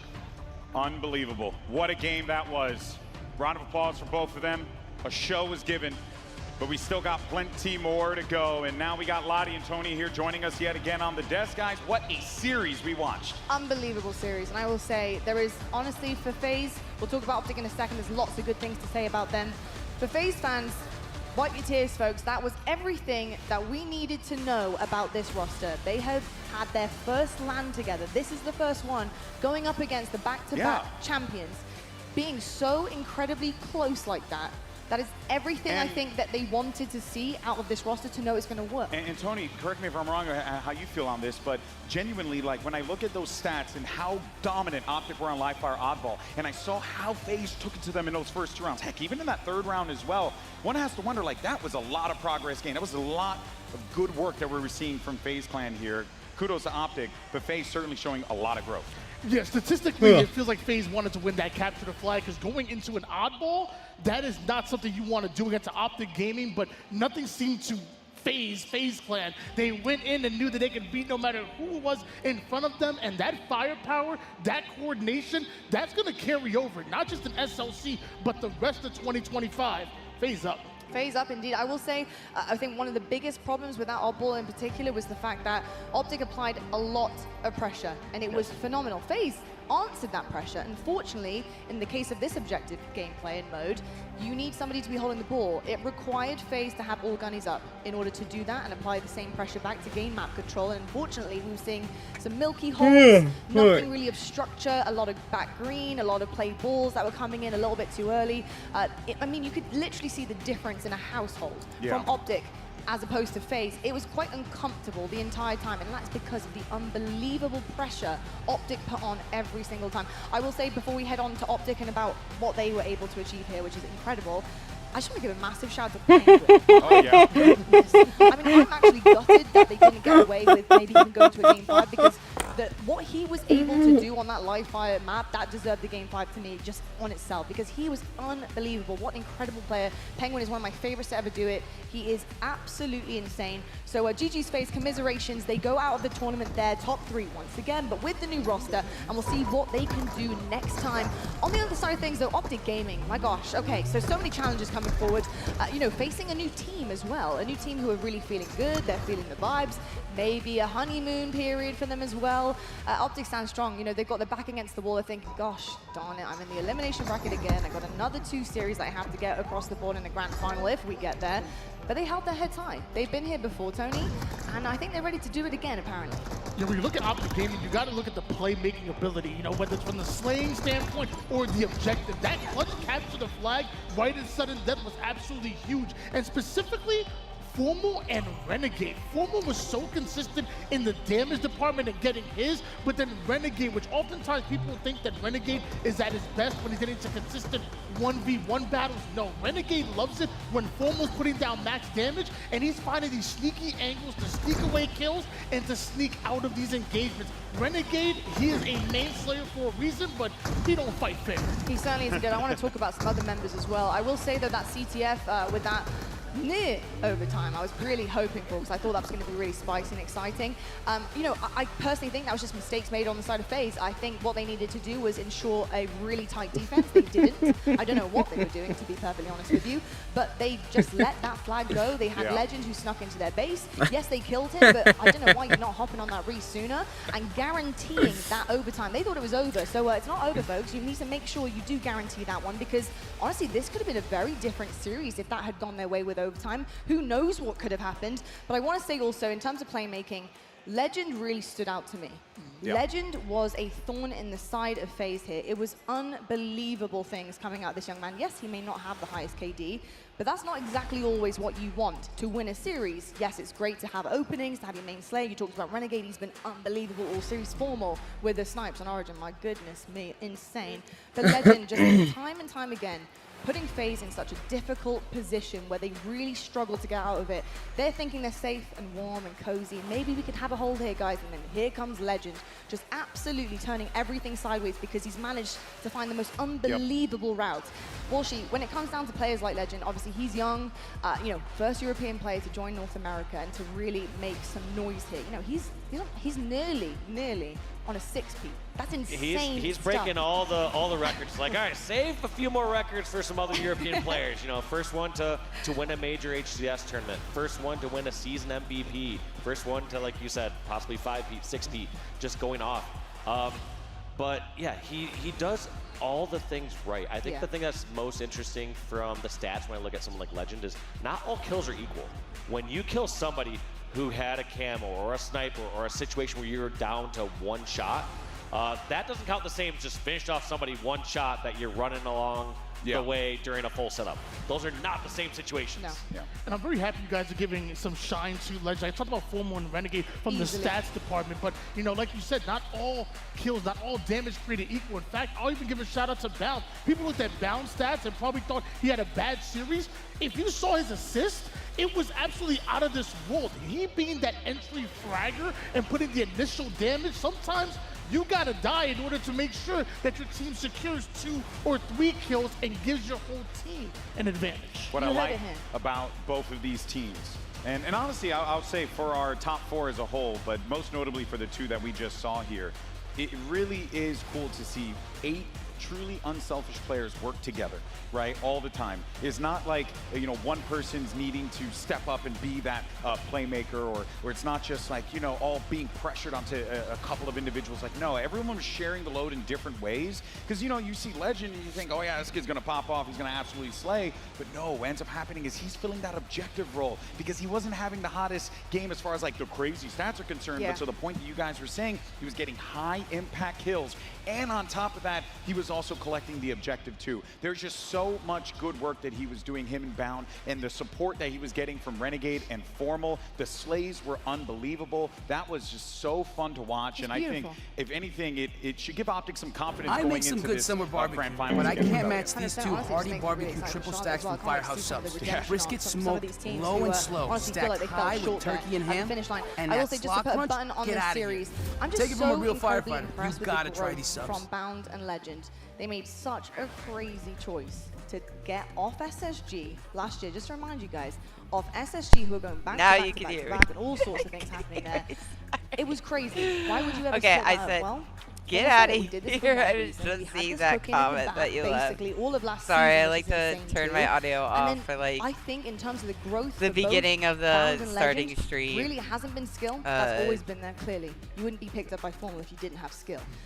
But it has to be the experience to know that no matter what happens in a series, no matter what happens in a map, no matter how far down you are, it's always winnable. You can always bounce back. And honestly, for every single one of our teams in the top 4, they truly believe that. And that's why we have exceptional series, because you can be 73 to 10 in an oddball, and you have full belief that you are going to win that round no matter what. So it's just incredible to watch. And I'm hoping we have a different rematch with Optic and Shopify, and we see quite an incredible series here, and I think Optic are up for it. So I can't wait to see that one. Do you want to see the journey, though, of these teams? I certainly do. Grand final spot is filled in. Shopify Rebellion, they have that clean run all the way through the upper bracket. Now, Tony, tell me if I'm wrong here, but that is pretty familiar territory. I don't think we have seen Shopify Rebellion fall flat too often so far this season. Have they fallen once?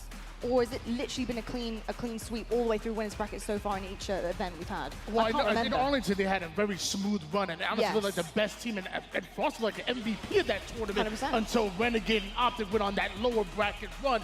Obviously, Dallas wasn't all that kind to Shopify Rebellion, but coming into this event, it feels like they worked on that map pool, they worked on their game modes, and they didn't overlook anybody on this bracket. No, they certainly didn't. I think if I'm remembering correctly, maybe last event Shopify might have got upset by FaZe, I believe. So I think they haven't had a clean one the entire time, but it is familiar territory. They love to come through the winners bracket, although Optic have got the better of them time and time again. So they have 2 series to do this under their belt. I know they've been sitting backstage, they've been trying to stay warm, and honestly, I do believe, Walsh, that is a factor. How do you feel with, history? You've been up there on the biggest matches, on the biggest stages. You're an absolute legend, truly. I may call you old, right? But you're certainly not washed, and you never will be, man.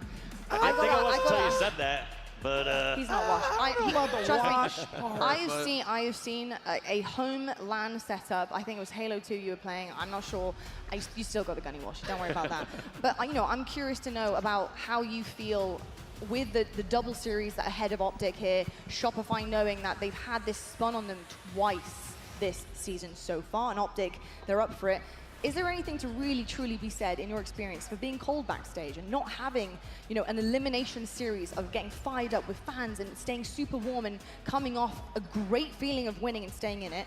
Is that a massive factor here for Shopify? Maybe why it's bitten them before? It's a factor. I think the bigger factor, though, going into this games, and I was talking to Best Man about this earlier, is just the Slayers. When they lost some of those best of sevens, they lost 3 Slayers in one of the best of sevens that lost to Optic. Yeah. That is a lot of games in one specific mode. You even heard it from Royal 2 in his interview. We got to win our Slayers. You really do. Yeah. In a best of 7, you got 3 Slayers. That's a lot of Slayers that are coming their way. Yeah, but that is an awful lot of Slayers. I will say, though, that based on what we saw in the match that they had against Optic and how I guess you talked about the pressure that Optic was applying in that oddball game. Yeah. We were kind of seeing that a little bit in the Slayers as well. I kind of just want to see Shopify be as relentless as they were in that Slayer that they played in the winter final, and just keep adding on to that. If there's one thing that we can be certain is that over the course of the last couple of hours, these were the things that they were really focusing on. But as we mentioned, there's not a lot of time to develop it, right? But hey, no time like the present. You got to make it happen. Yeah, I talked about Optic having that playmaking ability. Well, I promise you, everybody on Shopify Rebellion also have that as well. When they're playing their peak level of Halo, it definitely seems like perfect Halo. They can speed it up on a dime, they can slow it down, and feel comfortable in that half-court setup. I promise That you, half-court Shopify setup. Rebellion, they're ready for Optic. And I'll tell you what I'm hearing here on the desk is that we're in for an incredible grand finals. So cross your fingers, folks. Here we go. We might go the distance, we might not. Who knows? Will Shopify Rebellion get the better Shopify of literally Optic just gaming? 3-0'd them. Or will Optic do it once again? And on the same side of the journey, back-to-back series, having to do it through the elimination bracket Or is once it again. 4-1? Maybe I should Can be they 4-1, reach not this 3-0. I three-peat? can't remember. Either way, they beat 'em. Shopify, your favorites in the offseason, will they reach that trophy once in a massive, massive major, in a massive, massive way? We'll find out after the break.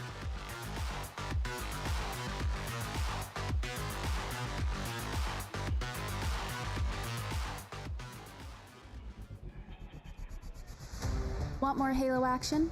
Subscribe to the Halo Esports channel for official HCS highlights, behind-the-scenes content, and player spotlights that take you closer to the pros. Stay in the loop with official updates. Next Halo 7 Esports minutes. history, and our Usually it's only HCS 5. and community top 10 series. Oh, well. Damn it.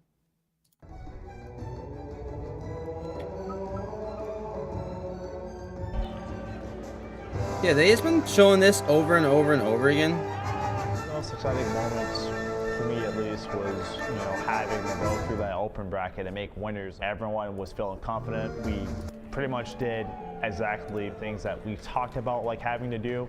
The game plan obviously had to have tweaks in the middle of that tournament, which did help us overall. Like I said, I'm proud of my teammates. We came in the pools and we didn't get blown out. We sat there and put up a really good fight against all 3 of the teams. I'm just glad that we all just came out full effort playing. Even when we lost to Z10, we still showed up and played against C9. going over and doing stuff that we like talked about, like after that Z10 series. I feel like he wants more. That guy wants to win, man. Even placing out of the top 8, probably not happy with that either, I would say. I hope the guys aren't really feeling too bad. You know, I know they obviously like wanted to do better than, you know, what they got, but hey, I mean, it's still something no matter what at the end of the day. And you got to look at it in terms of, hey, like we did this, and obviously we know that like we could do better, and we will over time. Just, you know, got to get back to the blueprint. That's all it is. You know, sometimes you got to lose to start winning.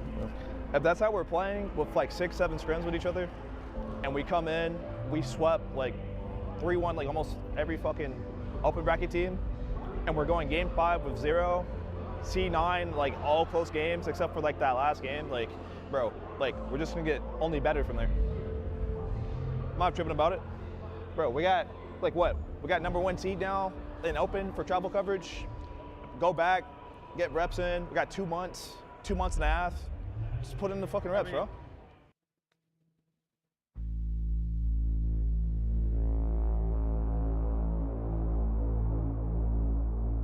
Bomb Army.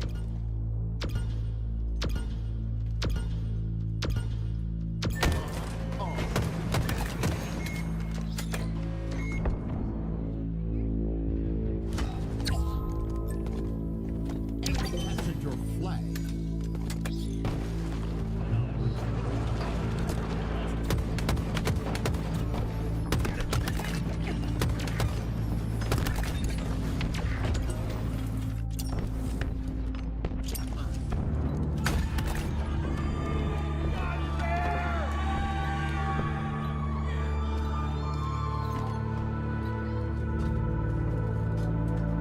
Back to our main stage now, where we do have Shopify versus FaZe Clan here in our winners semi-final, spotting the winners final for the team who comes out on top here.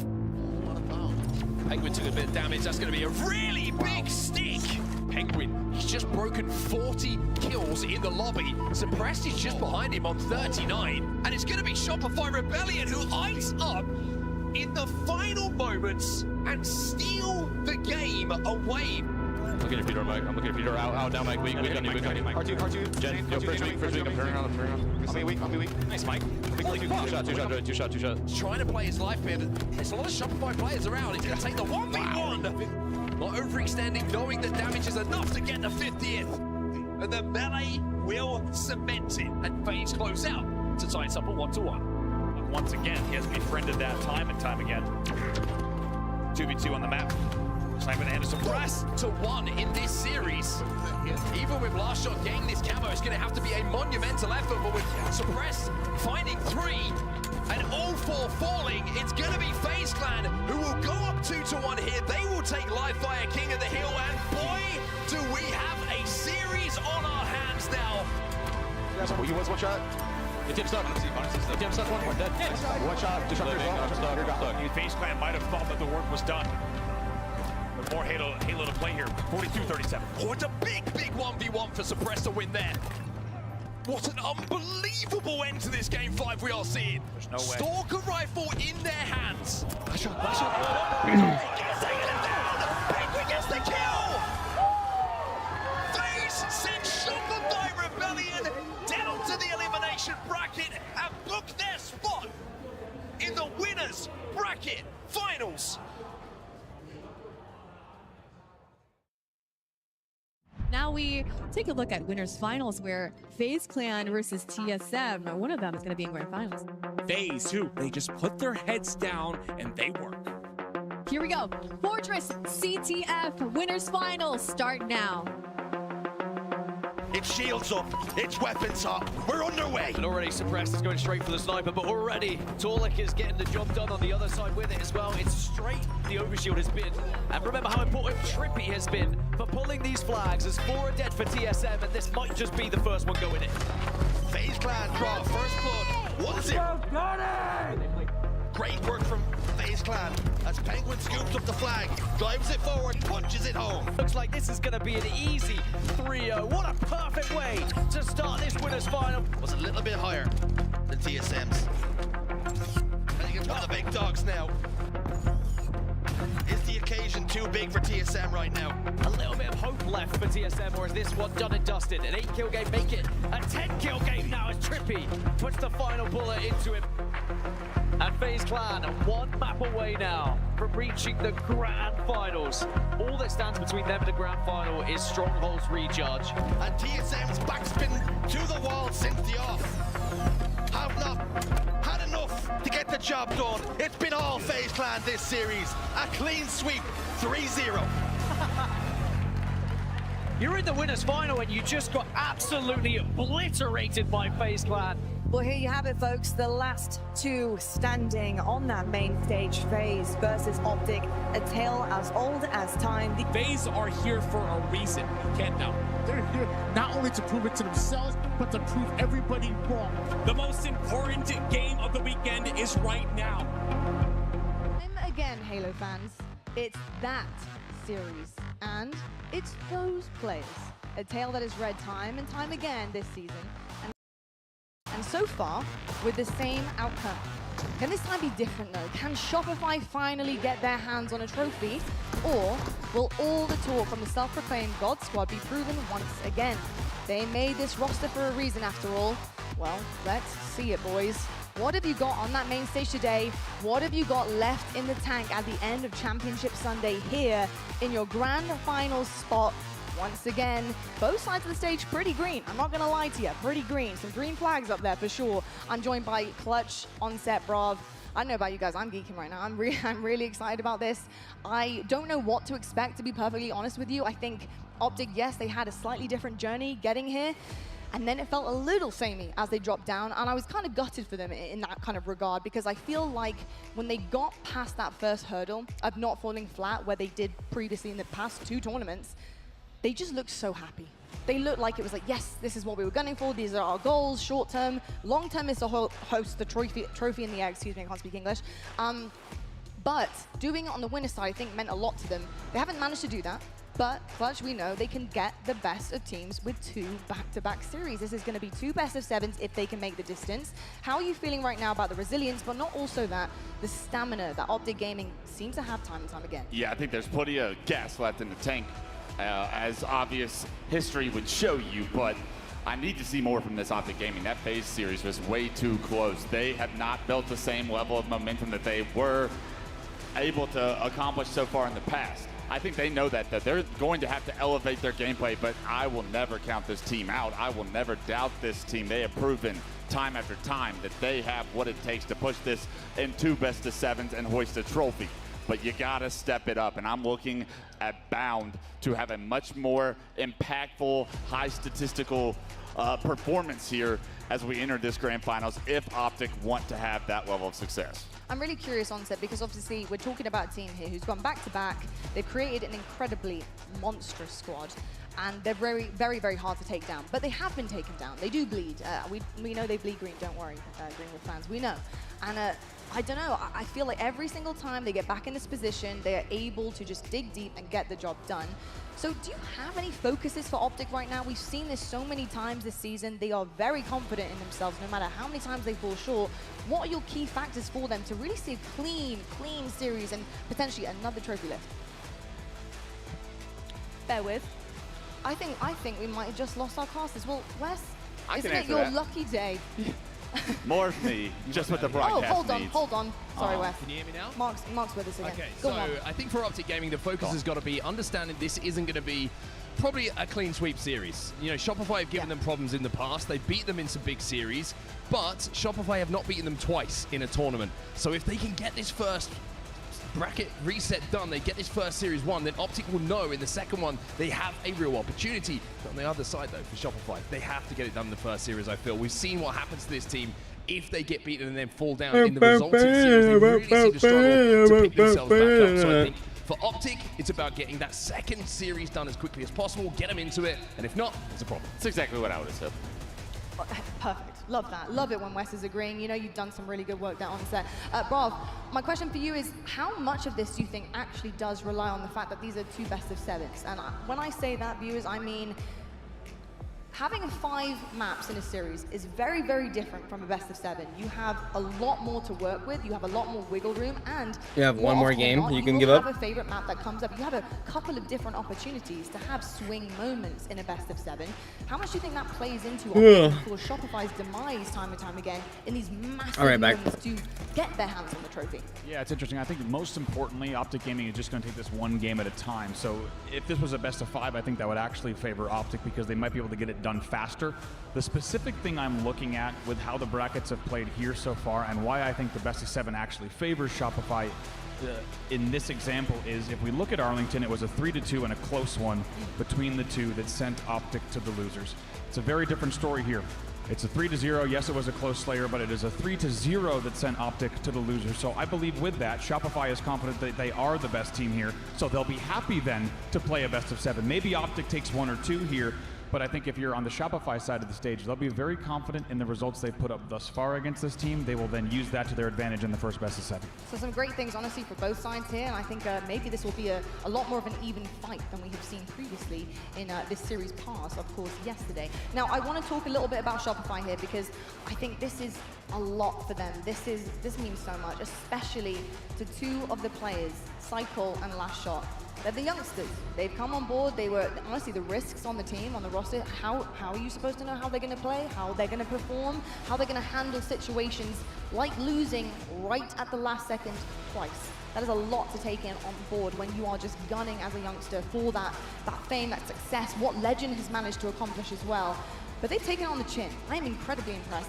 I know that if they had handled that poorly, they didn't have the mental fortitude to keep going, they wouldn't be in this position, especially on the winner side of things. So fantastic stuff out of the young guns. And I've got to say, Cycle has been unbelievable so far. I mean, not only this season, but especially in this tournament. Gosh, I really can't talk more highly of this young man. He is exceptional. How are you feeling about him in this series and obviously rising to this big occasion?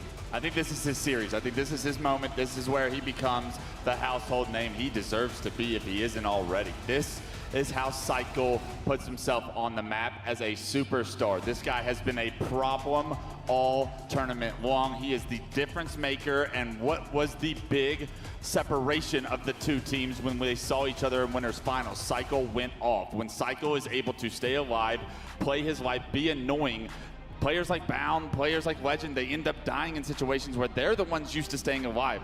But you have to find ways to stay alive. I expect Optic to hyper-focus on taking Cycle down if they want to have more success here than they did in the winners finals. You know, for the side of Optic, I'm just looking there at some of the stats card and some of the, nice little information tidbits that we're collecting backstage. Oddball for Optic has been massive. My goodness me, they are so good at Oddball. I talked about it a little bit on the desk with the pressure that they are able to apply to other teams while also holding that oddball. It's insane. It feels like they have more gunnies on the map than everyone else. I don't know how they do it. I do feel like Legend is incredible at holding the ball while also slaying and helping when he needs to. I think that's a testament to communication on the team, which I really did question coming into this season with Optic and their roster. I was thinking, how are these comms going to look, guys? I mean, I know they're all fun and games. These guys are young and they have fun on Discord. We hear them in their streams. How are these comms going to sound? But so far, they are really, really locked in. And I've been very impressed with Oddball. Rob, how big of a swing do you think that particular objective game mode is going to be for Optic in this best of 7? Yeah, I think expecting to take them all. Like you said, we already saw Legend taking home something on the stage today in terms of accommodation, in terms of objective play. And when you think about a player like Legend leading an objective, it does create kind of a scary picture. I think it also just paints on a picture of what Optic is capable of. If you think of their best listen-ins where Formal is in UAV mode and calling out every single sight line on the map. Then you also think of a player like Legend who's dropping and shooting as he's rotating. That's when things start to get really scary. I think that's why they found so much success in that game type, and I think a lot of objective game types. Yeah, I think Legend's a great person to look at for their ball game, but I think it's the combination of Legend and Bound and how when you watch that FaZe game back, when Optic had setups, it took a while for FaZe to break those setups, and it was almost instant pressure from Optic on the opposite side when they were breaking FaZe's setups. You know why? It's because Bound and Legend, have these timings that they consistently hit that deny this ball time. Even if they don't get a kill, they are denying ball time for resources and the rest of the team to impact the score of that game. And it's so frustrating to play against because you think you get 4 dead and you have a moment to breathe. You're going to get 15, 20 seconds, maybe. No, Bound and Legend will be in your face in no time. And they stagger that time and that opportunity for other teams. I love how those two specifically rotate and put pressure on teams in oddball specifically. I think that can be very frustrating to deal with if you're Shopify. I actually love you mentioned that because I have a flip side to it. While that makes what they do and it makes a series and it truly does get them over the finish line, it can also break them at times. And it's something that I've seen them correct a lot. They don't do it anywhere near as much, but for example, FaZe, in that Slayer, how many times did we see the timing just completely off? Too many pushes on their own solo, too many scams. It was very difficult to watch because they were just throwing bodies at players and they didn't have any numbers and it felt really chaotic, but not in the right way. If they can use that chaos how we know they can with timings, like you said on Oddball, which was absolutely perfect, their Slayers will get cleaned up too. Yeah, I hate to tell you, Greenwall, but that FaZe series showed a lot of exposure on how Optic are not playing A+ game, and they're going to need to bring their A+ game here. They cannot afford to be costing, scamming, selling. All the young kids are saying those words, so I'm going to start using them too. But they have to get on the same page. You could tell that it was a little dysfunctional and gave FaZe a lot of opportunity, especially on Recharge Slayer. I'm looking for Optic to tighten up if they want to push this to second best of 7 and hoist a trophy. Well, if I'm shutting my laptop, there is only one reason for that, folks, and that is because we are The very games are much starting. nearing this grand finals. 2 teams are left standing, and they've been here plenty of times before. Can we see a different outcome? That is the question we all want answered. We Let's got go, Optic baby! versus Shopify in your grand finals here at SLC, and that grand finals starts right now.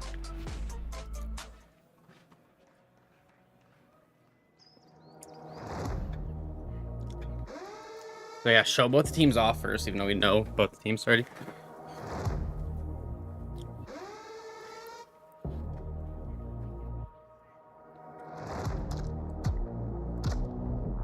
It's just so funny to me how tough they try to make them look.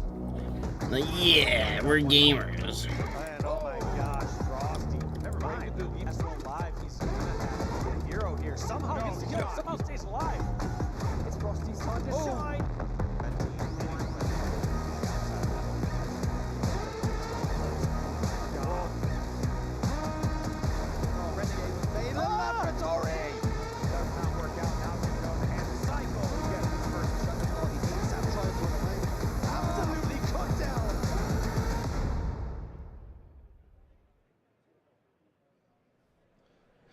All right, Salt Lake City, it's the moment we've been waiting for.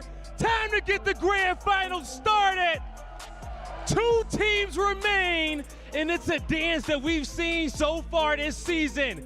Oh yeah, they had to have Only them do the one can walkout. hoist I this forget they walk trophy. out for But the final question matchup. is, will it be the same team that we've seen before? The first squad coming to the stage. Get loud for your back-to-back champions. Ready to lock it in. It's Optic Gaming.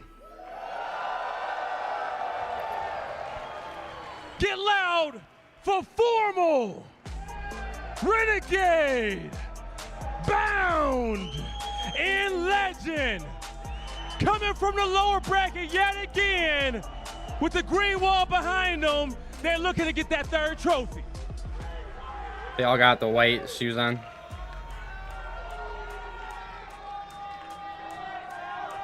All right, now to bring out their opponents.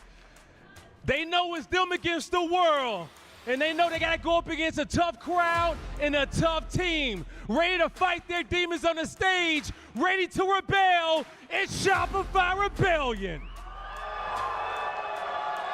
Look at how like the low Last quality. shot. What kind of camera are they using? Frosty, I have this shit on the Royal highest 2, and Psycho. setting, but yet Ready you to can like get this you can done. like just see the And pixels shut and up everything. all Everything the has like little haters. squares in it.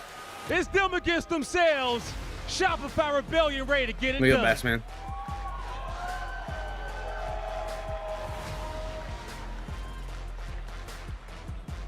All right, one more time, Salt Lake City. You guys have been an awesome crowd all weekend long. We got a few more events left this season, but one time, blow the roof off this place. You guys ready to get the grand finals going? I love that. On set, Prom. Let's lock it in. Blow the roof off this place. Exactly that. Here we go, everybody. It's time for a grand final. We have 3 more grand finals this year, including this one. And this one has a special feel about it. The 2 teams coming into this season that everybody was talking about once again. It feels like we're right back to where we started the season off. We've had a few twists and turns in the story so far. DreamHack Dallas, of course, being the most notable of those, but everyone will remember coming into the 2025 season, it was all about 2 teams, Optic Gaming and Shopify Rebellion. They find themselves in very similar form here. Shopify Rebellion coming through the winner's bracket and sending Optic themselves to the elimination bracket, and Optic Gaming having to fight through the elim bracket once again. The question is, can they do it again? Back-to-back series wins. A 3rd time is what Optic would have to do from the elimination bracket to become champions once again. And for 2 of the players on that team, it would be 6 event wins in a row. Legend and Bound have a chance to make some history here. They really do, and it's amazing to watch their tournament results just continue to rack up and stack up as the green wall chant starts in the room. But it smiles on the face of Last Shot, and as we said, the Shopify Rebellion story, it took a brief pause. Let's not forget this team placed 4th at the last event in DreamHack Dallas while they had to watch Optic Gaming win another event from the elimination bracket. So here, Shopify has had another chance to take a deep breath, get back into this and realize the opportunity that is afforded them. They have the chance to take their first event of the year and change the story completely. You talk about opportunity, also huge advantage here by going through that winner's bracket, winning the winner's bracket final. A reminder to everyone who might be watching for the first time. Optic will have to beat Shopify Rebellion in 2 series to become a champion here in our grand final. Shopify Rebellion will only have to win 1. That is such a massive thing for them to keep in mind. And here's your best of 7, and how fitting for Optic fans. If you wanted a long evening, we're starting things off with Oddball on Streets, which, as we just saw, could be maybe a good omen for the green wall. We'll have to see if they could do it here in game number 1. Ladies and gentlemen, strap in, because the last time we've seen Optic Gaming in a grand final, and the time before that, they have sent us the distance and made it a long evening of Halo Infinite. That is what they will look to do yet again. Will this be a long game 1, or will this be one of the games where one team takes over? It's a Sunday night in SLC, everybody. The grand finals is live. It's Optic versus Shopify. Starting things off with Cycle, a man that's been talked about quite a bit, but as you heard earlier, has a huge opportunity ahead of him, and he wins the first battle against Formal, eventually taken down 2 dead for both sides. 2v2, like you say, on our screens. Frosty last alive momentarily. Renegade looking for the kill. Will get it. That camo is still going to be 4-4 though. You can see Bound is already mid-map. Royal 2 having to hold off the push, and I think he's going to try and just take a little different angle to keep his shields. In the meantime, Bound swoops in, grabs that camo. First power-up belongs to Optic. As you said, good pressure there from Optic to keep Royal 2 in front A courtyard. Eventually he's taken down as well, but it does also mean that Bound's able to get this camo and make some of the first plays of the game. We'll see if they can get some control here. Fascinating that almost a minute into this round, nobody has got their hands on that oddball as yet. Both teams recognize numbers is the priority. Do not worry about that objective until we get those kills on the board. Royal 2, though, playing a sneaky little corner. He'll grab one himself, and finally we do see some time as Legend is going to steal that ball away. Nicely done. However, 2 dead for Optic Gaming, so Royal 2 knows he needs to try to take advantage of this with Legend alive here on benches. Should be a slow 3 dead. Now spawners up on B rails and around music. Royal 2 grabs that oddball. First player on the team to do so. I'm as surprised as you are, as Bound will pick up a kill. 2 dead here for Optic Gaming. Royal 2 now drops it off, tries to fly in, but Optic do a good job of just holding the line there, making sure they don't go 3-4 dead, get those trades and keep it a little bit dicey. Yeah, ball starts to be played by Shopify as it was 3 dead for them. However, Formal is right at the bottom of these stairs, but Frosty picks up an extra kill, which will now keep things interesting for Shopify. Here comes the driveway push. And I think if all of the players on this main stage, someone who wants to make a point here is Frosty. Disappointing finals performances from him so far. We know that he is the catalyst for Shopify's success, but Renegade with that stick, getting that double kill, that little bit of luck, has kept this oddball in a neutral position. Couple of kills go the way of Shopify though, and Last Shot will grab that ball. Was 3 dead for Optic, a staggered 4. The only player alive that's really forward here is Legend. He's bottom tram, which means the ball might need to rotate out. 3 dead, Last Shot, last player alive. Legend versus last shot. Neither of these players are going to miss many of those bullets when it comes to those engagements. Formal comes in to make sure it's not an even fist fight in that circumstance. And the ball is now being rotated back in towards Tram for Optic. There's a semblance of a setup starting to form here for them. And really what feels like the first setup of the game here for Optic Gaming. The first meaningful setup and the first meaningful hold, which has also led to the first meaningful lead as they now lead by more than 20 points here at 30-7. Last shot on Cycle, combining beautifully to take down Formal in that position. Bound's going to look for a play ball. 3 dead here for Optic. Last player alive is going to be Legend. He manages to get out with 1, but Royal 2 immediately cleans up the damage. And having broken the setup that Optic had at Tram, not only does Shopify Rebellion have that setup themselves, but Royal 2 with a beautiful first pick will keep Optic on the back foot. Really well done there, and just narrowly stays alive on C-Stairs and going to continue challenging as well, just being really a nuisance and dealing even more damage to allow this hold to continue. And off of that damage, off of this hold, we're essentially at a tie game here. Legend won't get the pick though, takes down Royal 2. Frosty's looking for a trade, not going to get it, as Bound somehow miraculously having stayed alive a few moments ago, comes back to influence that team fight, and the break will now come in for Optic. They have that ball back in their hands, and the score will start to head skywards for them. 44 points already on the board here. This is a dangerous spot for Legend as well. He loves being here, just keeping players back at B-pillars, angling himself away from the tire shots as well. He's doing a lot of damage and doing very well to stay alive while they continue scoring. Excellent support as well from Renegade. You saw he had the Stalker rifle, which is going to be able to put that extra little bit of damage out. Legend looking for the repulse. Sticky doesn't get it this time around, and Cycle's actually going to bonk him on the head and take him down. 3 dead for Optic. Shopify with a chance here with the camo cone up as well to get ball time as well as the power up. So Royal 2 thought about going there. He's not able to get the angle just yet, so Frosty has to go across Laundry. Camo's still up bottom middle. Minor man advantage, and that will lead to the Shopify Rebellion grab, even though they had 1 dead. Kill comes in. Can Royal 2 get away, though? That's the question. There was a player on the B rails, and he knows it. He's trying to just play his life for as long as possible. Optic will hunt him down, though. Cycle combining with Frosty in the back of Tram to get some kills, but Cycle now will be last alive. Optic Gaming, fresh 4 dead from Shopify. And that will be an opportunity to grab this ball as Legend kills a spawner as well. Big kill there. You can tell just how much extra advantage that's going to give them timing-wise. And look, he shots as well. He's got health. And he is just absolutely patrolling the driveway. That was a you shall not pass moment here from Legend as he continues to lock down that area. And why not? He'll grab the ball as well. Last shot was the last player alive for Shopify. 11 and 5 for Legend in this game. Double positive objective in his hands as well. 3v3 on the map right now, although Bound will fall, which gives the numbers advantage here to Shopify Rebellion. Trying to formulate a push here. Renegade's trying to find an angle and find a route to catch Royal 2 off guard, and he might just do so. Royal 2 turns around at just the last second and somehow gets out of that situation with a trade. Don't know how he avoided the back whack, but he did. Now as the ball starts to rotate, 2v2 on the map. Bound is going to be your last player alive, and he's the one on your screen. 2v2, ball is being rotated. Bound might be able to cut this off, but there's a great little angle being picked up here by Cycle to make sure that he didn't get away. Even though Legend is going to trade that one out, now 2 players from Optic, the last alive on the pink street, and Frosty is just going to run that ball away from them. Absolutely back and forth between these two. Look at the corner here. They're going to have to check this together. Formal checks it, but he actually does it on his own. Very nicely done.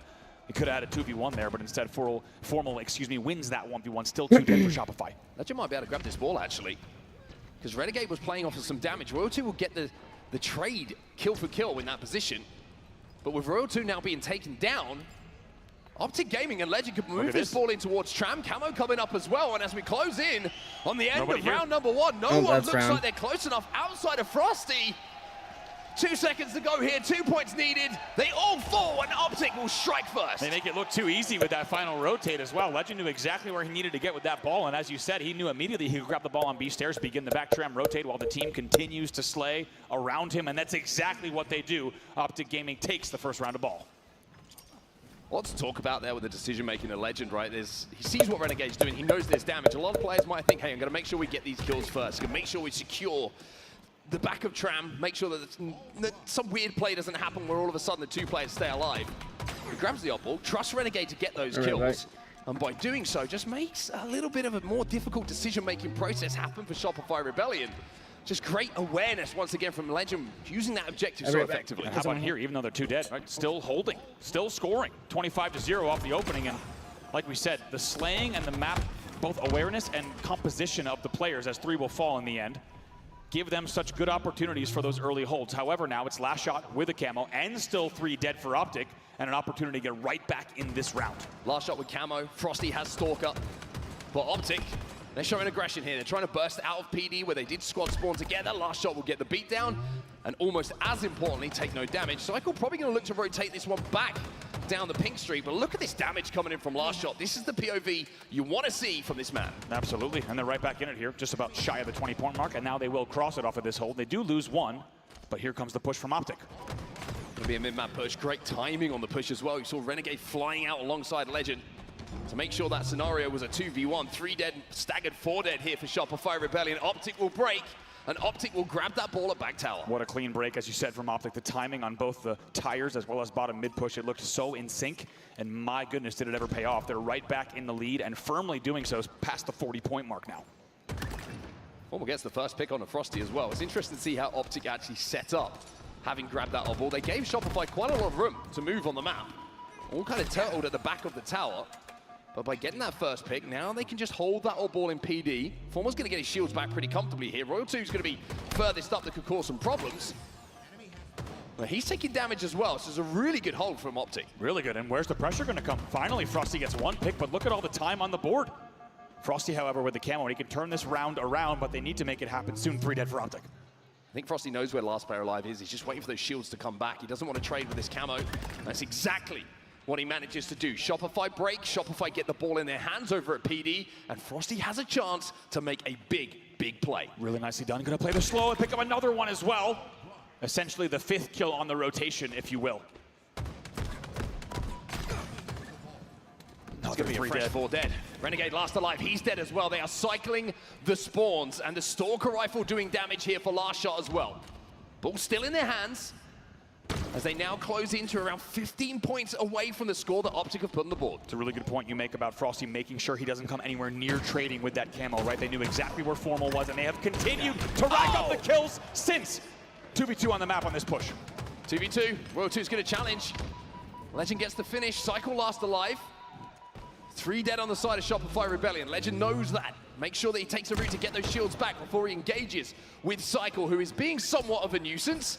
But in the end, it's going to be Optic with almost a tie game here who get that odd ball back in their hands. They really take their time once again with Cycle, and kind of a flip of the stage there, as we saw Frosty just do that, but they take their time now, and this will get them back in the lead. They were only up by 5, however, they are scoring yet again. Really good shots there initially from Royal 2. I think a teammate from a teammate may have taken Royal 2 out in that situation.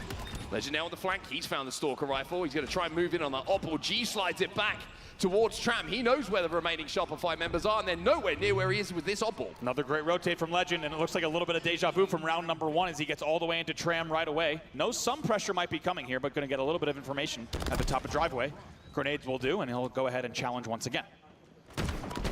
Camo just got picked up, I believe, by a member of Shopify Rebellion. Last shot was last alive, but he gets taken down. Wow. 4 dead here for Shopify Rebellion. Optic grabbed that ball, and a moments away from being 1 up in the series. And once again, what a rotate. Like we said, they knew exactly where they needed to be, and it was Legend who did it again as Optic ticks down the 2nd round. Formal will hold the ball. He will watch his teammates do the heavy lifting, and Optic Gaming will take game number 1 here at our grand finals.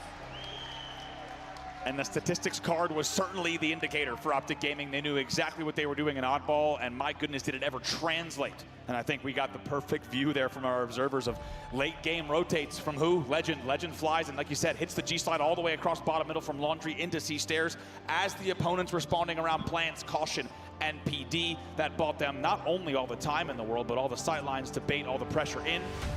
And when Legend has to, for example, it's not just the rotate, it's Legend then going up driveway with the Stalker to then 2-shot trade. It's the extra bit that secures that area of the map, so Formal simply just has to hold for the last 10 seconds. And for the green wall, they have started to lay the first brick of what could be a very long evening. They take game number 1, 200 to 123 in a total elapsed score. Shit. You look at the stats as well, 20 and 10 for Legend.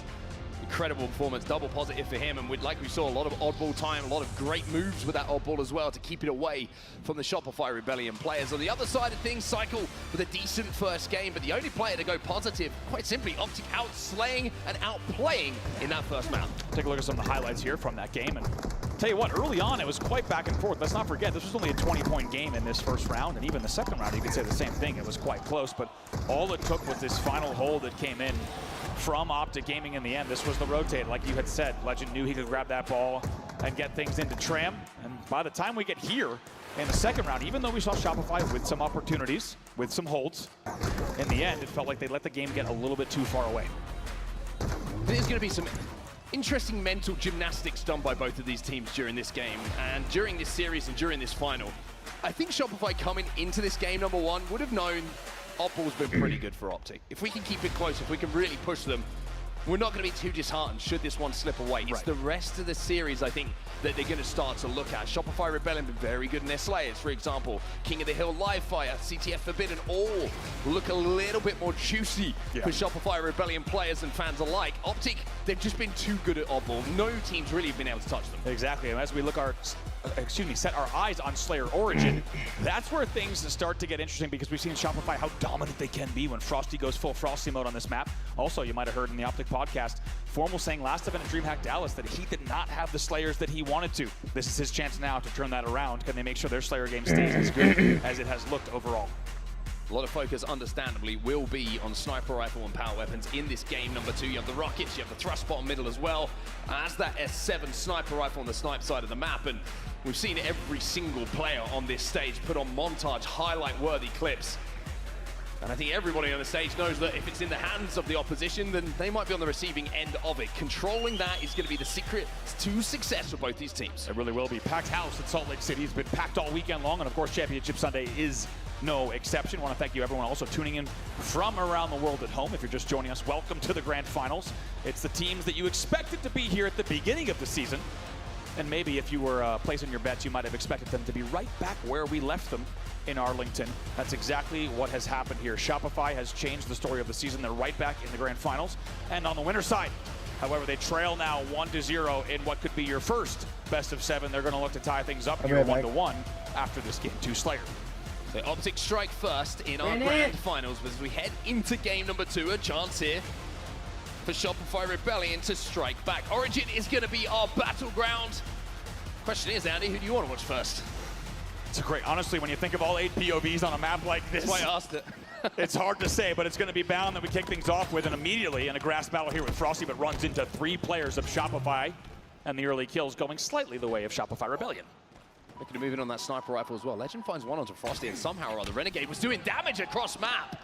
Legend now, after commanding the snipe site and picking up that double kill, finds himself that sniper rifle. He says, I dare you to move here. And luckily for Royal 2, a little bit of extra spawner pressure comes in as Legend had his crosshairs firmly fixed on the front of the base. That paves the way for Bound to grab rockets at 5-5, and now the lead as well. Yeah, 5-5, Bound! Bouncing around in the trenches, manages to turn a single kill into an unlikely double. And having rockets and that sniper rifle in their possession means Optic are up by just 1, but Legend still has a huge advantage, having the only power weapon left. How about that for Nightmare Fuel? Bound and Legend are going to grab the power weapons off the rip, and how do you respond? That's the question, and to be honest, Shopify has done well to keep the game within 2. However, Optic Gaming now up 8-6. Legend hitting bodies. Last shot. Decides not to show, doesn't want to give that easy kill, but now he does donate one. Legend not going to miss those. Talk about the patience from Legend to leave the kill, ping it, and then just check again to see if he might have poked out, and he did. 3 dead for Shopify. Optic Gaming heating up here. Now they're up by 5. Their teamwork is incredible. It's almost exemplary. The baiting and switching, the Legend hitting the big shots as well. Everybody working around the reticle of this man. He's holding down an LOS so that everybody else can just play around it. So well controlled here so far from Optic Gaming, really just showing no signs of any gaps, locking down each sight line, and of course power weapons as well. However, what was just a 5-kill lead has now been trimmed to 3 at 12-9. So sniper rifle ammo been used up here. Legend does manage to jump back in and keeps it old school with a beat down to add another to his collection. And you have to give credit to Shopify here, considering they didn't get the rockets. They didn't have that first sniper rifle. It's only a 2-kill game here. I gotta say, I agree. The entire way through so far, Shopify is going to be very happy with how they have kept this game manageable. They've kept this one close and respectable. And now with this angle, a tie game at 13. 2 dead as well. Found no shields. He's dead as well. Legend last alive at Shopify, showing that if they don't have the weapons, Optic, They can swing with the best of them. Legend's still alive somehow, as last player finally does go down. Off the respawn, you can see Frosty taking a little bit of damage from the elbow spawners.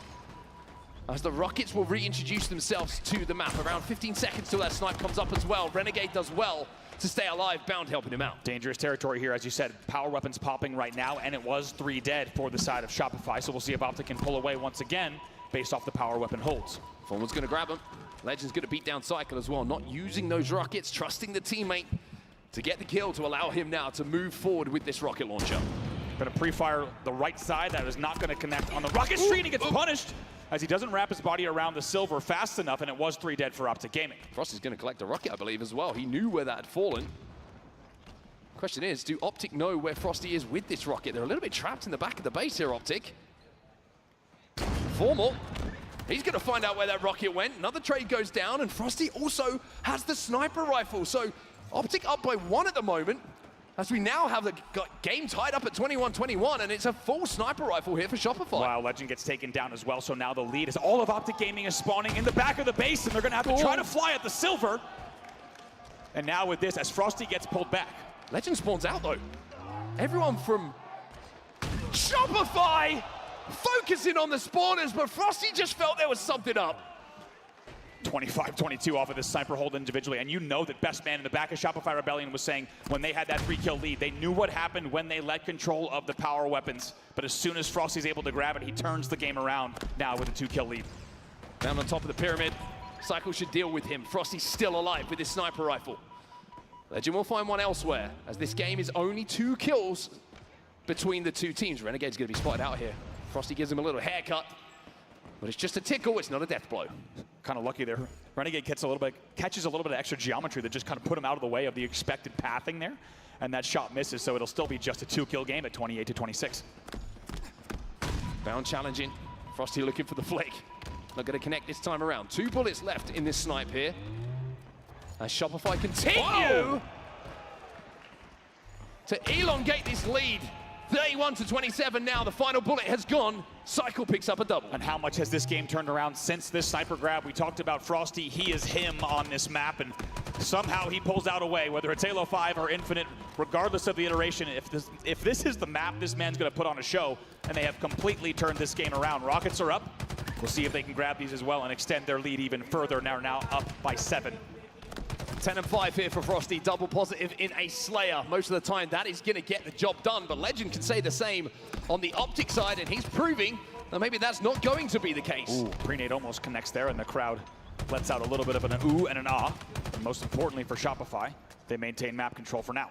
I love this from Frosty, by the way. Having this battle rifle allows you to put so much damage down from range. He's kind of accepted, I don't have a sniper rifle, using the battle rifle to do almost exactly the same thing though. And Shopify are gonna grab some rockets. Optic were 3 dead there. Yep, very good comms there, very good awareness. Royal 2, even with no shields, goes for these rocks, has 1. We'll see if he can put the second to use as well.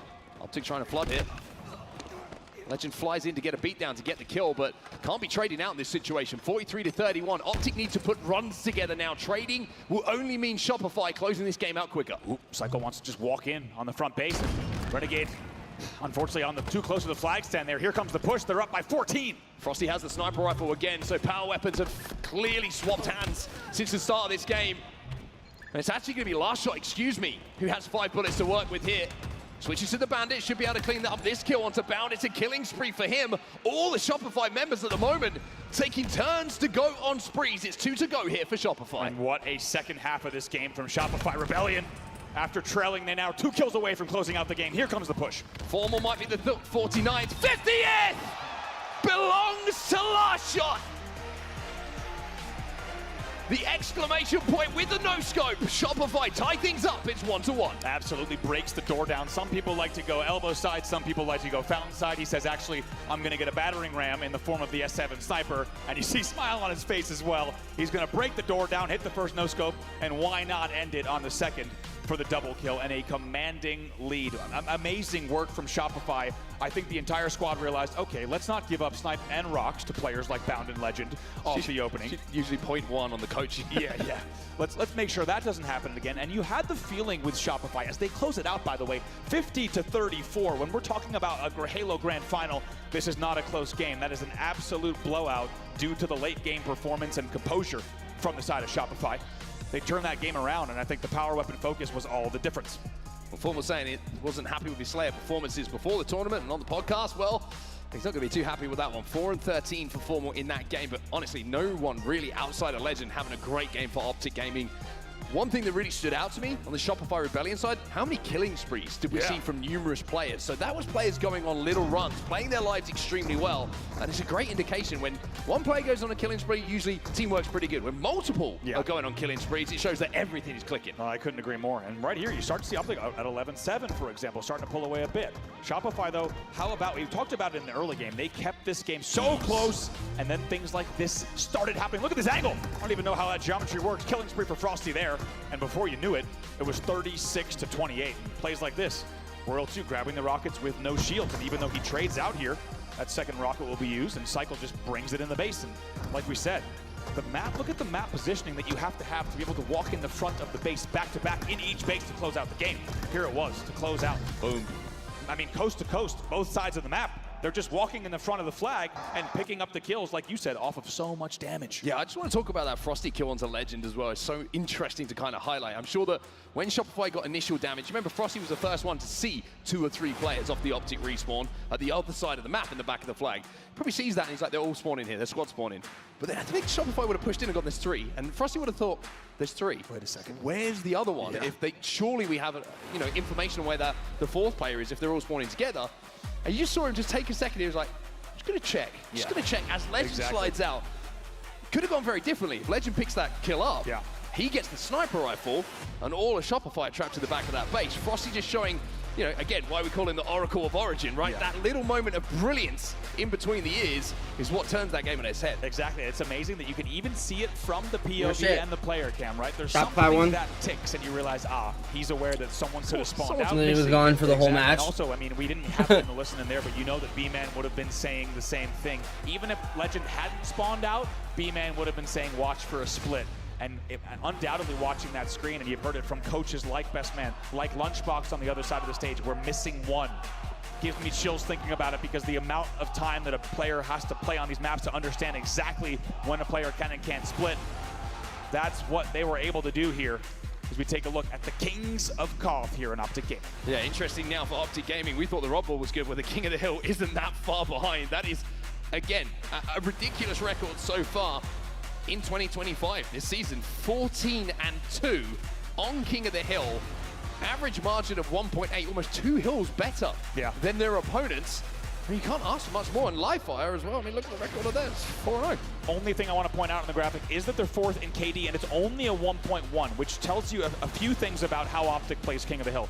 They're obviously not outslaying. They're only outslaying by 10%, but most importantly, they're playing the position game, because the only way you go 14-2 when you're barely outslaying is because you are out-positioning, you are out-rotating your opponents. So if Shopify wants to make sure they take this game and the series lead, they need to be thinking about, let's not just slay, but let's be slaying out in the parts of that we need to be. They need to be open to playing a slower game, playing a little bit more slay heavy, and getting the rotation that they need, not letting Optic out-rotate and out-position them in these games. I think it's a really, really interesting point, and a great point that you raised there. I think Shopify have got to be okay if they get a 3 or 4 dead on Optic.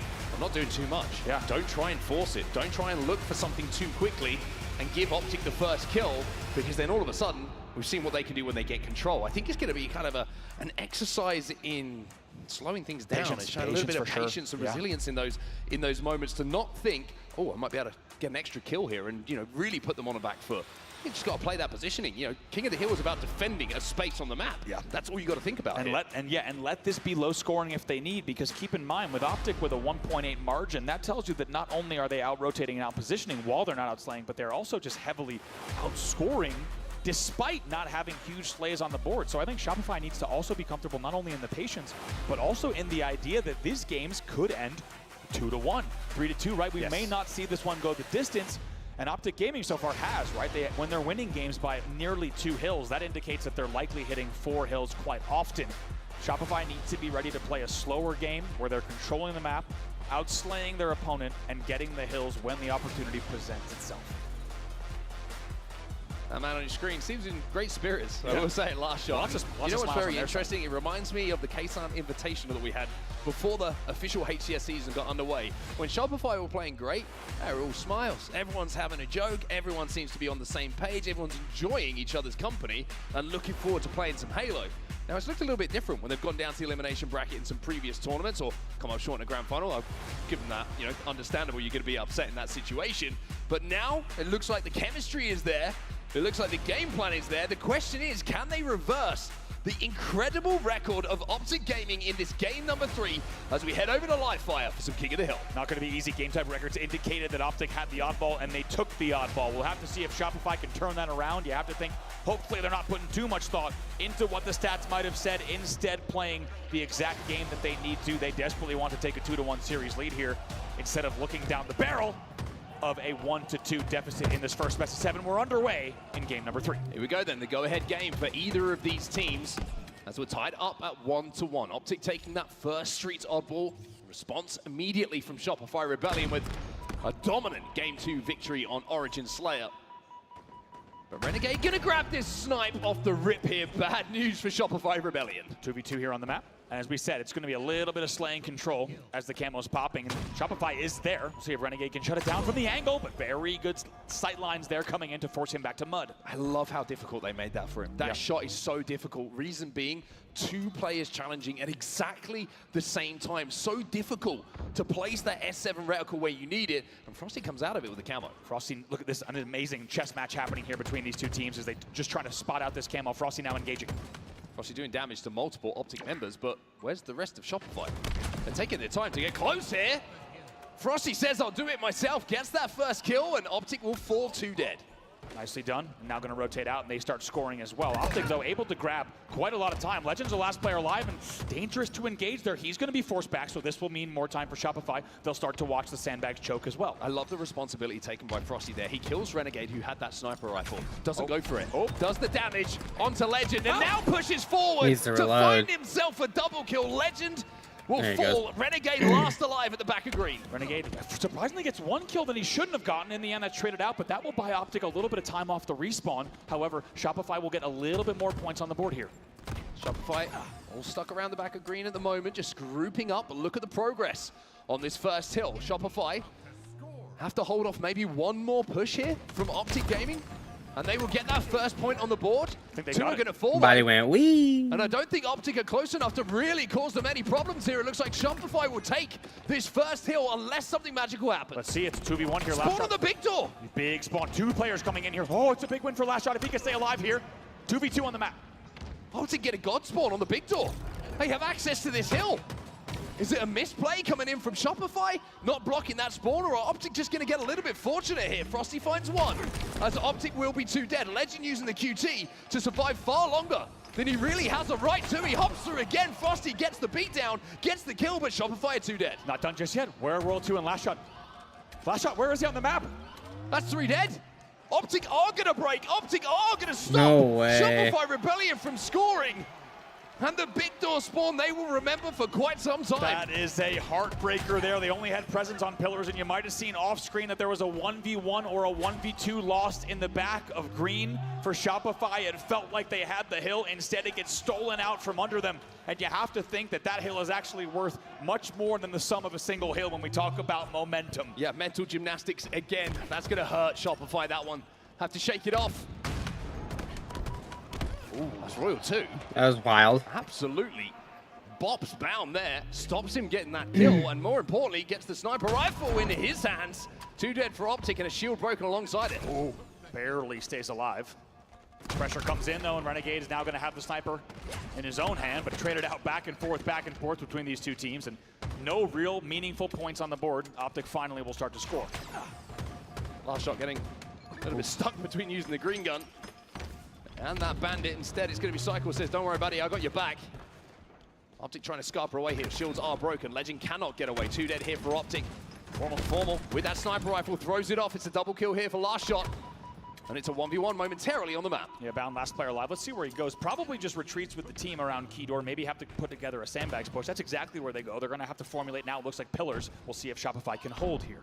Cycle got some responsibility at the back of green here. You can see that Optic are trying to zone him out. But Royal 2 comes through the pillar. Cycle gets his kill as well.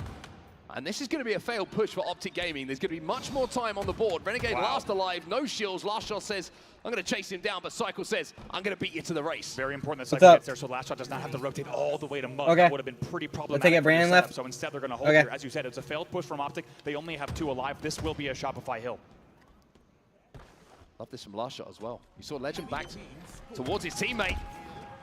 And seeing the Last Shot was there, the point is registered as Shopify will get that tower hill on the scoreboard. We're tied up at 1-1 here. Impressive, not just the amount of time they got initially, but also the hold. Really, really strong, really showing no gaps there, and a convincing hold to get right back in this game after, like we said, a heartbreaking first hill. Optic are in a great position to hold down this Garage Hill. You see they rotated early. I think they gave up and recognized that was always going to be a Shopify hill at the end. Now with the camo in their hands, look how much progress, 2/3 of it, almost done. And Shopify having worked so hard to get that tower hill in their control, well, they might find themselves 2-1 down in just a second here. Last Shot down, Bound with the double. Might even be a triple. Frosty down to no shields. He'll finish. It's a triple for Bound. It's another hill for Optic. They answer straight back. They're up 2-1. Answer straight back indeed. That's a clean hill responded to by a clean hill, as Optic will take that one convincingly, and off the back of this camo hold from Bound. What a convincing piece of play from Optic. 2 dead for Shopify again, and now the hill moves to Mud. Controlling that tower side can be so important for both these teams for any opportunity at elongated control of this hill. Legend in a position to potentially grab this sniper rifle that's coming up. And with 1 dead on the side of Shopify, he's going to get it uncontested. See what he's able to do. Cycle rushes in, 2M snipe. almost connects, and the body shot is all they really needed here. And a little bit of progress early on, but of course we're going to wait to see the slays come out. Let's get on board with Shopify Rebellion. We'll get into a listen in here with the side of Shopify. One shot hill. Behind the box. One guy dies. We have plenty of time here. We have plenty of time. One guy pillars, one guy hill. I'm wrapping Victor. One guy nest now. Still top tower stepping. Okay, I'm going Victor, guys. One guy elbow on top tower. Be hard back. Yo, dash. Trinity, Coast Guard, Trinity's gaming. Trinity's gaming. I'm nading him. Cuts now on top tower. Mud in top tower. One guy debitor now. Top tower, Top tower. Stay down. He's still top tower sniping, going in hill sniping. I'm big press. And hill. 2-0. Get hill weak. One shot hill. Nest dropping. One shot. We go. Debitor, there's 2 blood guys, blood. In Plunder, guys. One shot. Two weak. One shot. Nice. Mud. Slow. Nice. Nice. And pillars. Pillars now. I get a melee. Red pillars. Swampy. One pillar's hiding. Yo, Camo and 10. One guy top green, one guy hill, one guy nest. Going bottom mid, guys. Yo. Optic Gaming now almost in a position to close out this 3rd hill. It's almost been perfect for them again. The Garage Hill was perfect. The Mud Hill was looking pretty similar. Yeah, absolutely. And they're once again showing no signs of slowing. It's hard to listen to from the Shopify side because it was just 3 dead the entire time. 3-1. They get that hill. And Optic Gaming showing why the record books show the records that they currently do when it comes to King of the Hill. Last Shot gets a cheeky little back smack though, as he has that camo. Should be able to finish off Legend here as well, but it's much easier said than done. How about the team shot coming in, the cavalry? As soon as you start shooting Legend top tower, you're going to run into some extra resistance as well, but it is 3 dead for Optic Gaming, and with 1:20 left on the game clock, this is still possible, but Shopify would need to figure it out soon, and really right now. Optic spawning at the back of green. They're trying to push Nest to flush out Royal 2. Former gets the pick, and that now gives at least an area of access towards Last Shot's position. Tower's so important to control for this top middle hill, the biggest vantage point that you can have to look over it. And Last Shot recognizes the most important thing for him to do right now is just stay alive. See what he can do. Able to pick up 1 angle. QT's coming into play, though. 2 still dead, so this might be 3 dead. An opportunity for more points on the board. It's all 4 dead for Optic Gaming. This game is not over yet. Beautifully played by Last Shot. You're probably wondering, why is he not doing more damage? Well, he recognized his teammates were there to do the damage. Him surviving was more important than anything to control these spawns, to control this tower, and Shopify, one more push they can hold off, and they will be 1 hill away from tying this game up. Let's see if Optic even makes a meaningful press here, because it's a high-risk move with the amount of progress we have on the board. This should be the point. Yes, indeed. And with over 60 seconds still left on the game clock, Shopify will come within 1. Legend gets the next sniper, though. And with just 60 seconds left on the game clock, a couple of headshots here, and Shopify Rebellion will be buried in this game number 3. No chance to contest that hill if, and it's a big if, the Frenchman can do what he does best. There's one. Cycle's got to think about going! And he is continuing to do what he does best. That was 4 dead. Last shot's your first spawner. He's already trying to get to Rat, but it's going to be tricky. They need to make sure, with Royal 2 spawning all the way in dummies, they're a bit split. Game time being played by Optic. They will not step in this hill. They will play the time. Couple more kills and Optic will be up in the series 2-1, but last shot in Royal 2, they get a couple of kills. And now the pressure is going to come very, very quickly onto Legend in this position. Nades flying his way, bullets flying his way, shield still not quite coming back. But now that they do, he still finds a kill at the back of green. Finds a kill and plays the sniper rifle. Those were his 2 priorities. He gets away with both somehow. 17 seconds left. Shopify inside of this hill though. And Frosty is buying time, gets the trade in that position somehow or other. Uh-oh. But Renegade has got the camo. 2 players are in and around the back of green, but the damage is done. And now Renegade gets spotted. Gets spotted out by Cycle. Lasha's still alive. But Legend takes him down. All of the players have fallen. Frosty last alive. I don't think he's going to be able to get near that hill. He's cut down. And it looks like Optic might have done enough. That will be it. Renegade also has camo QT, just in case you thought you were going to get across the map. It's not going to happen here as the time ticks down. The Optic fans will count us down as Optic Gaming will continue their incredible King of the Hill record. It's another win for them. And they will go ahead in the series. They're up 2-1. So convincing there, and just when you thought Shopify was finding some a lot more Halo to be played. After that second hill, Optic Gaming answers back with not just one convincing hill, so it seems at least. Essentially a second unanswered hill as well. And they take the lead once again here with a score of 2-1. Now only 2 games away from winning the first best of 7. Take a look at the statistics. It's the same story, right? I mean, outslaying by only a bit. Yeah, outslaying by only a bit. The assists, though, I think are the difference here when you're looking at Optic by Gaming only a bit. in comparison to what we're seeing on the Shopify Rebellion. Outslaying, but only by a bit. There's a big turning point in that game, and I hope that we get to see it in the replay package, where that spawn on the first hill comes in for Optic. Legend takes so much damage on that big door as last alive. I was very surprised to see the spawns come in right next to him on the big door to support him. I think Shopify were a little bit caught off by that, knowing they'd done so much damage. However, the spawns do come in, Optic get a chance to flood, and they steal that first hill away. Yeah, the only way that spawn opens up is because that, I think it was either a 1v1 or a 1v2. It was tough to see from our POV, but back green, Shopify loses the player almost just 1 second or less before that player spawns, which opens up that big door spawn. And as we said, look at Optic, essentially uncontested early on, but then this was what paved the way. We thought Shopify was going to steal this one out. Wait till you see how close this one got progress-wise. Look at this. Shopify had just a few ticks left, and this is the player you heard talking about right here, Mark. We didn't get to see quite as the spawn came in, but Legend just QT nuisance in the end. They get the kills. It's 3 dead, and Optic steals that first hill, and honestly, that felt like quite a dagger. Certainly did indeed. Shopify did a good job to fight back and take that tower hill to tie the game up at 1-1. But how quickly did that garage hill just disappear in front of our eyes? It felt like what just happened. We didn't see anything.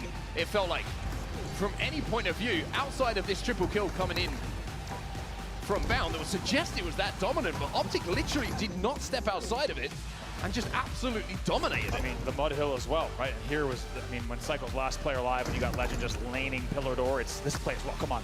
Technically, this play is so beautiful. The faked drop, then the kill, then the play of the sniper. Come on. If Legend's doing that in given moments, if we apply that across all their gameplay, they are going to be tough to stop, and we are already starting to see that once again. Optic fans looking understandably pretty happy with how things are going at the moment, knowing what they've done previously when they've had to play against Shopify Rebellion in a grand finals and had to reset the bracket to become champions. But now we up the pace. We go to Forbidden. We have captured the flag in front of us. First team to capture 3 flags here or be ahead on time will be the winner. Not gonna lie, the fact that this game is right here in this series, it just feels like it's perfectly placed to see a little things maybe just slow down to a bit more strategic gameplay, some dual sniper action, and we would like nothing less than a few good sniper battles in this game type. It just feels like it's awfully fitting that we are now here in a CTF Forbidden. Optic Gaming, they take the lead 2-1. Shopify now gonna look to tie it up. Renegade's gonna grab that sniper rifle here on the Optic Gaming side, up 2-1 in the series. Interesting to see who grabs it actually on the other side, but Bound doesn't care who's grabbing it. He's picking up 2 kills himself. Renegade takes down the last. That's 4 dead. No one grabs the snipe because they're all dead. Optic Gaming with the perfect opening. Overshield control as well. He's just going to grab this and run it. Teammates, I trust you. I'll take the bullets. I've got the Overshield. Legend is moving. Legend is grooving. And he's got that flag back all the way through the rat tunnel already, and Shopify really struggling to get on the map. This is unbelievable, and there's going to be another sniper in their hand as well based on what we just saw, and the Overshield is going to escort Legend all the way home. Wow. And in 49 seconds, they get a flag on the board. Optic Gaming leads 1-0. Unbelievable. That is absolutely devastating for Shopify Rebellion. Optic with the hottest of hot starts. Renegade still with his sniper rifle in his hand. Does take a fair bit of damage, but Royal 2 can't finish that kill. Legend will go down, and Royal 2 will re-challenge. Still 1 bullet to play with, and this man could do a lot of damage with that. I was going to say, the only time you're safe is if Renegade has no bullets. With 1 here, he can still do quite a lot of damage on the map. Finally, he's taken down. Well, Shopify managed to get a bit of presence at least here, pick up a couple of kills. 2 dead for Optic Gaming. Psycho in a position to maybe actually run this flag. And he's going to run it up the main ramp. Waiting for his shields to come back. Gets around that corner, but Renegade just in a position there to cut him down. Bound will find another. So Shopify going to have to pick up multiple kills here. Otherwise, this is going to be a dead flag. Melted. Multiple team shots coming in there. Last shot with the sidekick joining the party, and that's going to take care of Formal quite quickly. And another kill coming in from last shot with the sidekick. It's a perfect. Doing everything he can to keep this game close. Overshield, the next point of contention for both these teams, is popping right this second. A couple of shot grenades are going to go in to try and deny the space for Optic to move towards it. With kills being split either side at the moment, you can still up top middle. Royal 2 tried to make the play for it, but did not collect it. You feel like if Royal 2 got that, this would be a very different scenario on your screen right now. Instead, Formal's able to hold down the base, and the Overshield will still be down top middle. Yes, Frosty will grab it, but it will delay the pull. 3 players from Optic now on the respawn. And that Overshield, as effective as it can be, he's not going to be full. But the positioning for Shopify pretty good for this run. Bound, falls, 2 dead here for Optic. So far, so good for them. They need to continue the run and take down Legend here in the pistol. Who's going for that flag, though? Who's running that flag? Still down, Shopify making sure that they're looking for the slays, but are they overslaying? Or are they going to get this second touch? Are they going to be able to force this? 2 dead for Optic still. It's a 2v2 on the map, but that flag is now back in the rat tunnel. Yeah, keep an eye on the kill feed also now. Going to be last shot just flying towards the flag and trying to clear this area out, but Formal in position. Not going to have time to grab the snipe, so this flag should go. Yes, indeed. We're tied up 1-1. Yeah, great little bit of patience there from Shopify Rebellion, not getting carried away with the situation. Frosty clutching up that life. 5 in a row. He goes on a killing spree. What a good response once again. And getting the snipe. Optic. I mean, when you score the flag in 49 seconds, like we said, that can be also pretty demoralizing. But Shopify manages to get back onto the scoreboard yet again. The question is, what does the mid game and the late game hold? Flag is now being pulled. Frosty under a little bit of pressure here, but Cycle's going to alleviate some of that pressure for him. Spots out Bound. Oh! Deletes Bound with a backspace. Beautifully done, and once again, with a high backspace pressure scenarios. We saw pressure on the flag yet again. It's all about now top mid. Overshield coming up in just 13 seconds. Renegade picks up the sniper rifle on the Optic side, so we have both snipes in play. Bound's going to have a little peek just to check what Frosty's position is. Overshield coming up very, very soon, though. And Frosty is looking to make a play off it, but it looks like Optic are more than aware of his position. Unsurprisingly, things slow down. A little bit of pre-nades here coming in from Frosty as he doesn't want anyone dropping down. 3 dead. Frosty, last player alive. Here comes the Overshield push. Oh, it's from deja Legend. vu. It's deja vu. Legend's in your base. Legend's got Obi.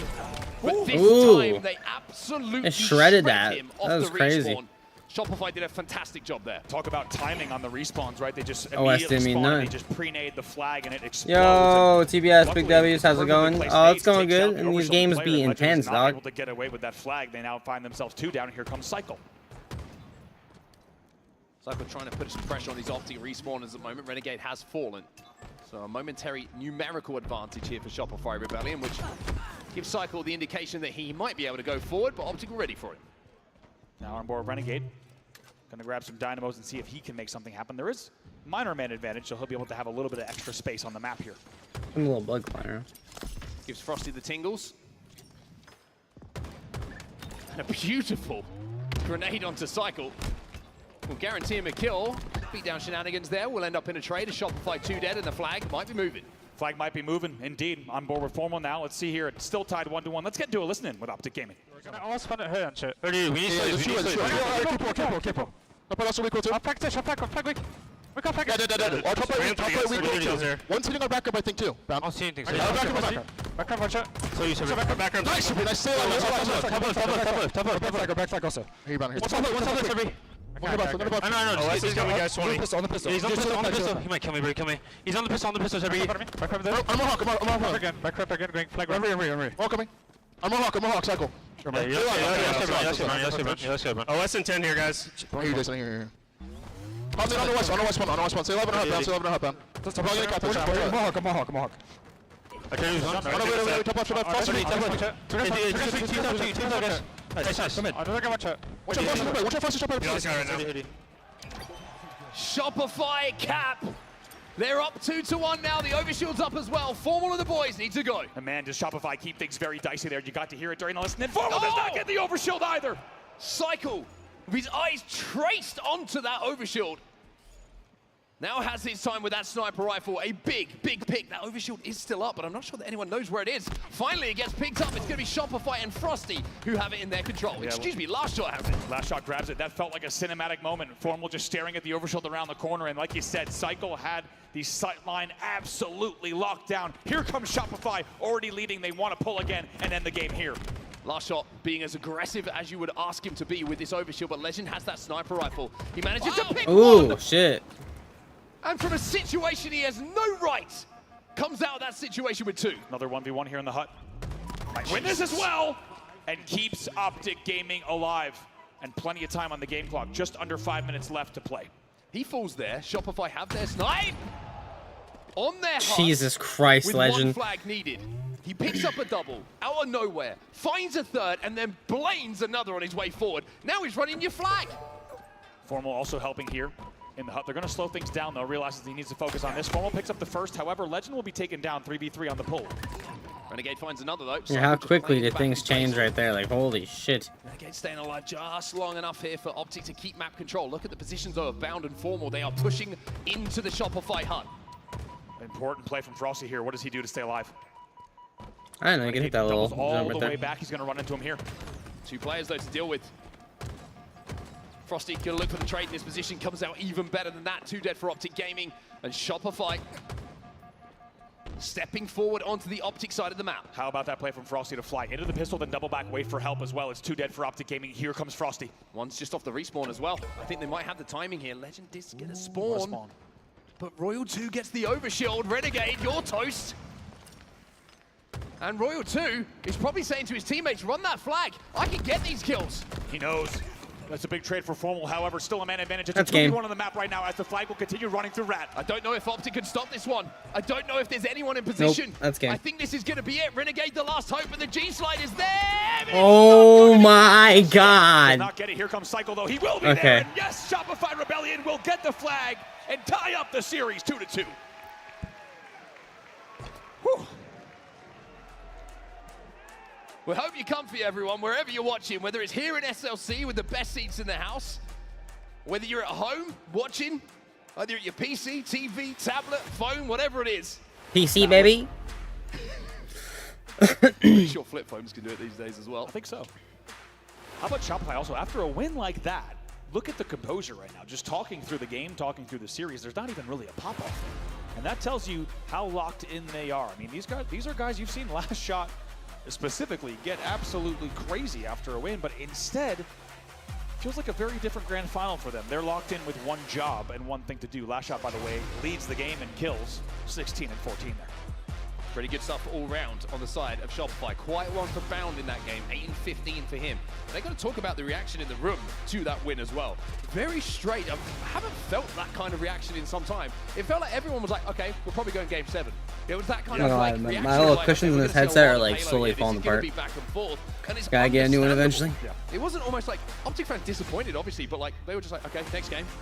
And Shopify fans were like, okay, we're not going to win in the next game. Okay, next game. Yep. Like, this one just feels like it's going to go the distance. And how about Optic Gaming with this opening, 4 dead. Shopify doesn't even get their sniper rifle, and there's a flag that goes in. Excuse me, it wasn't 4, now it's 48 seconds. But Shopify answers back immediately And not only that, but they play a great mid-game, and most importantly, when it looked like they might have gone down 2-1, how about Frosty pushing out main ramp and just flying out pistol?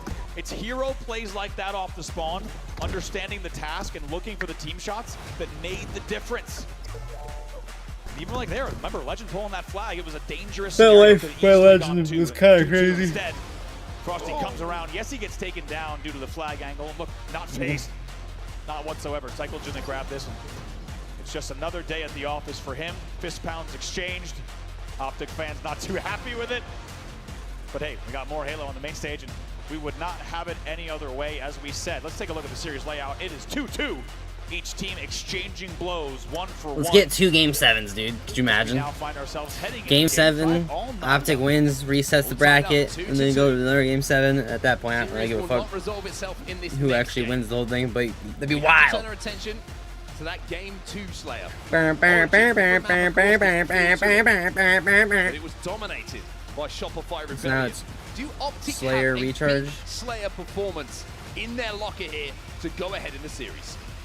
This is crazy. Best of 7, and there's 3 This Slayers. sort of feels a little bit like the biggest game of the series, where looked like they had the edge at 2-1. They would have been comfortable, and I think right here in this game, they're realizing, okay, we need to be stepping up here and now. Otherwise, this one could end in the first best of 7. Slayer recharge will now be your goal. A lot of pressure on the shoulders of both teams. But Optic Gaming, if they want to send it to the second best of 7, like you quite rightly say, probably feeling that pressure just a little bit more. Camo, shock rifle, all of them are going to influence how this game goes. We're into the next game here, all tied up at 2-2. Last shot goes for that instant, does not connect right away. A few kills exchanged early on the side of the stage, so last shot going to wrap for an angle here. Knows there might be some extra pressure in the tunnel. Wow, trades out both. That's a big trade for last shot. Should maybe lead to a camo grab. Here they come. Yeah, Formal lost doing, the line. buddy? Throws a couple of grenades down bottom middle. We'll get some damage, but the Come camo on. should be picked up here. And yes, indeed, it's Cycle who gets it.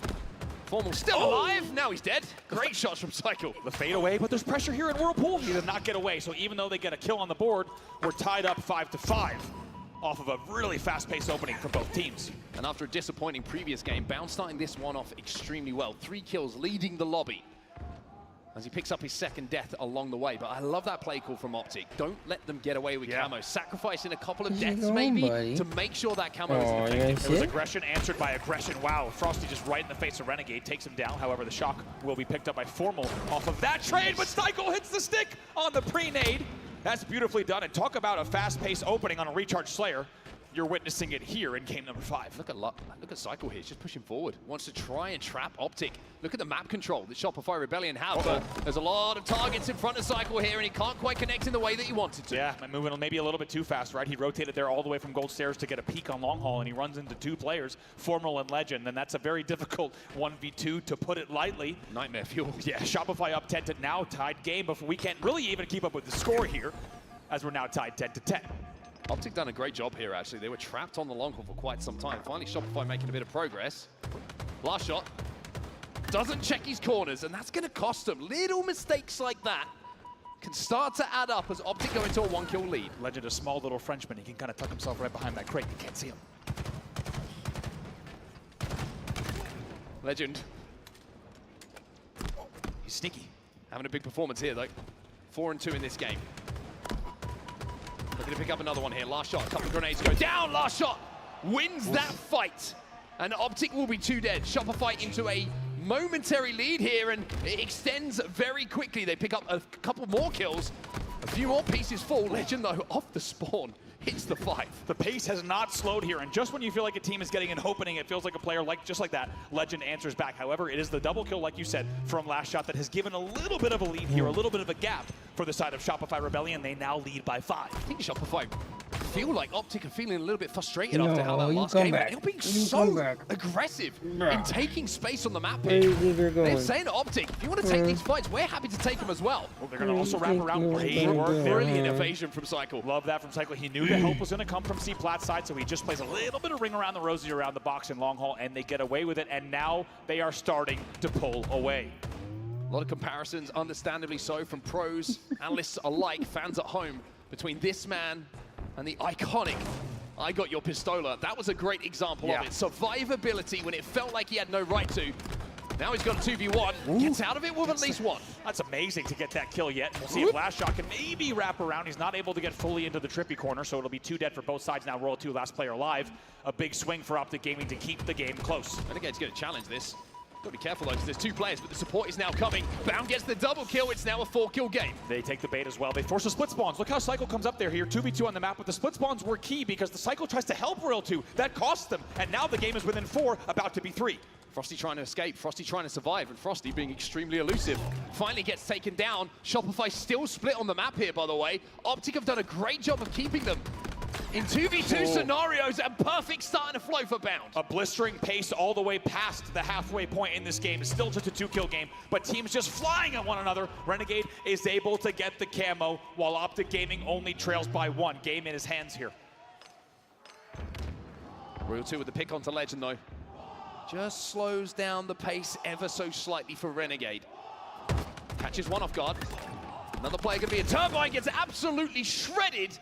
And that is a big turning point in this game. Good damage from Frosty there. Frosty could have easily been picked off in the pipes. Instead, he gets 2 to 3 shots into Renegade with camo. They neutralize it right away, so Shopify will now maintain that 3-kill lead instead of letting it slip away. Just not letting Optic ride off that little bit of momentum they got there. Neutralizing the camo, not letting them split them on the spawns and get that lead back into their favor. A fantastic defensive 20 or 30 seconds there from Shopify.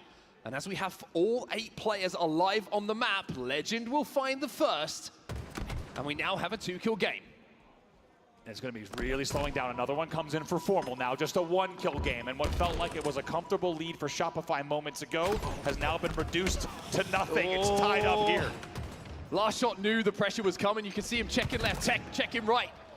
But at some point that pressure came as Optic keep this game close. 2 kills though. The advantage is Optic full 3 dead. Yeah, it's big.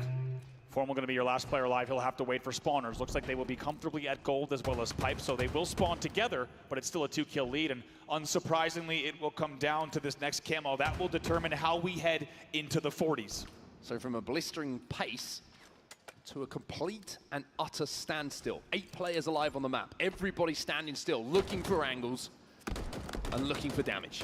Royal 2 happy to lane that. Bound tries to get a little bit of damage in. However, Royal 2 wins that little engagement. Cycle tries to go up top gold, but immediately gets punished off of the skill jump. He's going to have to retreat. Frosty gets the stick though. Bound trades it out. Cycle wants to go off this damage. You can see it. He's flying towards pipes. Royal 2 doing a great job to keep him alive in this scenario, and somehow Optic can't quite find him. No trade. Does get the trade. Couple of, maybe a teammate helping him out in that situation. Frosty in a 1v1 on the long pole. Instead turns his attention towards Turbine, multiple targets. A lot of damage as well as the camo is picked up by Royal 2. During all the chaos you just saw off screen, Royal 2 able to grab it. Still a 2-kill lead for them. And now you feel like Royal 2 has a chance to ensure that they move into the mid-40s comfortably. How does he play this? One of the most iconic moments in Halo Infinite was Royal 2 sniping Formal on this game type when Formal had the camo. With just 1 kill separating the 2 teams, can someone on Optic do something similar and rewrite the history books? Optic out-rotates camo perfectly. Optic out-rotates at C-Plat. The camo will not be a factor, and it's still just a 1-kill game. Shopify starting to surround Optic though. Ooh. The timing is on the side of Royal 2. Legend didn't see him, but Formal gets that first pick. We have a tie game here as Royal 2 is looking for targets. Can't quite find them. Legend finds one, Renegade finds another. Now Royal 2's last alive. Last alive, Optic Gaming takes the lead by 2. Royal 2 tries to make something happen for Blue Pipes, but cannot, and now he just needs to stay alive. He's out. He just wants out. Doesn't want to be another death. As Renegade has that shock rifle in his hands. Not much ammo to play with, but a 2-kill lead, and the shock in hand is the most important thing. And Royal 2, you guys we can't thought see he was it, but I got a poised seeping to get a baby flank in my going. lap. Instead, he's not out-rotated once, he's Just a out-rotated seeping twice baby kitty. as the team gets kills around him. And it's still a 2-kill lead for Optic Gaming with a lot of time on the game clock. Camo in around 10 seconds. Renegade, though, has the chance to hit the shot here that could change how this series goes. Not just this game. Nades fly into tower from Shopify Rebellion. They get a pick, and most importantly, it's the pick on the shock rifle player. Oh shit! Last shot with a double, last shot with the shock rifle. 2 dead, but Optic still in the lead here. It's all about this camo bottom middle. Oh, he's sending it. Last shot with the slide, last shot with the pick. Optic Gaming lose the lead. Shopify Rebellion up by 1 as Royal 2 finds himself a camo. What an answer, what a pick, On and the what a camo grab. Now 48-46, 2 kills away. Last shot gets the pick. Royal 2, there's 1. Shopify close out. Clean. Shopify 1 map away. Backs against the wall, down by 2 kills. Do not have the shock rifle, and they pick down the angle, the pre-nades. Renegade tries to fly across a bridge. He gets punished at top control, and they waste no time. How about it? Last shot also going back to the stacks, picking up a few more kills. That paves the way, as you said, for Royal 2 to grab the camo, and he gets a free invitation into pipes through the bat ledge. Goes behind enemy lines and wins the game along with the gold push. 50-47 is your final score. Shopify Rebellion 1 game away from winning the tournament. 20 kills in the biggest game of Last Shot's career. 20 and 30, and not just the 20 kills. The push into tower, no one else on his the team shock rifle was kill onto positive. stacks that gave them the advantage. He is playing like a man that was built He for literally this just moment. carried his Started team. off the rip. Let's not forget, last shot actually goes all the way through C. He wraps to stacks to help the bottom middle challenges around pipes as well as camo. That gave you an idea of the pace setting from Shopify. They were going to be all over the map. They were going to play this game quick. They were not going to give Optic Gaming room, and it paid off in the end. A 3-kill margin, as you say, in a game where last shot goes +7. Take a look at some of the highlights here. Last shot with some really big trades in this game as well, and it felt like he had no right to. So many camos that were neutralized. And when we crossed around 40 kills, it felt like Optic had the game in their hands. Renegade had that shock rifle and the chance to pick one of the players from Shopify as the camo went up.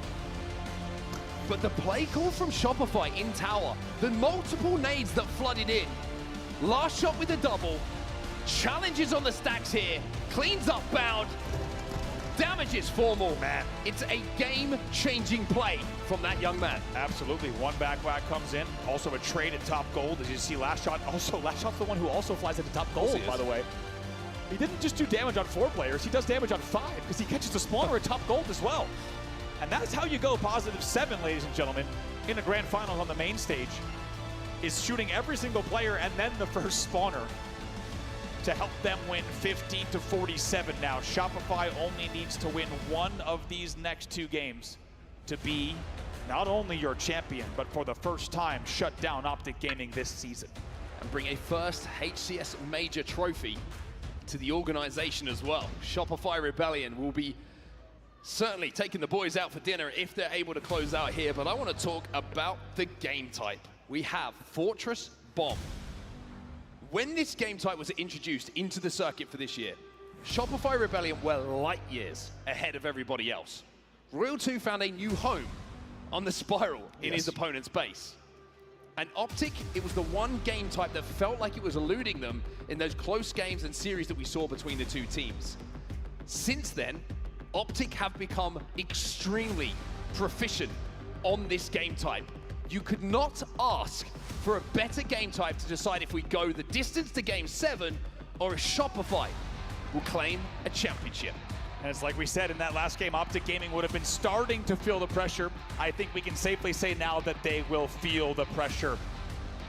Aside from Game 7 in Arlington, they have not been in this position, 1 game away from losing it, right? Let's not forget what the second best of 7 looked like. They still want to send us there, but they need to win both of these games back-to-back, and it starts off here on Fortress. We're underway. All right then, Salt Lake City, this could be the final game of our grand finals, the final game of the event, with 2 more events ahead of us. Optic Gaming need this one to send it the distance, to give themselves a chance at resetting the bracket. And as we said, Optic Gaming, with the grand finals performances they've had, they've started to pull away more and more as the year has gone on, especially last event in Dallas. This is a very unfamiliar territory for them to now be backs against the walls in the first best of 7 and a must-win scenario. Last shot finds 2. Pushes forward, Royal 2, he's feeling good. Don't want to challenge this one, Bound, because Royal 2 is feeling a little bit frisky, but Unfortunately for him, the ammo runs out and Bound will take advantage. He grabs the sniper rifle, just the one bullet. That's all he needs to have an impact. A little bit of mind games there, dancing around the pillar on both sides. And as you say, in the end, it's going to be Bound that comes away with the single bullet left in the sniper rifle, but they'll reset in their base and try to challenge out, push their tower side. Legend gets a pick, which is going to allow Optic just to gain a little bit of map control here to move forward. Bomb is just ever so slightly on their side of the map. Last shot. What on earth has he had for breakfast? We know that he's one of the Back best in here, some aims pure fan in the Halo shit. Championship Series. We're showing it at a grand final now. Frosty, last player live on your screen here, and going to make sure that I think Shopify bomb might is have not this, grabbed. dog. Just going to advance this just a bit. I like the play here from Frosty to buy a lot of time for his team, and not just time, but if he plays this correctly, an opportunity at advantage. I mean, Optic now have to turn around, right? They're probably thinking move forward, get that bomb going. Now they got to worry, and now they're 2 dead. Cannot allow a player like Frosty to do what he is doing. It's 3 dead for Optic Gaming. He was the last player alive, and finally he's taken down due to pressure from a few different angles, but now momentary still man advantage for Optic off of the respawn. They'll likely toss this bomb out. Overshield popping bottom mid right now. 3 dead for Shopify. Optic do a great job, actually. Legend does a fantastic job as last alive to do the damage required for his teammates to get back on the map. And now Bound says, I'll bring this bomb towards your base. We've dealt with the pressure early. And with Renegade on the hunt and Shopify Rebellion 3 dead, that bomb is marching its way towards the Shopify base. Frosty first spawner, this is dangerous. He's already very weak. He likely will get cleaned up here, and so will Cycle. Cycle spawns right in front of the reticle. That's 3 dead again. Where is that bomb? Killing spree here for Bound. Optic with a huge opportunity to plant. World 2 on the wing. He probably does not have the angle, and there's multiple players here from Optic Gaming. Renegade with his head down. Fuse lit. Optic will be up by 1. What a way to do it as well, to answer back in that fashion, to just fly across the base. I also love the decision for Bound to not play the bomb. He just walks it across, like you said, marches it across the map. Formal was the last player alive. A staggered 4 dead. We'll see if Shopify can respond. Frosty wins that battle. 2 dead on either side at the moment, although Shopify have that spawner just coming up in time. And the sniper rifle will be stolen away from the Optic side of the base. Formal, peekaboo, there's one. That's a killing spree for Frosty. He's gonna play that snipe so smart. You could tell by the angling, everyone knew what he was about to do as he starts to slowly pull that reticle up. He was just giving that sniper rifle some trajectory if he died on the way, and that's exactly what he does. He burns that entire sniper rifle after getting the kill. 2 dead hit for Shopify Rebellion. Optic up by 1. Scary thing here for Shopify is the fact that once Optic got that 3 dead, it was an instantaneous bomb arm for them.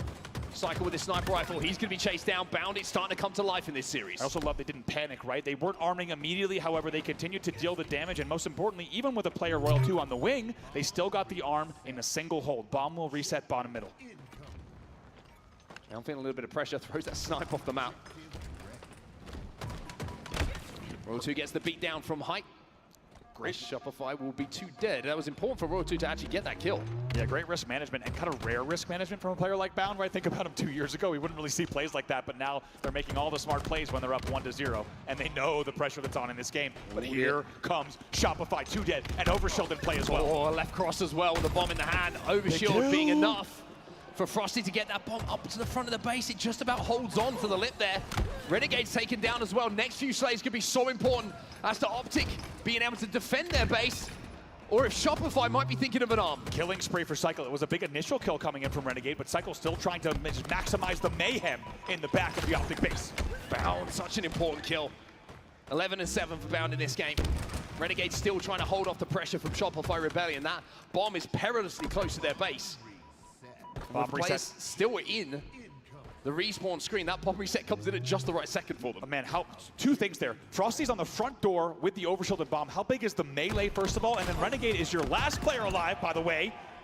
Picks up another kill while we're still talking about his last sequence of events.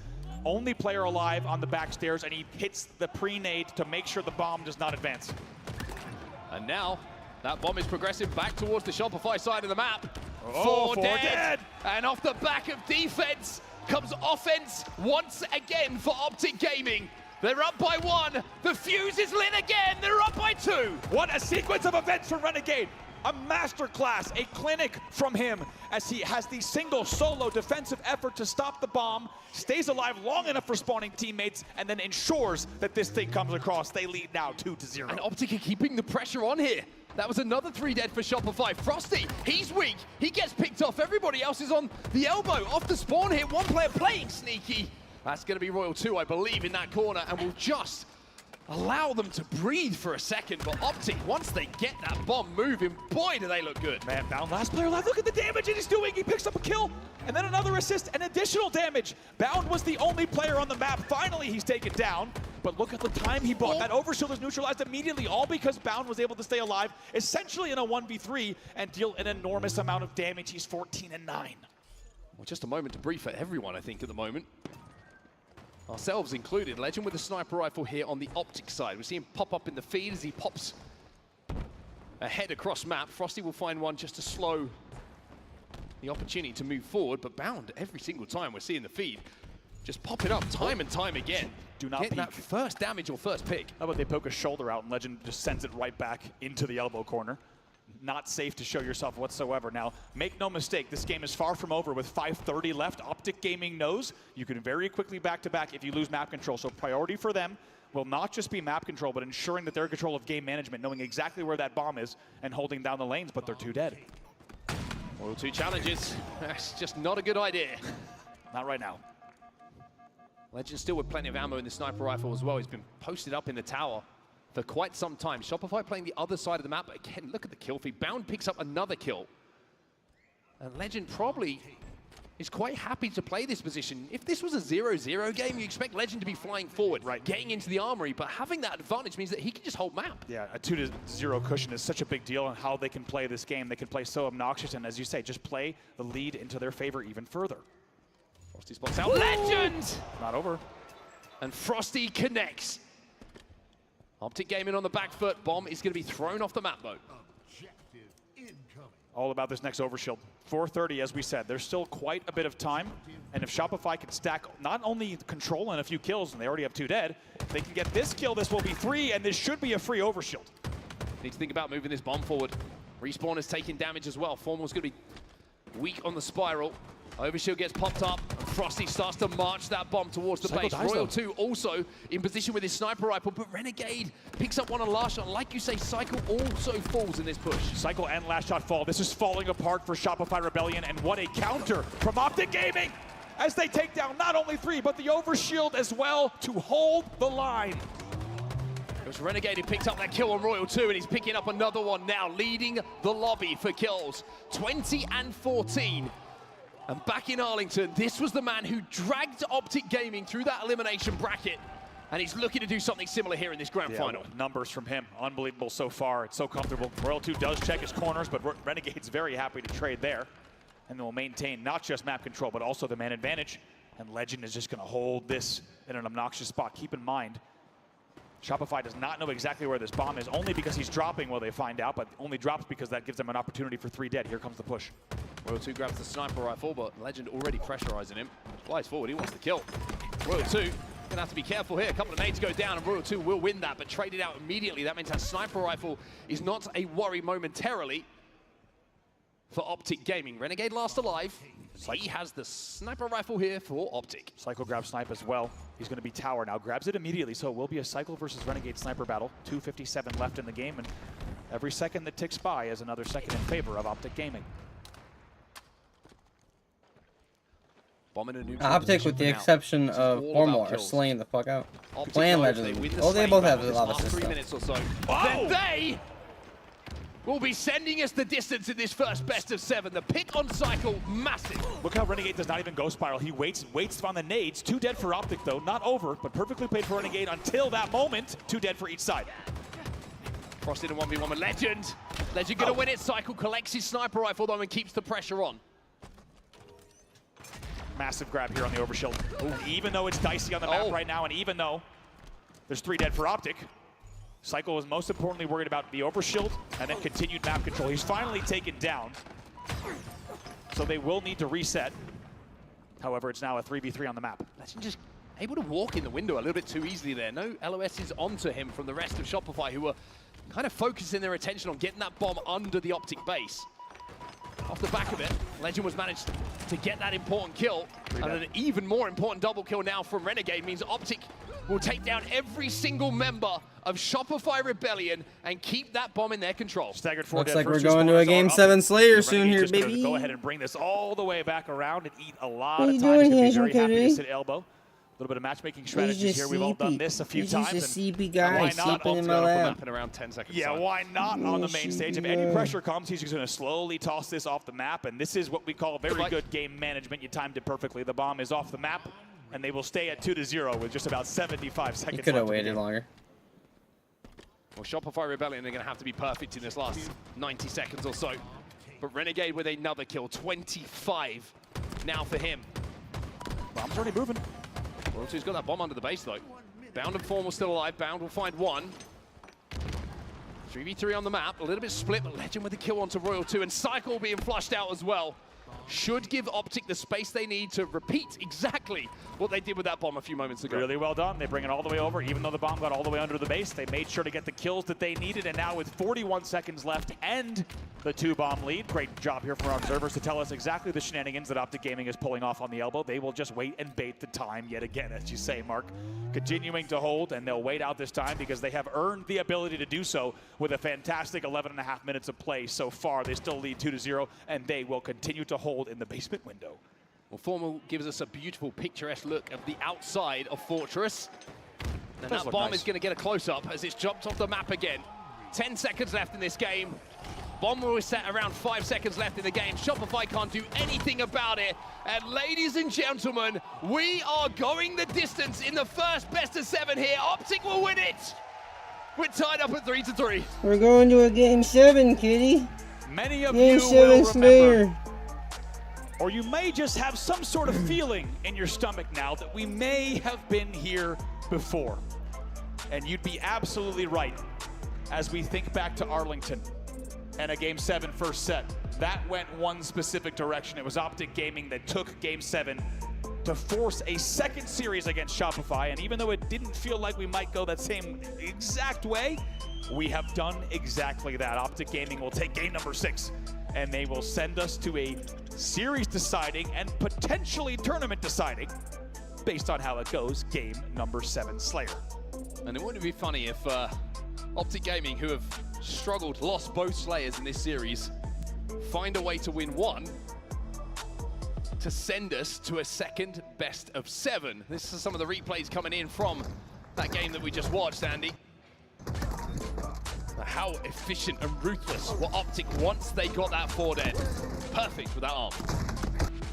It's amazing to watch, to be honest, and like we said, just the fact that You you waking have Bounds up? kind of playing a sniper rifle on his own accord tells you a lot about how Optic's approaching this game, this series, and just how seriously they're taking this. And it was all about game management. It really was from the side of Optic Gaming, and amazing 1v1 sniper battles, but at the end of the day, it just felt like even when Optic was losing over shields, they were able to manage them perfectly. And a huge amount of credit to Optic. We mentioned before this game got underway, at the start of the season, this game type belonged to Shopify Rebellion. No one could touch them when it came to this game type. Well, you can see the hard work that's been put in. Boop. You Deleted. can see the reps, the VOD, the games that have been played on Fortress Bomb from Optic to work out how they want to approach it. And even though they were on the back foot for quite a few moments in that game, you felt like the control was always theirs. Really did. A lot of moments too. Like you saw this, by the way, Fortress beautiful this time of year. As Formal as you said, gives us a nice look at the vista. Beautiful vistas. And Optic Gaming fans, they're hyped up once again because we are going to a Game 7. And to be honest, we would not have it any other way. Look at this serious layout. Beautiful so far. Back and forth, as we said. You might have thought that Shopify might have had it there. Not the case. It will have to be decided in a 7th game between these two titans. So here we are.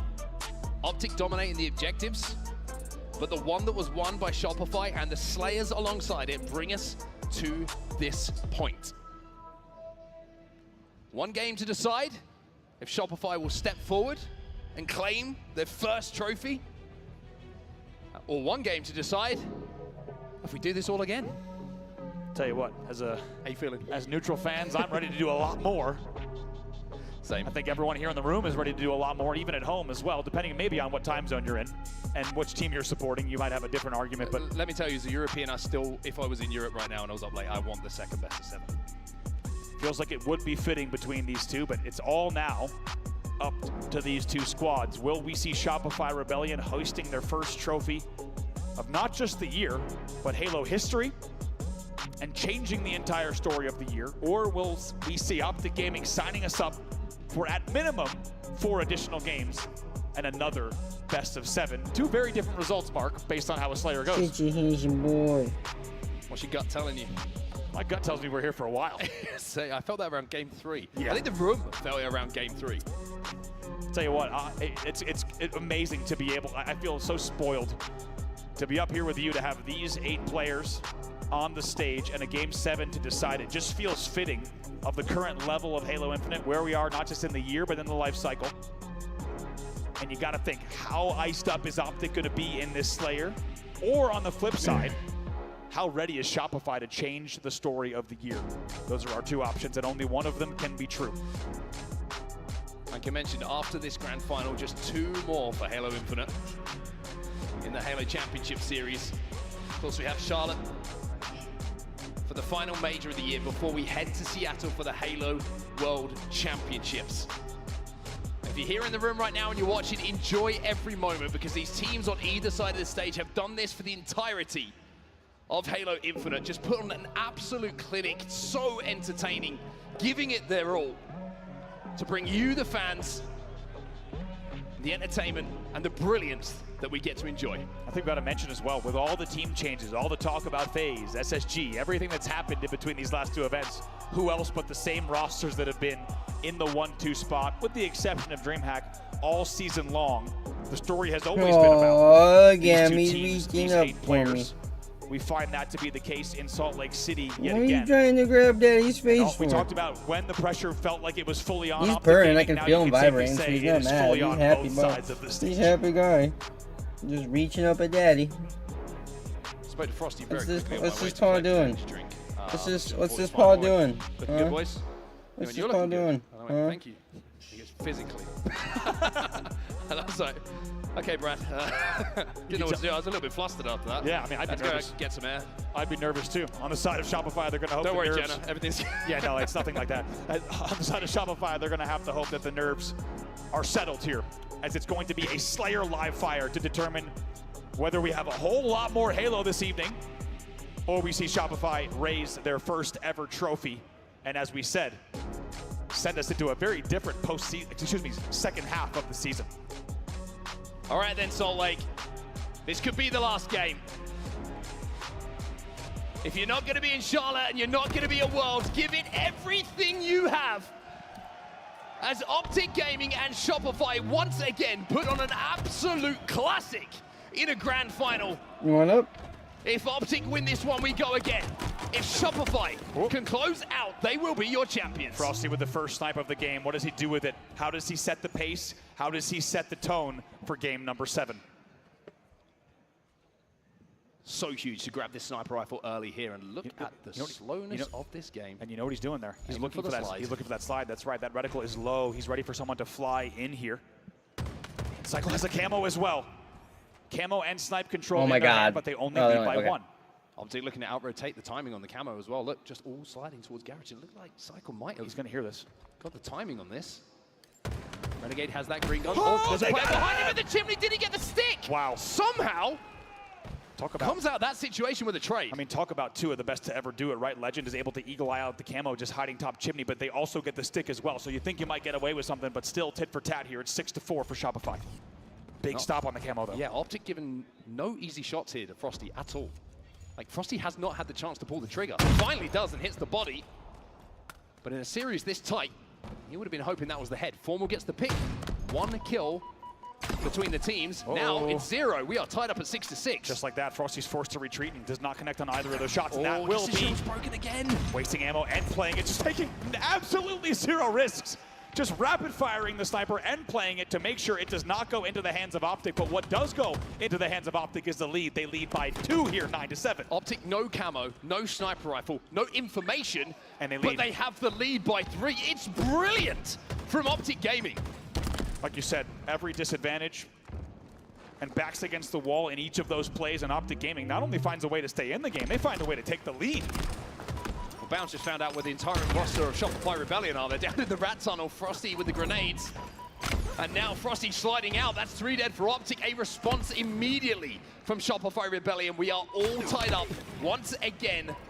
There will be a pick coming in, as last shot will be on your POV with a QT that gives Shopify a 1-kill advantage. Also has the QT, he can QT right out if he needs to, but the shots are so good that he doesn't need to just yet. Gets some extra damage as well, but looks like should be flushed out. What? No! He's all over the map! He's putting the QT to use, and he spotted out the camo here. He knows it's here somewhere. Oh Legend has no idea. Last shot picks off camo. QT's back. That was What a light this is from this a man. good He's on every QT. corner of the map. How often do you see That a was QT such versus a a good camo battle in a QT. straight 1v1 like that? Absolutely picks him apart. Beautifully done. That gives now Shopify And he a QT'd 4 4 kill times. lead. Renegade flies into the back of green though, breaks the shields of last shot, gets that kill as well. That is a very well-placed grenade. Frosty though manages to trade with Legend. Snipe down cuts. As Bound will get the kill onto Cycle. Royal 2 taking a lot of damage on top of the tower here. He knows the pressure's coming. Ooh. Renegade wants to hunt him down. It's well placed, that grenade again from Renegade, and now it's a 1-kill game again. What a nade off a C-box from Oh, boy. Renegade. What a nade there. Royal 2, I think he had the timing to go back tower, but Renegade pulls the perfect pre-nade. Bound also pulls the perfect shot. Snipe in their hands. Frosty wasn't able to get clear shots. Bound. Not an easy shot again, but Renegade with the perfect onto Royal 2 will put Optic into a lead. Still a lot of ammo to work with here for Bound. Snipe not being a huge factor just yet. Bound starts to connect with it though. And another one, a double kill! Threading needles. Bound coming to life as this series goes on. He's 11-4. In a game they lead here by only 3. Unbelievable. Frosty! Oh! Going to the tippity top of his head, pokes out. It's all the Bound needs. He's surgical. Do not let this man fix his crosshairs on you. Finally, he's taken down, but not before Optic Gaming goes up 24-20. Well, Shopify will be relieved. There's no more ammo left, and the Bound has been taken down. Renegade, though, still alive on the map and still causing problems. He'll take down Frosty as Legend. Clears out the back of green here. And Cycle finds a pick onto Renegade. There's the QT, though. He waits. He baits. He sees last shot come back. And this time, last shot won't get away with it. It's a big kill, and Optic Gaming knows they just need to keep this cushion. They're up by 5, and they continue as those kills are traded. They do not want to let Shopify back in this game. Camo coming up in around 10 seconds time. Formal has fallen, and Cycle gets the pick onto Legend as well. He's going to not be let escape through the rat tunnel this time. Cycle finds out the green gun hurts. Cycle finds out the green gun hurts. He might have saved his life as there was a pre-nade coming in and Shopify have secured the camo. This is how the producers would have written it. 24-28, they're down by 4. Last shot with camo. 2 dead. For Optic Gaming, Royal 2's chasing down members of Optic at the back of the tower. It's 4 dead! It's 4 dead for Optic. It's a 1-kill game. Last shot plays it perfectly, doesn't try to get too crafty, doesn't try to get too aggressive with the camo, instead just plays the advantage, gets the damage that he needs, and also catches Renegade off guard, tied at 29. Camo dissipates. Optic can get a double chow, but look at the positioning. He knew that it was coming. Backs up smartly. Puts some distance between him and the push from Optic Gaming. And everything slows down. Optic Gaming lucky to not sacrifice additional kills, but as quickly as I say that, Frosty grabs the sidekick kill off screen. Optic Gaming's trying to get out, but they're getting pinched. Bound found one. It's 2v2 on the map. Sniper coming up as well. I think Optic want to make a play for this Sniper. They don't want to let Shopify get it because they know that that's going to be a huge win condition going their way. They need to contest it. So Optic forced to make that push, and Legend will get it for free. What a POV to see that from. They pre-nade! They pre-nade the snipe, but they take their eyes off it as Optic Gaming slides in and steals it. Legend not allowed to pull the trigger once more, though. Cycle, somehow or other, threads the needle to get that kill, but did it fall into the hands of an Optic player once again? 2 dead for Shopify. We're tied up at 34. Optic into a lead. Damn. By just 1 kill. Got to see, as you said, was that sniper rifle played? We'll have our observers in the back checking exactly if that sniper rifle is still on the map. And it's in the hands of Legend. And he's got 5 shots left. Make it 4 because he's going to burn some ammo. It's kind of you to say burn ammo. I don't think he meant to pull the trigger there. Royal 2 slides across top middle. He's going to rotate snipe. Big rotation for new angles here. They're trying to get out-rotated. It's both teams out-rotating one another for a full base trade. 5 minutes left in this game. Well, yeah, they are. They literally, both teams are just going. This, but time could well be a factor. Oh, Frosty peaks. Legend has not been missing much. Cycle peaks. Legend not with an opportunity for a clear shot as yet. Camo up in 15. Very good chance that this Camo decides which team takes this game. Good pressure. Oh, they're saying Shopify. Now putting that pressure on. Legend. No ammo in the back pocket. Renegade gets a kill, Good but Frosty shit. will neutralize it. Has to reload. 1 bullet for Frosty. Success for Shopify a lot of the time is in this man's hands. He can't win the fight against Renegade though, and Optic keep the 1 kill advantage. Renegade was one shot the whole time. I don't know if the call out came through because that could have been an easy cleanup. But look at the Camo, tied 38-38, Royal 2 here with the Camo now. GT coming up as well in a few seconds time. Here they come. Oh, the pre-nade! What a pre-nade. They're gonna have to try again. Unbelievable from Optic. They hold off, but another push is coming. Royal 2 knows it's not going to be one player walking out, backs down, the Camo now disappears. Oh my. Shopify making a play though. They're swarming on the big door. Cycle managed to get 1 kill with that stick. But essentially it's a 1-for-1 trade. Renegade, Renegade! If he goes down there, this game looks so different. It is tied up at 40-40. Oh man, in jail. Frosty trying to stay alive. So is Renegade. He's got help on the scoreboard. Unbelievably back and forth here. As you said, This game is intense. Holy shit. You can feel the nerves on both sides of the stage here. No mistakes can be made on either side.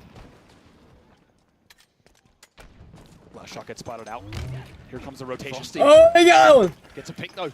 Cycle exchanges grenades. Oh, Legend gets shit. to Royal 2 still tied up. Oh my god, no! This is insane. You knew the trade was coming, and there it is. Frosty can't peek. They keep Frosty off of dummy door. Very nicely done. They take Oh, you going? Oh, you got Royal 2 has a flank. Sniper rifle coming up as well. Oh shit! Still the I one think kill got between one. the 2 teams. Legend versus They got Royal 2, another. and Legend was last alive. It's 45-43. Where's that snipe go? Where does that snipe go? It's in the hands of Frosty. Will he hit the shots to take this team Oh my god, home? this is about to slow And their way the first fuck ever down. Halo Infinite win.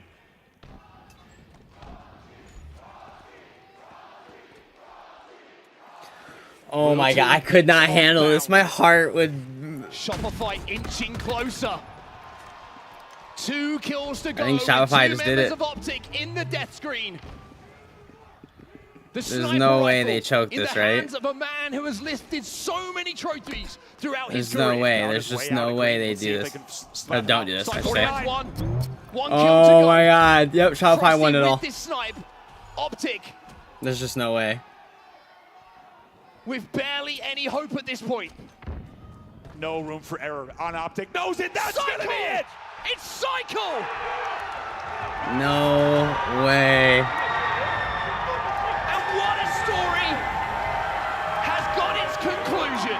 Cycle, the youngster, the new blood, gets the final kill to push Shopify Rebellion through a grueler of a grand finals. They will slay the beast of Optic and will be your HCS SLC major champions. No way. Biting at the heels for many months.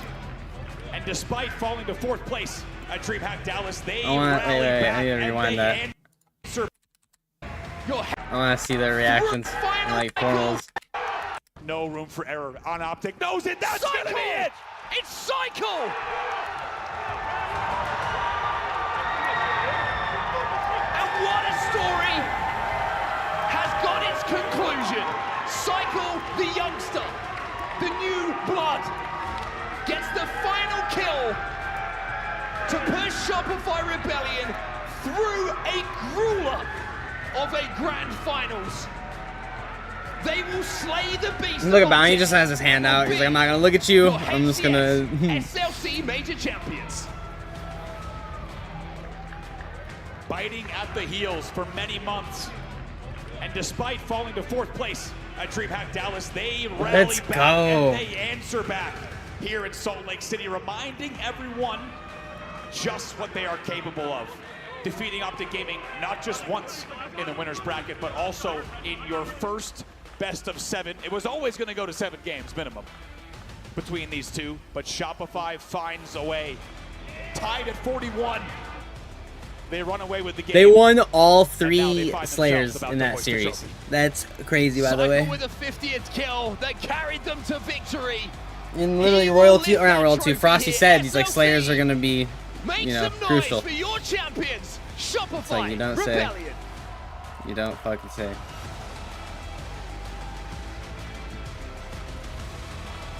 Yeah, so if you want help, he's like, I'm good. But I've done that before. I've done it enough times.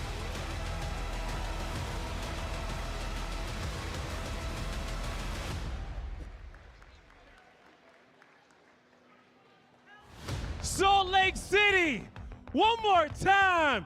Blow the roof off this place for Shopify Rebellion! Oh man, I got Frosty with me here, and it has been a while since you've been able to stand here and hoist that trophy, but you guys made this team with that in mind. How does it feel to finally be able to beat those demons and be able to do this yet again? It feels great. I mean, they're obviously a great team, but we were better today, so it's always fun to go toe-to-toe with them every single tourney. It truly is. Make some noise for Frosty, Salt Lake City. I want to move down the line to our newest champion. Give it up for Last Shot, everybody. You know, I know this one means a lot for you, okay? You've been playing Halo, been playing your butt off for many years. How does it feel to be able to stand here on top of this stage and be a champion? I mean, it's a great feeling, man. It's something that, you know, you just can't even describe. I mean, it's just so great that I'm winning with these boys, and it's an amazing feeling, man. It definitely is. You know, throughout this series, you know, you were talking about pacing throughout the weekend, making sure that you guys didn't give too much here, you know, before you got to the finals. You know, how proud are you of just the performance and how you guys played in those Slayers, man? I mean, man, we've been saying before the tourney that we just need to practice our Slayers and just get them right and just play our lives, and that's what we did this entire series, and we come out with the dub. Definitely came out with the biggest dub today. I want to move on over to your teammate, a man of few words, but someone who has dreamed of this moment for so long. Give it up for Psycho, Salt Lake. Psycho, you've been playing your ass off on the stage. How does it feel to hoist that trophy? It feels great. I mean, once I started competing, that's the only thing I wanted to do. So, you know, it feels great that I'm finally here.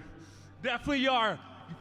And now, you know, when it comes down to these teammates here, you know, how proud are you of these guys to be able to fight toe-to-toe with you and not giving up after those last 2 grand finals for you guys to get back here and prove all the haters wrong? Honestly, it's like the best team I could ever ask for. So, you know, I love the boys. You know, we fought really hard through trials and tribulations. So, you know, I appreciate them, love them. There you go. Give it up for Cycle one more time. Gonna scoot to the end and talk to Royal too. You know, you're no stranger to winning events, but what does it mean to win with this team with everything that you guys had to go through? I mean, it means the world, especially the tournaments before this. I feel like, you know, we got to the finals and we had like a bad showing last tournament, but I'm just so proud of these two, especially. I think me and Brad, you know, we've been in finals before. We've experienced like diversity, but I feel like from the last 2 tournaments, you can just tell they've like adapted so quick, and I think that's such a big thing for young talent like them. I just gotta give them the props. Definitely do, man. These guys fall hard here on the main stage to prove to everybody that they can get this one done. You know, to be able to, you know, finally, you know, overcome that Optic team and to get here on the stage, you know, you guys fall hardcore in those Slayers. Just, you know, do you have braces have the on? best man here too as well. Just what does it mean to do that for You got Shopify something on his Rebellion as teeth. an org? Because they've been sticking in there with you guys.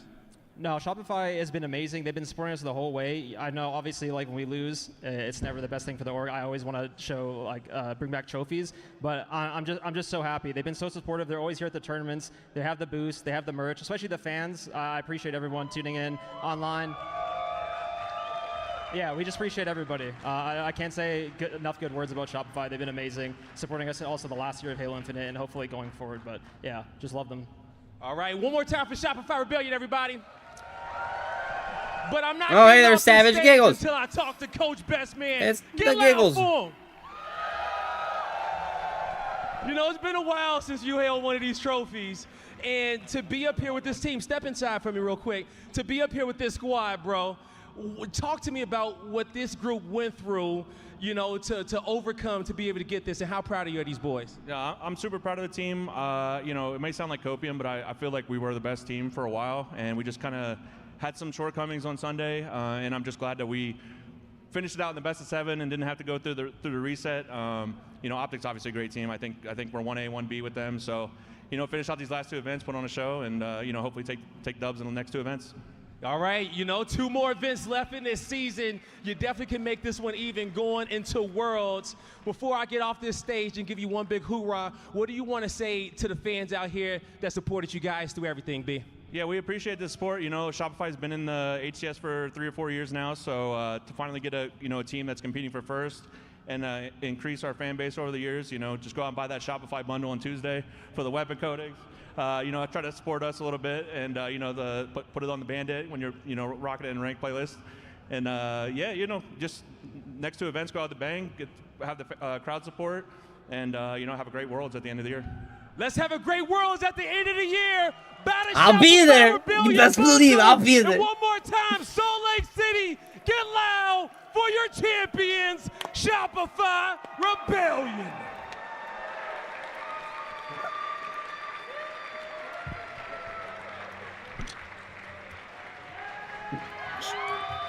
Well, there you have it, folks. A different outcome. At this point in this season, it was getting awfully close at the end there, thinking we might, just might, go to a bracket reset. Would it be the same? Would Optic do it once again? But no. Shopify Rebellion, this time around on the exam, they had all the answers. An A+ was the final score, hoisting that trophy. There are so many layers to this team and what I want to talk about on the desk. First and foremost, Shopify, give that man a raise. Best man is doing work out there on that main stage with a trophy in his hand, calling the fans, calling everybody to support, and rightfully so. Shopify getting their name on the map, and incredibly, a trophy too. Huge, huge props to all of these boys here on the main stage, because every single one of them had to put the work in to make it happen. Clutch, I want to start off by saying that I agree very much with Royal 2. Wow, Cycle, last shot. Let's talk about this storyline. These guys, they were picked up. It was quite a risk. I know how a lot of veterans and experienced players feel about taking on not only just one young rookie, one young gun who's looking for a victory, but 2, they saw a lot of potential. And I've got to say, they made the right call. Both of them handled the pressure of not only losing back-to-back grand finals this season, but then going into a 3rd, getting all the way to that Game 7 clutch, and closing it out this time. Incredible ice, incredible experience for them, and wow, what 2 talented players. Yeah, unbelievable performance by Shopify. I mean, the series went the distance for a reason. It was the best Halo we've seen so far this year, and Shopify coming out on top. You knew it was a matter of time. The young guns really impressed us this weekend. Cycle and Last Shot played lights out, and you saw glimpses of this last year on their separated teams, and you wondered, it was only a matter of time when they were going to find themselves hoisting up a trophy. Took them 3 events this year, but the job got done. I'm getting off. But I Please for now. I might be back on later.